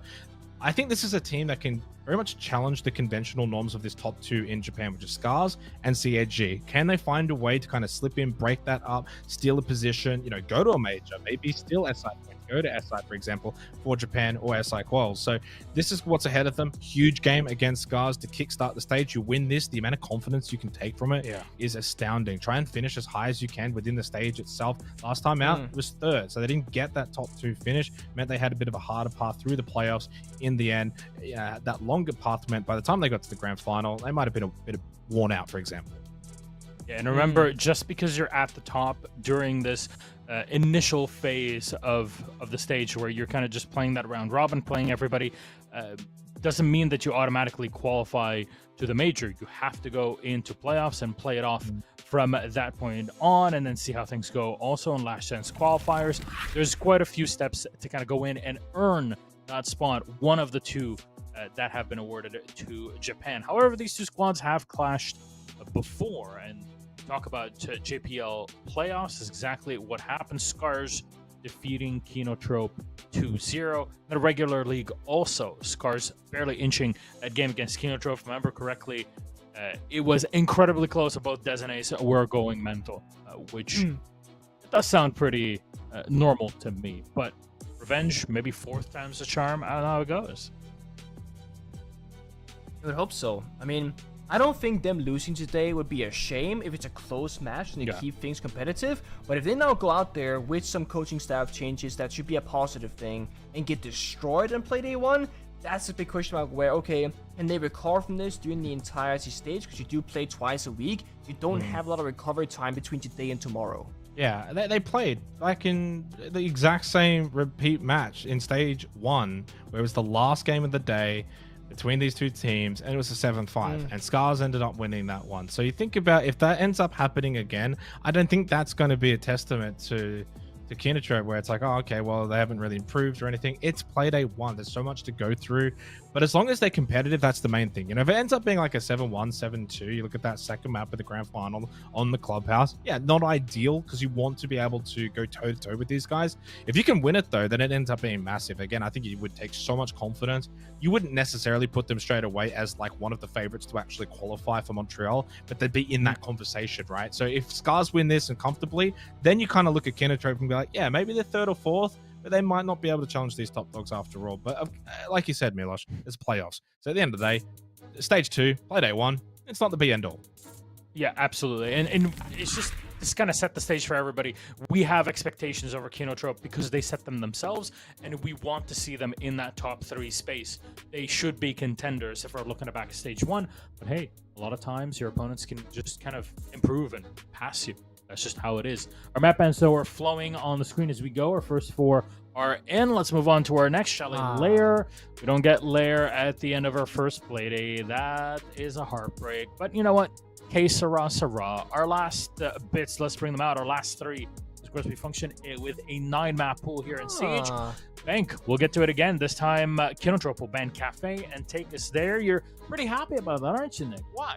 I like a rematch. You know, it was a 5-7 loss for KINOTROPE last time. Maybe now it's just pure revenge rather. As Xenox says, final day of Playday 1, or of the Playday rather, they play each other, same map. This is like pretty much them saying, hey, can we do better than last time? Because it's a 1-to-1 skill check, basically. Yeah, I like this too. I do. And for 2 reasons. One, it's the rematch, as Nick is saying, but it's also a good testing ground for KINOTROPE, where it's like, okay, well, they got this on us last time. Let's see, have we found improvement? Can we beat them on this? We also have information. I also look at that lair ban for SCARZ, and I think it's in the middle. So it says to me that they're maybe okay to play it, but they probably don't want to show their lair. So it's not like they're going to just let it through and force the other team to ban it. At the same time, they probably want to see, is the other team going to ban it? They don't. It's in the middle. I think Lair is going to take a bit of time. Some teams are going to be wanting to play it early. Others are going to want to hide, and others just want to avoid it. Of course, map changes in the entire pool happen by vote, players worldwide, etc., etc. But our game is set. It's our last one in Japan League today. So please, KINOTROPE, SCARZ might be the fight here for the top 2 in the early days of stage 2. Leave it to you, Pengu and Xenox. Take it away. Enjoy. Hey, KINOTROPE on the attack first up on Bank. It's gives them a really good onus to start well here. I love Bank as a map. It's arguably top 2, top 3 territory. It has to be. It's just one of the kind of maps where I think teams can navigate a lot better, whereas some other maps can feel a little bit claustrophobic, choke pointy. Yeah. And what's interesting is the 62% favoritism actually to KINOTROPE. Now, again, going back to the map veto process, I might actually kind of back that in. Like, they've gone to a map where they lost it last time to SCARZ. This feels almost purposeful, where it's like, we want that rematch. We want to take it back on them last time. Now, last time out, attack favored. Both of these two teams got 7 attacking rounds, and well, both of them got 5 defensive rounds. So I do wonder if that's going to play out again. We'll know pretty early on. If KINOTROPE get off to a good start, it could be an attacker-sided Bank. Wouldn't be too surprised, though. That tends to be the way it skews in other regions as well, just because, as you mentioned, it can be a map where you can play from outside the building. It's hard to run as a defender, and I think, strategically speaking, this is a great map to show the difference between like a good Bank team and a great Bank team. How you use operators like the castle, the mirror, but also how long can you stay on the roam, on like a basement roam, for example. So many teams, they fall back after like good 60 seconds, they drop those open area hatches, the attackers have plenty of time, whereas the best teams in the world on Bank, they can stay for like a full-on 90 to 100 seconds, so basically more than half the entirety of the round. The attackers just rush to the execute stage, because otherwise they run out of time. Yep. Yeah, and for SCARZ, defense first, and the kind of team that I think needs to get off to a good start in the stage, build good form. Yes, they won stage 1, but I think there's always more that they can kind of do to improve. Can we get that improvement from them? Have they got that dominance within them as a team in this region? They certainly had that in the grand final for stage 1, where they really put a beat down onto KINOTROPE. And I was also looking at the map veto process of that grand final, and Bank was a map that was banned out by KINOTROPE. And probably at the time, not too surprising, because at the time, they had only just recently lost it in the opening Playday. There's been some time. There's actually been a lot of time. From stage 1 to stage 2, we've had a massive break. This is a good opportunity for KINOTROPE, where I would imagine, I mean, it's pure guesswork, but it's probably high probability they have been workshopping this map. Now, it looks like we flipped the sides. KINOTROPE will be defending first up, SCARZ will be attacking. I don't think it changes too much, Nick. Of course, both sides are going to play both sides, but it does mean for SCARZ, we'll see if they can get off to said good start now in the attack. Yeah, it shouldn't change too much. I think you're completely correct. There was a time a couple of years ago where the starting side actually dictated quite a lot in the operator ban phase of things, back when you would have one team maybe ban the Thatcher and the other ban the Maverick, because if you're the second one to ban an operator, you can always play that cat and mouse game. So for example, when you start defense, you ban the first attacking operator. So let's say that KN right now, they would ban Thatcher and we're playing Clubhouse, so this is not really applicable to Bank, so I'm sorry about this. And then SCARZ go, you know what, you ban the Thatcher, we'll ban the Maverick, you're screwed. I mean, we're also kind of screwed, but we're ready for it at least, you're not. So this isn't too applicable these days. Now starting side is just a starting side, and most teams will take the statistical stronger side.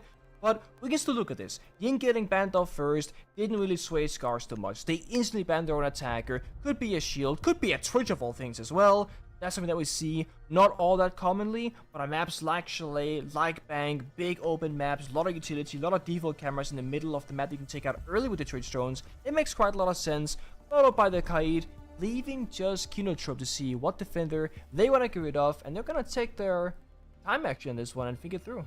Yeah, you know what I like about the meta right now, Nick, is that it's really difficult to predict, especially the attacking bans, with how shields are just so prevalent within the meta. You know, you look at Blitz and you look at Montang and you think about, well, how can we facilitate that? And both of those operators can certainly be played on Bank. We've seen that very recently. I saw it during the week in the Asia League that I was covering. And again, I said it when I kind of came in halfway through the show, like they were literally either being banned or being played. So it does mean both shield operators have made it through. I don't think there's anything wrong with these bans. We know Ying is like the operator within Japan. It is an incredibly overused operator, and it's so good. Help facilitate those initial attacks into sight. I'm going to be very curious to see the shield play. We can get Blitz play, we can get Montaigne play. Doesn't look like it in this particular round, but expect it at some point. We go down to basement. I like the Deimos here for Wreck. You know, can we get some roam clear with the Dokkaebi, with the Deimos? Can we clear above, force them back down below? KINOTROPE on defense here on Bank. I would like to see them on especially this basement site, not just sit 5 on site. Yeah. But I'm looking at their lineup, and I think that they I don't think they're going to sit 5 on site, but they might just hold like main stairs, for example, keep a bit of blue control, and that's fine. You don't need like a second floor room, but try and keep... Sometimes you can also just go for like full staff open area, hold that for as long as possible, then drop the hatches. But the way they're setting up right now, I don't think they're going to get too aggressive on the roam. Although there is a tuber second floor right now. Yeah, I mean, in a perfect world, even if they have a passive lineup, you just have like a bit of a, I call it like fake roaming, play by a staircase, kill the first drone you see, then maybe run back towards the bomb site. That's something at least, but given the fact that they're playing Tuberao and a Rooney right now, that's very much a hatch deny situation. And I bet you, if SCARZ hadn't banned the Kaid, that would have been an operator in this lineup instead of Lesion or Warden most likely as well. So they probably want to try to deny those hatches. Good thing is, for sure, SCARZ, they have Hibana. They have those secondary can openers from the bug as well. They have plenty of hard destructions for any hatch they would like in this game, regardless of a Rooney or not. First call goes out from Dokkaebi. They're gonna storm through this building, and there is actually a top floor roamer right now who might get picked off. Yeah, this is where you got to be careful though. I mean, you play the roam game, and when you're playing into a Deimos and a Dokkaebi, well, no surprise, SCARZ, they found 2 straight away. Roam game shut down. Fenrir gone. Rooney gone. Round gone? Well, not necessarily. Yeah, but you know, but at this point now you can't play conventional, right? You can't just go and play back to site and hold angles. You probably need to try and find something. A lot of times players will like swing blue, see if they can get someone, bot square, or they might go for a lurk push up main. But they just don't have the numbers, don't have the players. And like you look at Carlisle, Maui's still just sitting around blue stairs. No one's really doing anything. They're kind of just hoping SCARZ maybe get the player advantage, get a little bit overzealous, push in, and then you can get kills off that. But SCARZ are droning. Like, that is actually a really good sign of a team where it's like 90 seconds left, you're up 5v3, but you're still droning. You're still going for more info. Respecting the round for what it should be, not for what it is. Because if you get overzealous, you can lose the round. That's if it goes wide, thankfully, if you're a SCARZ fan. But with that, Flashwings get traded back. Defenders very much blinded. And I like this aggression now, picking up the hatches. But I think you're right. You gotta go for a flank. Gotta go for a punch somewhere. And they're actually going further and further towards each other on the bomb side. They've given up server control as well. 60 seconds. Thermite is there. He can pop the wall open. 1 Dokkaebi call left as well. All SCARZ need is the call to go. Well, ping, you know, it's there, tried to fire the shots. The runaway, though, meant that you put yourself in a position where you were vulnerable, and Rek will shut him down. Down to 2 against 5. Yeah, huge numerical disadvantage for KINOTROPE. Warden Glass is activated, but no real response to the plant going down. Kowal's just going to pad the stats by getting a kill for KINOTROPE, but super dominant start from SCARZ here on the attack of Bank. When we talk about Bank and attacking, we don't always talk necessarily about lockers and CCTV, Nick. It's the site where defenders typically should find success. Everywhere else up above, first to second floor, bit more tertiary, bit more vulnerable. That's a huge round win for SCARZ to make a statement to begin this game. And just how they won and how they were so dominant in the early stage of that game. And this is also where I look at the Arbiter ban line. I'm like, oh, okay, the Twitch ban, it's cute. I know that's from SCARZ, so I'm not gonna blame King because they banned the Ink, fair enough. But like, the Twitch ban from SCARZ just says that there are so many more powerful operators available on the attacking side, and SCARZ start on attack. I think if SCARZ were a defending starting team, they might have banned the power operator, like the Dokkaebi or the Ying themselves, because they want to secure their defensive rounds first. So maybe that starting side does really come into play now, because I think all you need to happen here is SCARZ pick up like a 4.5 attack side, etc. And I think they'll just get the ball rolling from there. KINOTROPE, you know, kind of high expectations from them, I think, going into this. From themselves, from fans, from us as well, saying they go for the rematch on Bank, that makes sense. They got support step changes, that should be a positive. They have all the signs of a team that should be putting up a good fight here. So if they start losing that, maybe they get into their own heads, start losing a bit of that confidence, and then when they go on the attacking side, that's where you actually need that to succeed usually, especially in entry. So if SCARZ can build this up, good snowball. Yep. Yeah, Bank is a map that can snowball. It's the right way to put it. It certainly can get out of hand, especially from the fact the attacking teams can really navigate around the map well. And on defense, you can just feel like there's someone somewhere everywhere. Yeah, with Shui, though, just plays below stock at the moment. Just maybe expecting someone to push through beepers, see if he can catch someone. There's the Montaigne, by the way, so she'll play, especially top floor. Can be prevalent. Oh. Well, the timing here could actually be really good. If the fact that the gas babe towards the janitor hallway, you got the Montang, it could draw attention away from that stock hatch, allowing the Amaru to go up in Washoy. Yeah, they got the shield position covered now. Smoke swinging out. If Washoy is there, shooting go for a kill, but no flank passive so far. Shield might block it. Gets the main player instead, though. So, oh, there it goes as well. Nina gets a second. Really nicely done. I mean, this is actually on the higher end in terms of understanding what you want to do in a round and then executing it, right? In terms of a team setting a goal and saying, okay, I'm going to get the Montang to push in towards top square, then we're going to Amaru up through the hatch in towards stock, and we're going to pinch together through the hallway, try and clear janitor, key positions when it comes to this side on bank. We don't always see APAC play to this kind of level of teamwork, Nick. So this is a really well worked round from SCARZ as they further damage the round with Rek getting the kill onto Koao, and it leaves Yukis by himself in a 1v4. Opening round kind of just felt like pure gunplay, right? The core shooting mechanics coming through, getting a couple of kills. This was actually a really well worked round strategically from SCARZ. And to make it even better for them as well, this is not going to be your default typical way to attack, you know, this bomb site. So when KINOTROPE, they will go back there again, hopefully later on. SCARZ can go for a completely different take, and again, just surprise KINOTROPE. And you know, great teams, they'll have your usual HO things. They'll have what I call pocket strats, so like a one-off round you only do once in a single best of one on that particular map. And you'll have your flex rounds where like you see a certain opening or they don't reinforce a certain wall, so now you have this different angle you can play with, etc. KINOTROPE are very much in the dark about the actuality of how they're supposed to be defending. Round number 1, you lose 2 players super early on basement. So that round is basically over there strategically. They can't play that out correctly. This CEO round falls apart immediately. They also can't play that round out. So now they gotta go to their tertiary, so to speak, bomb site, their third choice at least of open area, which I think is a lovely bomb site. Like, really? Single-handedly. I love open personally. You can play top floor, you can play first floor, you can play basement staircases. You have so much map to work with. I think it's great. Barricade inside. This is interesting. Oh, the double door between kitchen open area, yeah? Is that the one? Yeah. Okay, so some teams in Europe and North America do that because it gives you... It only really works well if they're attacking, like, bottom heaven, which the Monty here might signify. Leave some space because that double door cuts off all your playable positions otherwise. But if you're a good team at playing the map proactively, I think this map is great. Or this bomb site is great. But if you're not...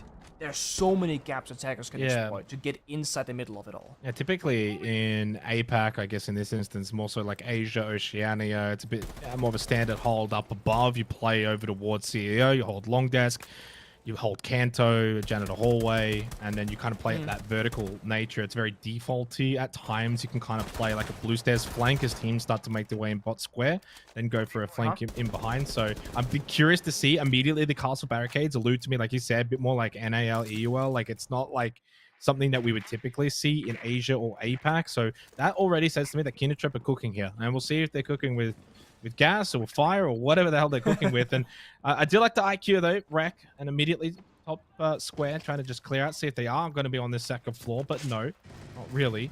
And so that means for SCARZ, they can get to work quickly, clear out archives. You can sometimes have this horizontal hole as well.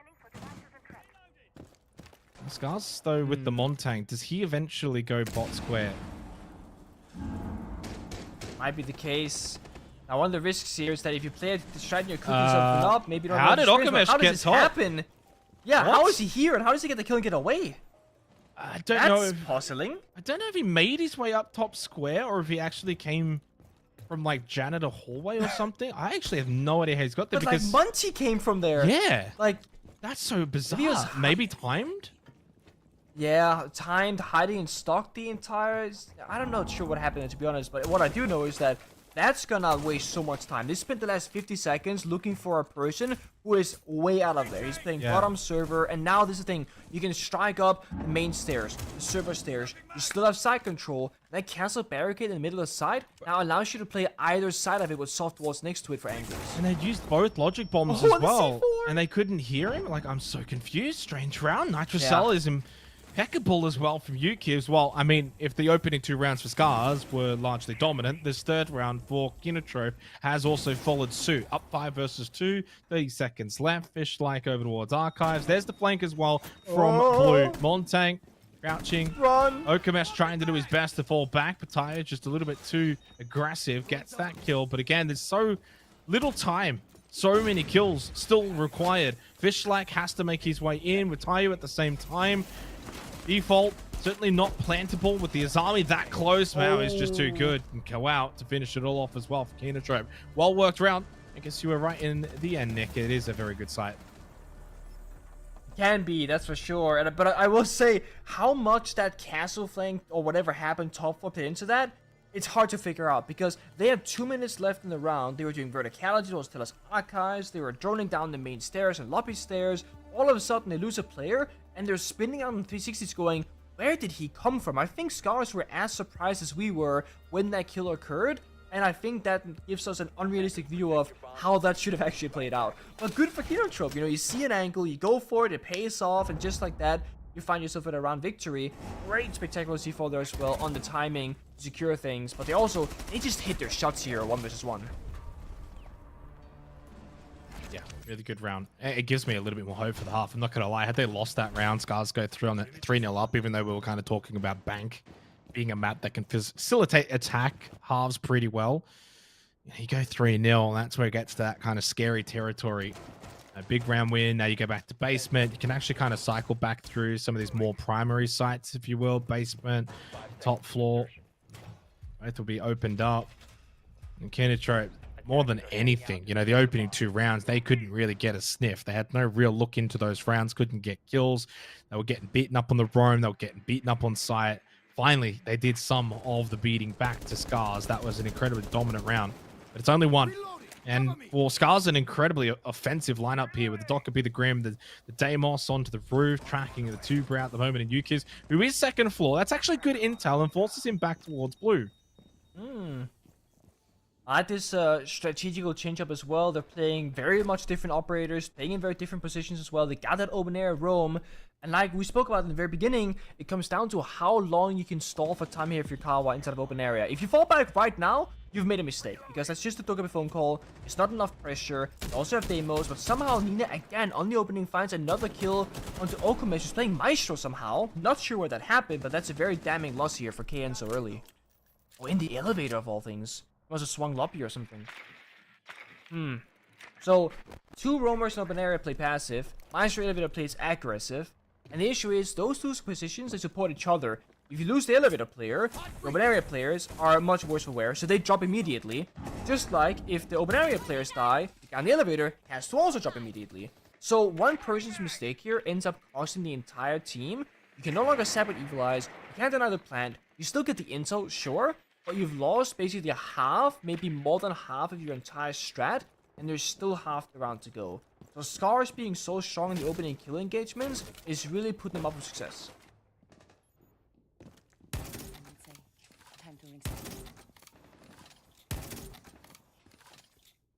What else they can do? Pop those Ibana pellets. Look around for a little bit here. Very quiet middle round, but SCARZ is paying respects right now, not overstepping. Yeah, a minute left. It's kind of similar to the opening round, though, where they had the 5-on-3. They were still droning, played the game the right way. Didn't just rush in towards site, doing it again here. There's so much time. Sure, there's a stall out. Got that kill onto the Maestro. You don't have to then look to double down immediately. Still got some utility available. Logic Bomb, Death Mark still up for those 2. Hive Launcher, 4 Bs in the chamber. You got drones. This should, for all intents and purposes, be a round win for SCARZ as long as they don't botch it. Or unless someone from KINOTROPE can't make a big play. See. Oh, that goes to Goyo Fire at 25-second mark. They're gonna have 5 seconds left. They might have to like change their plan here and go for an aggressive one down a staircase, down a hatch, because Devo plan's can no longer work. Oh, double. Well, there is the big plays. No, never mind. It's going to be up 5-1. KINOTROPE down to Maui. Nitrocell, 7 seconds. Does get a double kill. There you go. And suddenly the kit picked up by Fishlak. He can't get off it now. No time left. Can Maui be able to find another one? He gets a kill. He can actually play a 1v2 post plant. They peek him down the hallway. Oh, Nina finally gets the kill. Okay. Take a breath there. SCARZ just almost throwing away. Surely the unlosable, they do win it out. But that came down to the wire. 3-1 in favor of SCARZ. And I think that's why SCARZ have been so consistent, is that they can play the slow game, the methodical game, they can do the strategy, reach the right walls in the right sequence, etc.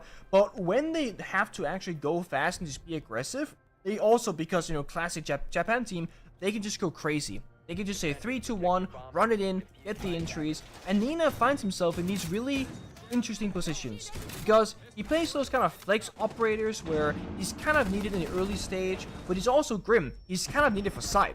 But Nina is the guy who gets the first kill in the round and the last kill as well. This man is everywhere, and he's so consistently good at doing what he does. That double C4 kill, by the way, was Deimos trying to save the round and got punished for it. So, unfortunately, he took his teammate down with him. But on the upside, you're playing 5 versus 2. You can afford to lose 2 buddies to a C4 because you've earned yourself that big of a manpower lead. KINOTROPE going back upstairs. Last time, it was that pocket strat from SCARZ going with the Monty and the Amaru. This time, Lion, Blitz, Dokebi. So, little bit different, but also a little bit same. It's gonna be a fast one once they want to engage. But they're first to sit up, get in the right positions before they can make that play. Well, pivotal couple of rounds now coming up. 2 to go in the half. SCARZ getting close to, you know, really stretching out, taking a big lead, taking that into the second half. The Blitz now in play from Tayo. They've tried the Montang. I don't know if the Montang's been, like, ultra successful. I like the Blitz maybe a little bit more because the parts of the Montang we've seen has typically been actually more on the aggressive side where he's pushing at someone, and that's where the Blitz can be a little bit more successful. KINOTROPE, I can't believe that was almost a round that was won back. Now did such an incredible job as an individual late in that round in a 1v5. Oh, shot through the wall. Right? Oh. Well, throws away one of the breaching rounds, but that's okay. He actually goes to peek this. Does need to be careful. I mean, Janitor Closet could just swing the hallway. It was actually the player from stock, though, in Mao. Well, as great as he was at the end of that last round, he kind of throws his life away at the start of this one. Yeah. I feel like I got baited, but no, with that being said, 3 balls out the window. Well, there's no one there, I think. There was no one there. There's no one on the rappel because they were already into airlock. Was sure he's made his way into site, and they know Okamesh was out, so they were watching for the entry back in. They just overwhelmed the site. I think KINOTROPE were cooking a little bit too much there, tried to do too much. Okamesh got a great kill square. He doesn't need to then vault out the window. He could have played off that top square position. Oh, that's so unlucky. I fully see the vision. I see the idea. And likely in their communication, they were calling out a few seconds prior, hey, there's a guy on double window rappel. Because it was a purposeful jump out. Not a, I don't know where to go, I'm going to send it out. But I think literally, as they got the kill on top square, that's when they rappelled on in. And the execute actually came to fruition. So, just missed timings there from KINOTROPE. But also just shows that they're being more reactive than they're being proactive. They are reacting to what's happening around them, and therefore they're always a little bit of a step behind. Whereas SCARZ, they're playmaking, they're initiating, and they're being proactive, controlling the pace and tempo of this game the majority of the rounds. Nice. Every team, same celebration. I love this region. Yeah. 4-1. Nice. Probably deserved lead at this point now for SCARZ, because outside of some like little heroic individual efforts from KINOTROPE, they've been the better team. They've had better strategy, better execution. KINOTROPE's had some okay moments here or there, but for the most part, I mean, this is a deserved lead. And, I feel a little bit somewhat vindicated in terms of the talk being this, favoring more the attack. You saw that in terms of the statistics last stage on this map, etc., and it's definitely playing through here. It does actually mean, though, statistically, Nick, that if KINOTROPE do get this second defensive round confirmed, that the half, it's similar to that kind of clubhouse 4-2 half mentality. But I still feel like SCARZ, the way they're playing, it's not just a kind of standardized scoreline. They've just been the better team. So it's all about then what they can do going into that second half. So, a long way back now for KINOTROPE. It's how the rounds are playing out more so than the results of the rounds themselves, because one team is very much in control over the other. But I think for KINOTROPE, I mean, they need this second round. They need to have some freedom on the side so where they can make mistakes on attack and learn from them, because if you have a 1-5 half, you lose one round, it's match point. Then you guys have nothing left for you. So get the 2-4 half, work on your attack, figure it out.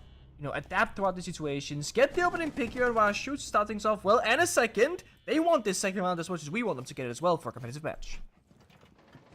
Yeah. I mean, one back, okay, very quickly. So, yes, it was a 5v3, but only very momentarily. Now down to a 4v3 scenario, but they lose Fish-like, and with that, surely the round. Although, again, just as before, as is now, still only that one player That is the differential between the two teams. So much time remaining. But this is where it can be a bit tricky. He's still got the shield still up, right? So Tayo, in terms of offensive prowess, is not going to be as big as someone with a gun, but this is a huge pinch. Nina knows full well he is trapped inside of elevator. Provided no one pushes down main, he should get the kill. But he has given away the fact that, well, the position is known. Can they play together? So much time. It could just be as simple as, hey, wait, I'm coming. Wait for the Montaigne. They know he's in there. He can't go anywhere. Montaigne to come through. They can bring this back to a 2 versus 2. KINOTROPE could get on the move. Take bot main as well. There's the kill. Oh, and Nina was watching it. So smart to watch that bot main push. Mayo is still there. He pushes out. He loses out. SCARZ win the round. 5 versus 3. No worries. Well played. Sometimes you have to cut off a limb to save the body, to save the precious cargo. Yes, Maestro dropped the hatch. Yes, Maestro was stuck.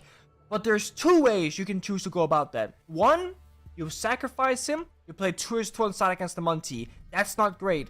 The second option, which I think is the right play to make, is that they knew that the actual gun was in basement, and they saw Monty the shield also walk down the staircase. So what I would have done is go towards the elevator hatch, the same one Maestro dropped from, because then you can help him against the Monty. You can see Monty from the hatch. Now, you can drop down the hatch and just assist him manpower to manpower, but instead they both walk down the staircase that's being watched. I feel like that's a bit of a blunder there. You can see it right here. They could have walked up instead of down the staircase. Yeah. Really well played as well from Nina, because the Montaigne can do it really all well from played. there. So he's just smart to say, well, the only thing they could realistically do to spoil the party is push bot main and maybe try and get a kill that way. But you're right. I think you had to get someone watching that hatch, and even more so, even if you don't do that, as you said, cut the limb off and just be like, all right, you're dead. Nothing we can do. Let's play 2v2. Let's play sight. Let's play time, which they're, you know, we're starting to get lower, getting to that 50-second mark. So, look, 5-1 lead now for SCARZ. And I think they're the kind of team I would be very disappointed and very surprised if they let KINOTROPE back into this. Now, don't get twisted. It's Bank. Favors the attack. By every metric, KINOTROPE can get back into this game. They can emulate what we saw from SCARZ. But SCARZ are surely too professional. Surely too well-versed to allow this to happen. When you've got sites like Locker CCTV, they're going to play this more conventionally. Apparently not. Rex is going to go and get a spawn peek. Easy start. 1 player up. Now you can play sight. You've got Goyo. You got Vulcan Shields. You got Smoke. You got Tubarao. You got Capcan. You got everything there to just go back and play sight. You don't have to go be too aggressive. Cancel the roam. Everyone go play basement now. But a lot of players still on that first floor. I imagine towards open and staff, my Japanese is not that great. I believe you are correct, however. And yeah, I think they should fall back earlier than usual. I do like that they're staying around for now because there's no actual pressure being applied. But with this hatch popping open... Oh, that's so swing aggressive. The hatch, don't fall ballsy. back. Wow. They read that perfectly as well. Because why would you expect the guy to be proning in that corner like that? That's not the usual norm. But they just have their number. Or maybe that's prep work from last time that happened. Or something that they've seen before. Either way, they were super ready. Here comes the hatch drop. Can they rectify the situation?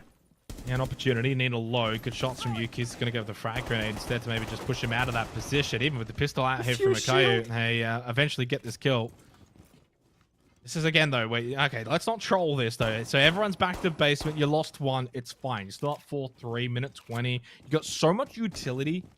The EDDs were already placed anyway, so if you're going to lose anyone, lose the Capcan. It's whatever. Vulcan Shield's in place. You got 3 gas babes in pocket. Zoto canister. Are we going to see this get delayed? Yes, we will. That's unlucky. They shot all the Capcan traps from my count, at least 4 of the 5, so they should be okay with the health bars. They did a good job on the IQ here from UK, just finding all those pieces of utility. There goes the hatches, at least some of them. The issue is the fuse, while it's great at clearing out the Goyo canisters, and it has a shield, it doesn't give you much more than that. It's really up to Mao and Yuki to step up. What a shot! It's up to Mao to step up, because Reg is on the heater, finding every shot possible. 2v4 now, 40 seconds left. Not a good first attacking round. No, it's not. I mean, to be fair, I think it's more well played from SCARZ, and that's kind of what I was trying to allude to at the start of this half, where surely SCARZ is just going to be too professional, too good. Nice shot here from Kayu, though, with the pistol, but I mean, they've got numbers. They've got numbers everywhere. They've got sight control. Still got util, still 2 gas babes. Miles just going to go for a swing bot main. Even if he had got that kill, you know the trade was going to come through pretty quickly anyway. We got 6-1. SCARZ are just making very short work of KINOTROPE. And we go back to pre-show, Nick. What did I say? I said, if this is competitive, that's fine. You can lose, doesn't matter. Yeah. At the end of the day, well, there's a little bit of similarities to our last game where I look at the scoreline and I'm like, is it that much of a beatdown? Yes and no. 7-1 is still not good enough if you're KINOTROPE and you're trying to challenge those top 2 teams in CAG and SCARZ. This is, not a great start to the season for them, but for SCARZ, it's perfect. This season in particular is a bit different than others because every region is going to have this kind of weird situation where you play like 2 Playdays on the current patch, but on the 10th of September, so in 3 days from now, we're going to get the new season reveal, or we're going to rather, the new season release. So I'm always thinking to myself, would it be better for the teams that are expected to make top 4 to play the good teams now, or play the good teams after the patch? I think for KINOTROPE SCARZ, it probably wouldn't matter all that much because they're supposed to be SCARZ winning, maybe KINOTROPE challenging. But with that being said, what if the new patch comes out the 10th, and then the Playday between these 2 teams happen? Would KINOTROPE benefit more from that because of all those various changes? Maybe knocking SCARZ off their comfort zone? That's always in my mind where I'm like, is this just unlucky with scheduling, or is this just like an actual, outplay here from SCARZ? Yeah, it depends on the kind of team and their playstyle. So, like Dockerby, for example, big change coming in with the logic bombs, so you can't kind of abuse them early in rounds, which can help facilitate entry points. So, if, like, for example, you're a team that maybe needs the logic bombs to kind of help get entry positions rather than, say, like on-site executions, then you would want to play them before the patch because Dockerby is going to become more of a late round operator with those logic bombs. 1-for-1 trade, you lose your life after getting the kill onto UKIS. That's actually a pretty big kill onto the Azami, and then they lose too quickly afterwards. Okay, KINOTROPE, they want to extend this a little bit longer. I think it's kind of just a send it down mid kind of round from them, just overwhelm the site and just see if you can hit shots, and they did, all of them respectively. Wow. Very quick round. Wow. I think there was still like 2 minutes on the clock. I like that round. I love the confidence. I love the smiles on their faces, but the reality is they're down 2-6. This is a great kind of stuff to do when you're not so far behind, but this is the thing that happens for the less experienced players and teams, is that when things are actually on the line, you have a chance to win, you play a little bit more reserved because, oh, what if we lose the round? Oh, what if we lose the game? There's so much stress going on. Whereas when you find your flow state, when you're fully focused, then it's not about the round score, it's simply about the round in front of you. When you can play like that and just seize every opportunity in the moment, you can play around like this. They didn't care about their individual lives in that server. They wanted just to win out the round, and they individually did what they had to do to get there. So much confidence. But they're down so much that will it actually matter? Possibly, probably not.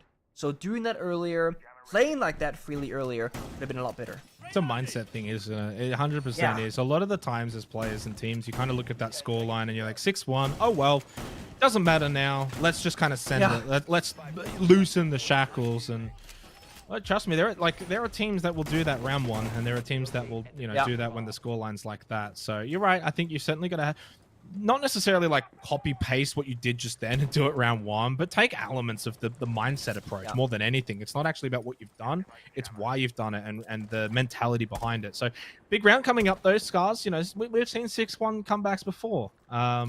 It happens. You've got to be careful. Bank, you said it in the first half, can snowball. KINOTROPE, good team. If they can kind of emulate those sort of rounds, we could get all it takes is you win the next 2, 6-4, timeout from the other team, and we're back into the game. So they've got to be very careful here, SCARZ. Make sure you don't over-aggress, don't over-peak. They're on the vigil this time around with actually the Mozzie too. So a little bit of information denial. See if they can find a pick or 2. This should slow things down a bit because KINOTROPE can't just kind of hit side as quickly. They've got to get top square control, deal with the vigil. There's the Mozzie as well. Well, they do deal. Actually, a double pinch from Terrace and from Roof. And Rek will go down. He's been aggressive. He's been great, but he's lost his life twice now in 2 rounds for basically nothing.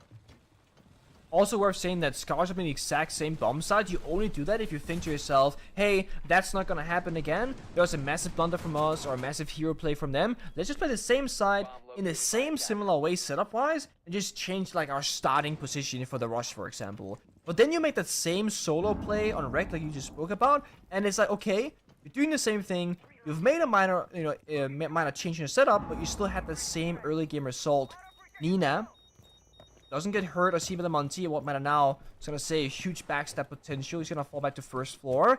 Time is kind of taken away, but given the fact there's a Monty on the board right now, I wouldn't worry too much about the time because you can always just storm the bomb site when you want to. Well, that's not pretty. It's a bit of damage. Well, I think for he gets KINOTROPE, they're probably anticipating others to still be on the roam, lurking around, and maybe seeing if they can flush them out.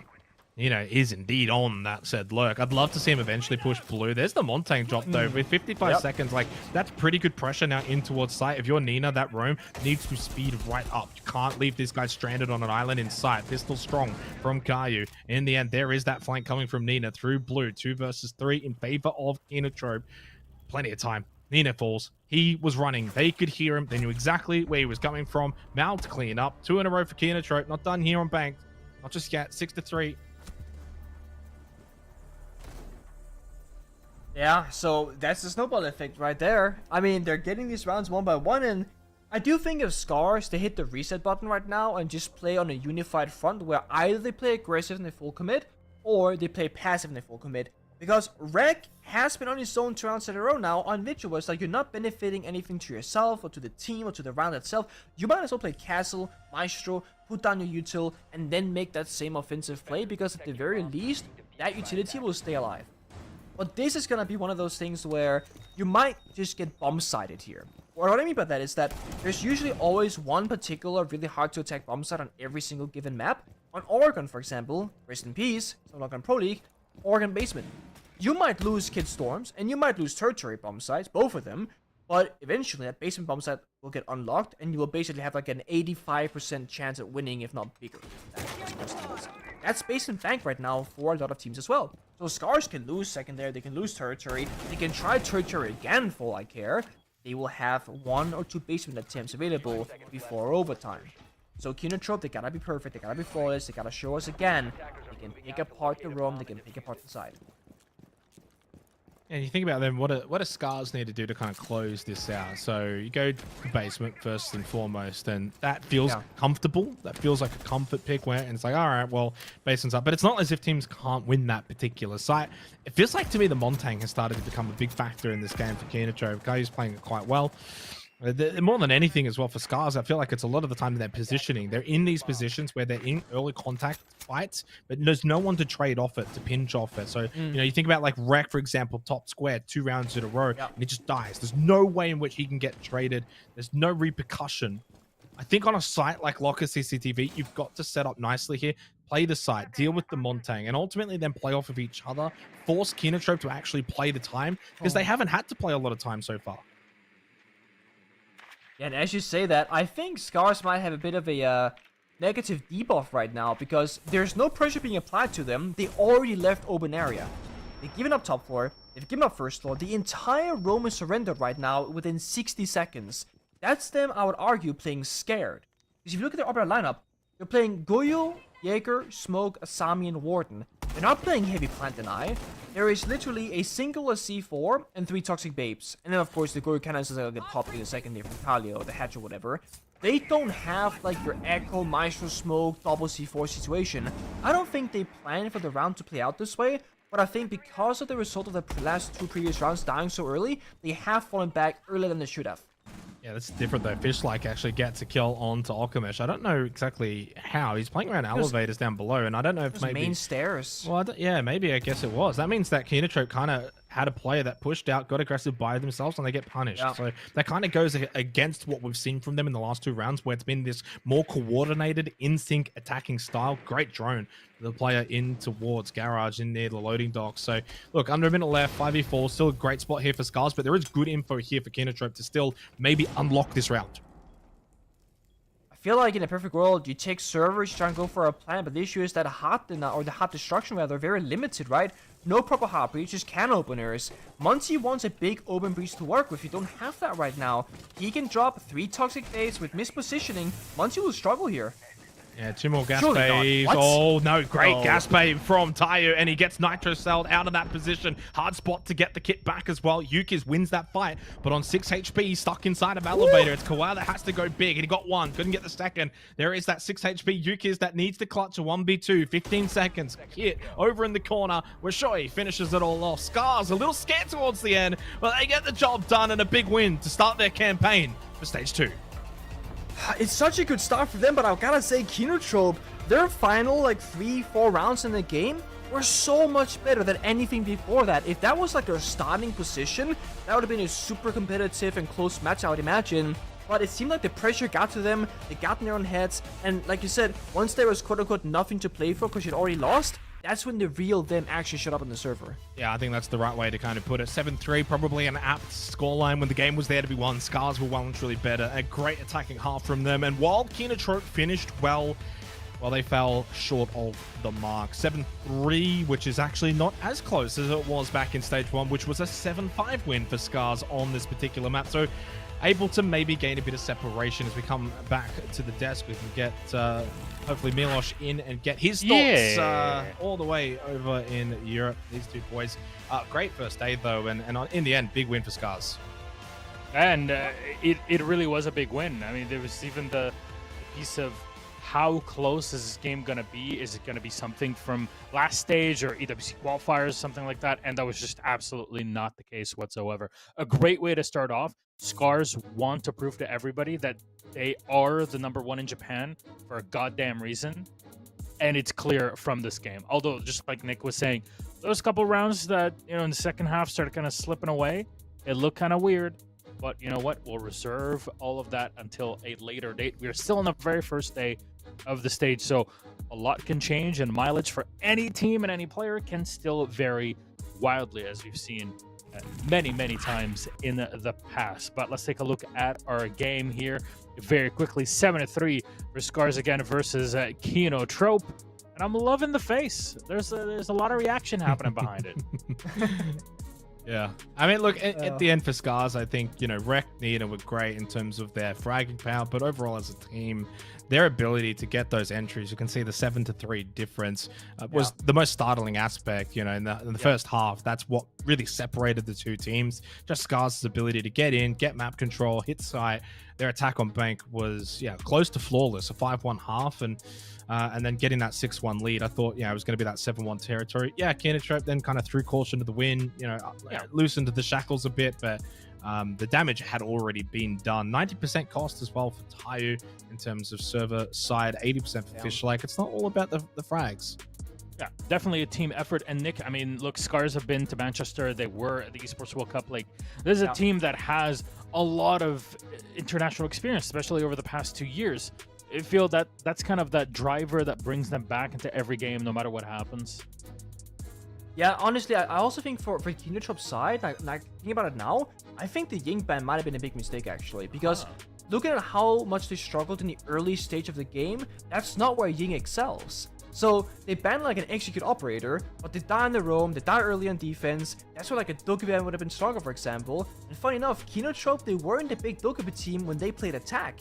So I gotta go back and now say, operator ban phase could have been a bit different and maybe favored them more on their first starting side at least. I don't know.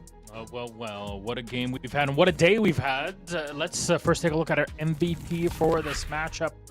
There's numbers that speak for themselves. Nina is #1, 2-0 in the entries. Although that cost, 60%, but the entries opening up the rounds. Very good there. Yeah, I think Rek was just as good, but definitely not complaining with Nina MVP for this particular game. This is, though, probably one of those matches where it'd be more like team MVP, right? Like, as a team, you guys were all great, coordinated really well, everyone played off each other. So, not the kind of, I mean, I know you kind of look at these stats and you're like, huge EPS, good KD ratio, great on the entry. Nina was great, absolutely. But I felt like SCARZ as a team, and they won because of it, they were a team. That should be a thing. It should be team MVP when a team actually all put together at full cylinder and like all helping each other. That should totally become a thing. Honestly. You know what? I'm glad that you're being honest. It's not lying. It's good to hear in this day and age. But that's our MVP. That's our final game. And we're going to take a quick look again at what happened throughout our entire day. There it is, and our schedule. There it is. We recap the whole thing. 7-3 for Vite, or Viter, whatever you still want to call it, versus CAG. 8-7. That was the rehost that we had done. Thank you all for sticking around with us through those technical issues, and of course, trying to get our players in. But that's IGZIST defeating F36. However, it still was a game that went all the way into max OT. 7-2 Crest versus Father's Back, and finally 7-3 SCARZ taking down KINOTROPE. A hell of a day that we've had to kick off Japan League Stage 2 of the 2024 season, all in play to qualify, of course, to the Montreal Major happening in less than 2 months. And to get to that point, only 2 teams can qualify from Japan. You have to make it through the qualification phase. Of course, our round robin here in the Japan League stage and playoffs, and of course in last chance qualifiers. 3 points for Crest, Vite, SCARZ, 2 for IGZIST, and 1 for Enter Force. CAG with none so far, and so for KINOTROPE and Father's Back. Damn. Kind of sucks seeing CAG down there, but you know, it is what it is. You have a tough first match opponent, and They CAG'd it. They CAG'd it. They gotta work their way up now. I mean, the good news is it's only Playday 1, right? Like, you probably don't Yeah. want to like look into the result too much. There have been teams in every region that have maybe started really poor, especially Playday 1. It's been a long break. Results happen. It's as I've always said, it's always about how you respond. You can lose a game and you can lose a game badly, but if you respond well, then it's like, okay, well, you know, you did the work to kind of get it back the next week or the next play day. So yeah. Well, there's our current standing. Let's take a look at our schedule for tomorrow, because we are back every weekend. And our mornings, at least here for us in the EU. Of course, this is all in Japan time in the afternoon. CAG versus Enter Force. That's Crest versus KINOTROPE, IGZIST versus Vite, and Father's Back versus SCARZ to close out Playday number 2 tomorrow, same starting time. Gentlemen, anything that you're really looking forward to as viewers and fans of Tom Clancy's Rainbow Six Siege? ooh, I want to see more Vite, to be honest. They kind of grew me today. I like how they're playing it. I don't want to say that they don't really play like Japanese style Siege. They play more like structured, more setup, more about utility, and I really like seeing that. I think it might counter the general playstyle of this region. So I think they have potential. Yeah. Hard to look past the CAG matchup against Enterforce, right? Enterforce kind of pushed IGZIST today all the way to the limit. They didn't win it, but they're certainly still the kind of team that can play well. So it's a good bounce back game for CAG. They're not just going to get like a dead rubber matchup where they just win it comfortably. They're going to have to put the work in, and it's all about how they respond. So it's certainly going to be kind of like all eyes on CAG. If they respond well from their loss today, if they do, then, you know, you can kind of just whatever, it's just day one things. And obviously it happens, and yeah, you don't have a lot of time to kind of prepare, but we'll get to see how it goes. However, our predictions, what do they look like at the end of today? Sorry, Xenox, how did I do? Not on the board. Hey, look, well, I would have picked SCARZ over KINOTROPE. I don't know what James is cooking there. In fact, I would have had the exact same as Nick. So I'll take 75% today. That's pretty good, man. Good job, man. Nice. Good job. Nick good job. is on top. I played the game. And you're the same as Robert Monday. You play the game, Milosh. It's the right way to do it. Yeah, see, I think I realized it settled into this. Like, you know what? Last time I was a caster, it was so long ago. I'm just a dumb host that doesn't know anything now. I'm just here for the vibes. You know, I'm here I want to have fun, want to see how it all goes. And predictions, by all means. If analysts want to get that right 100%, they want to fight amongst one another, because we all know if you can't hit at least 50%, you get automatically fired. Then that's, you know, completely fine by me. So we're just gonna hold it that way. Xenox, you have infinity percentage for this one, and thank you so much for stepping in and helping out today. It's an absolute pleasure to get to see you. It's been a while, buddy.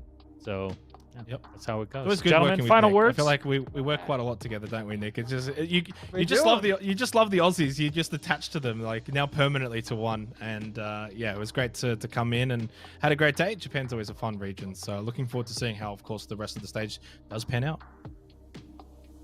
Couldn't agree more. Thank you so much again, like Milo said. And yeah, hopefully you and I can keep somehow working together across these different regions and lands and whatever else, because it's indirect, but it's super fun always. Absolutely is. That's that kind of cross-pollination of talent. It's been great to see everybody and kind of work with everybody at LAN events, but online you just get to mess around in ways that you can't really do when you're online, because obviously you're locked in, you're serious. You have so many games to go through that you allow yourself to be more creative than maybe you would be when things are so high stakes as they would be on LAN. But gentlemen, thank you for today. It's been an absolute pleasure. Xenox and Penguin, of course, Nuttery, our producer. Wonderful. Thank you, James. I hope all is well for that. And for all of you watching at home, thank you again for joining us day one of Japan League. We'll be back tomorrow, same starting time as we had today. Until then, take care. We love you so much. Bye-bye.